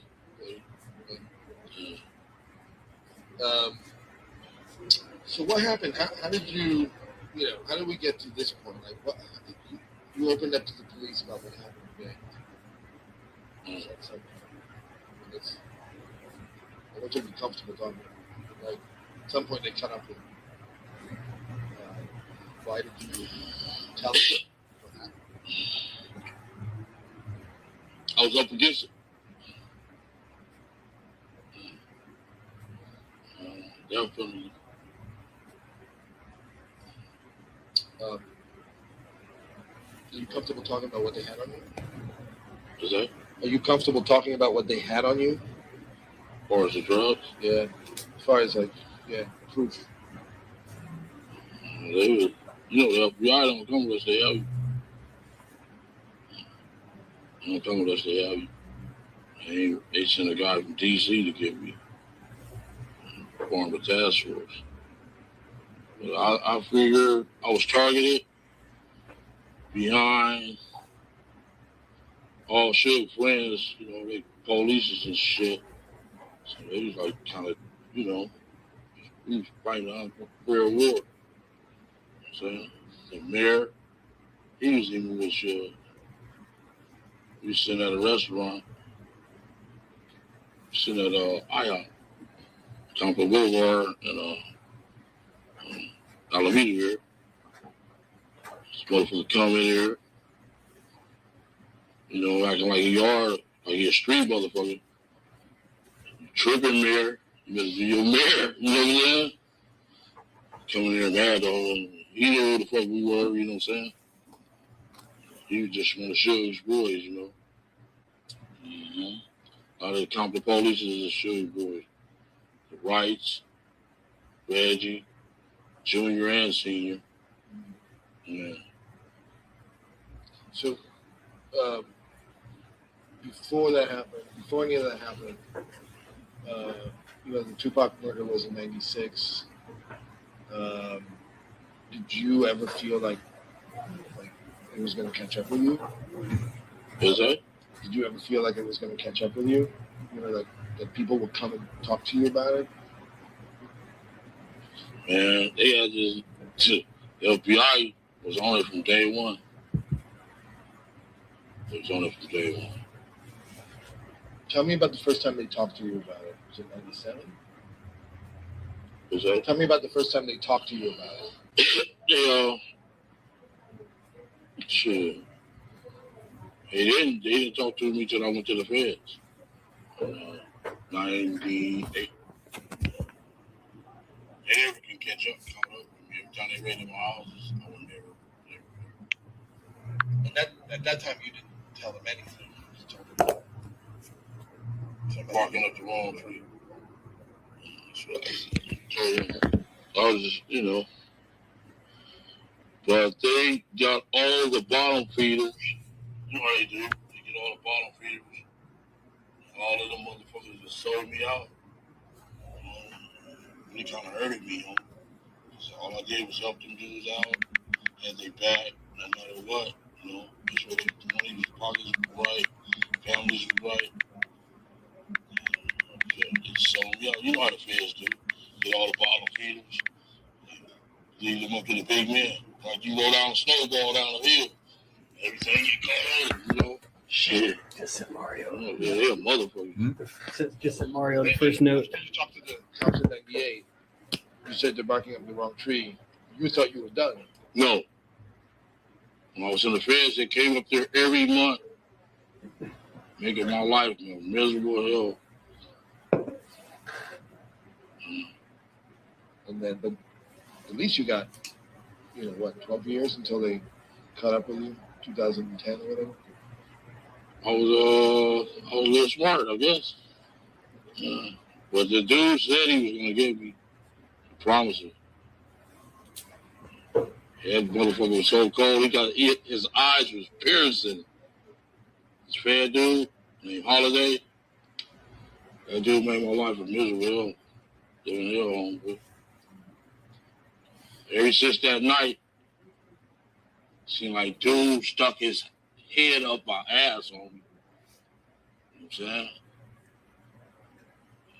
He's a special agent in charge of the major crime unit. Ever since that night, that dude been making my life miserable. I did 5.5. Motherfucker came up there at least 10 times. Told the warden, yo, who you got up here? He's a serial killer. Like, oh, fuck. You know what I'm saying? Kill them rappers.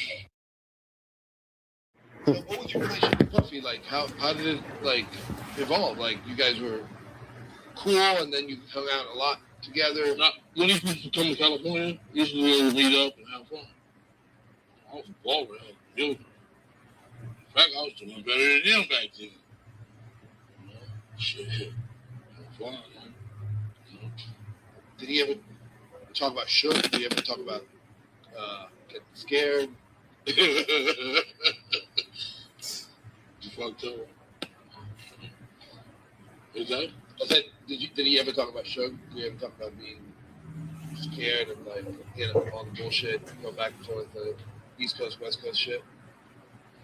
You didn't talk about that till later on in our relationship. That's right. Well, that's what I mean. Like, when did we get to that spot, that place where you guys were talking about that? I remember my boy Zip was rolling up, he was going to the club one night, rolling up Green Lake in the neighborhood. His phone rang. He was like, I guess they must have fucking played it. Something, I don't know. He's like, man, let me speak to Keith. Got on the phone. What's up, dog? Like, man, I'm giving a concert out there. You want to tour on the West Coast. Asked me was take school to come out there. I said, why it wouldn't be cool? He's like, the big CEO guy. CEO guy? He's like, yeah, the big guy. I knew what he was talking about. It was like a cold word for sure. So I guess I was kind of scared of the guy. So we went to the Urban Mellors. It was Summer Jam. Oh, this gets terrifying. We had the hottest song out in the world. You know what I'm saying? Shit, that song was One More Chance. Pulled me in on the stage. Suge was right there. So I came off the stage. He asked me, "Man, how you know that?" Same way I know you. I took it after that. So then after that, we went to the San Diego concert. Matter of fact, the Dallas Cowboys stayed in the same hotel we stayed in. God, he's telling all That the was same cool. details. Beyonce, He did 10 years ago. Amazing. And all the Rawls were all around that night for the Dallas Cowboys. Football team, everything. Especially for Troy Aikman. Saying, I don't know if we'll get you in trouble or not, but the Rawls was all around the game. Yeah. Then we went to the Anaheim. That was on the Halloween night. Perfect. Halloween. Halloween night was cool there too. And he just give you passes for everyone. Like everyone would go concerts. I just go get a ticket to the little homies. I was riding in the van. I was on the stage with him every time. Yeah. You get to hang out with Biggie, obviously. Right? Yeah, Biggie was cool. Cool dude and everything like that. So when did Puffy start talking about, you know, Suge on a real serious level?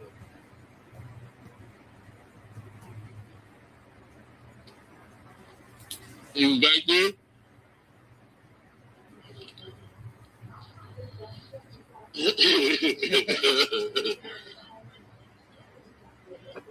We already established that. Yeah. Now, what'd you say? I said, when did he start talking about Suge, like on a real serious level? Puffy. Oh, being scared of Suge? Well, or doing something more than that.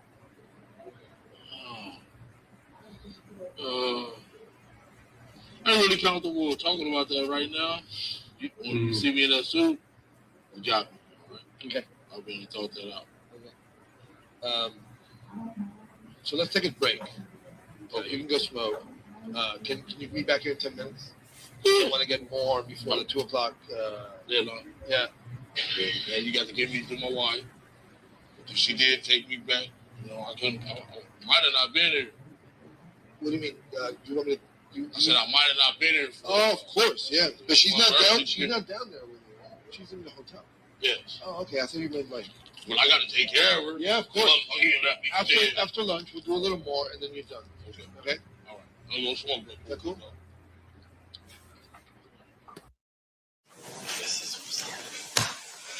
Jay, that's probably a really good breaking point. Where are we at time-wise, just so we can put that on record? 35 minutes, 17.7 seconds. Okay. Ladies and gentlemen of the jury, we're going to recess for the day. We're going to have you guys back at 9:30 a.m. on Monday. During this recess, you are admonished not to talk or converse amongst yourselves or with anyone else on any subject connected to the trial, or read, watch, or listen to any reported or commentary on the trial of any person connected with this case by any medium of information, including without limitation, newspaper, television, the internet, and radio, or form or express any opinion on any subject connected with the trial until the case is submitted to you. Please rise for the jury, everyone.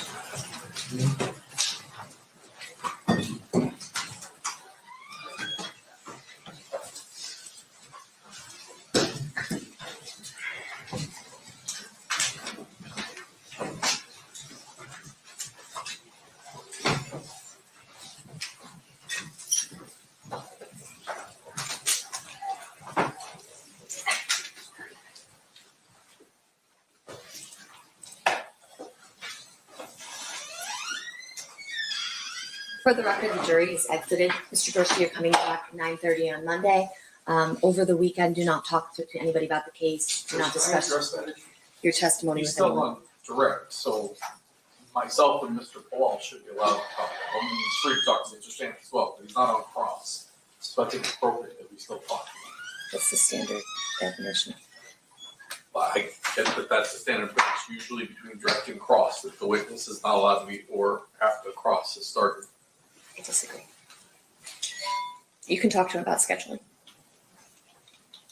Okay. All right. You call him. Perfect.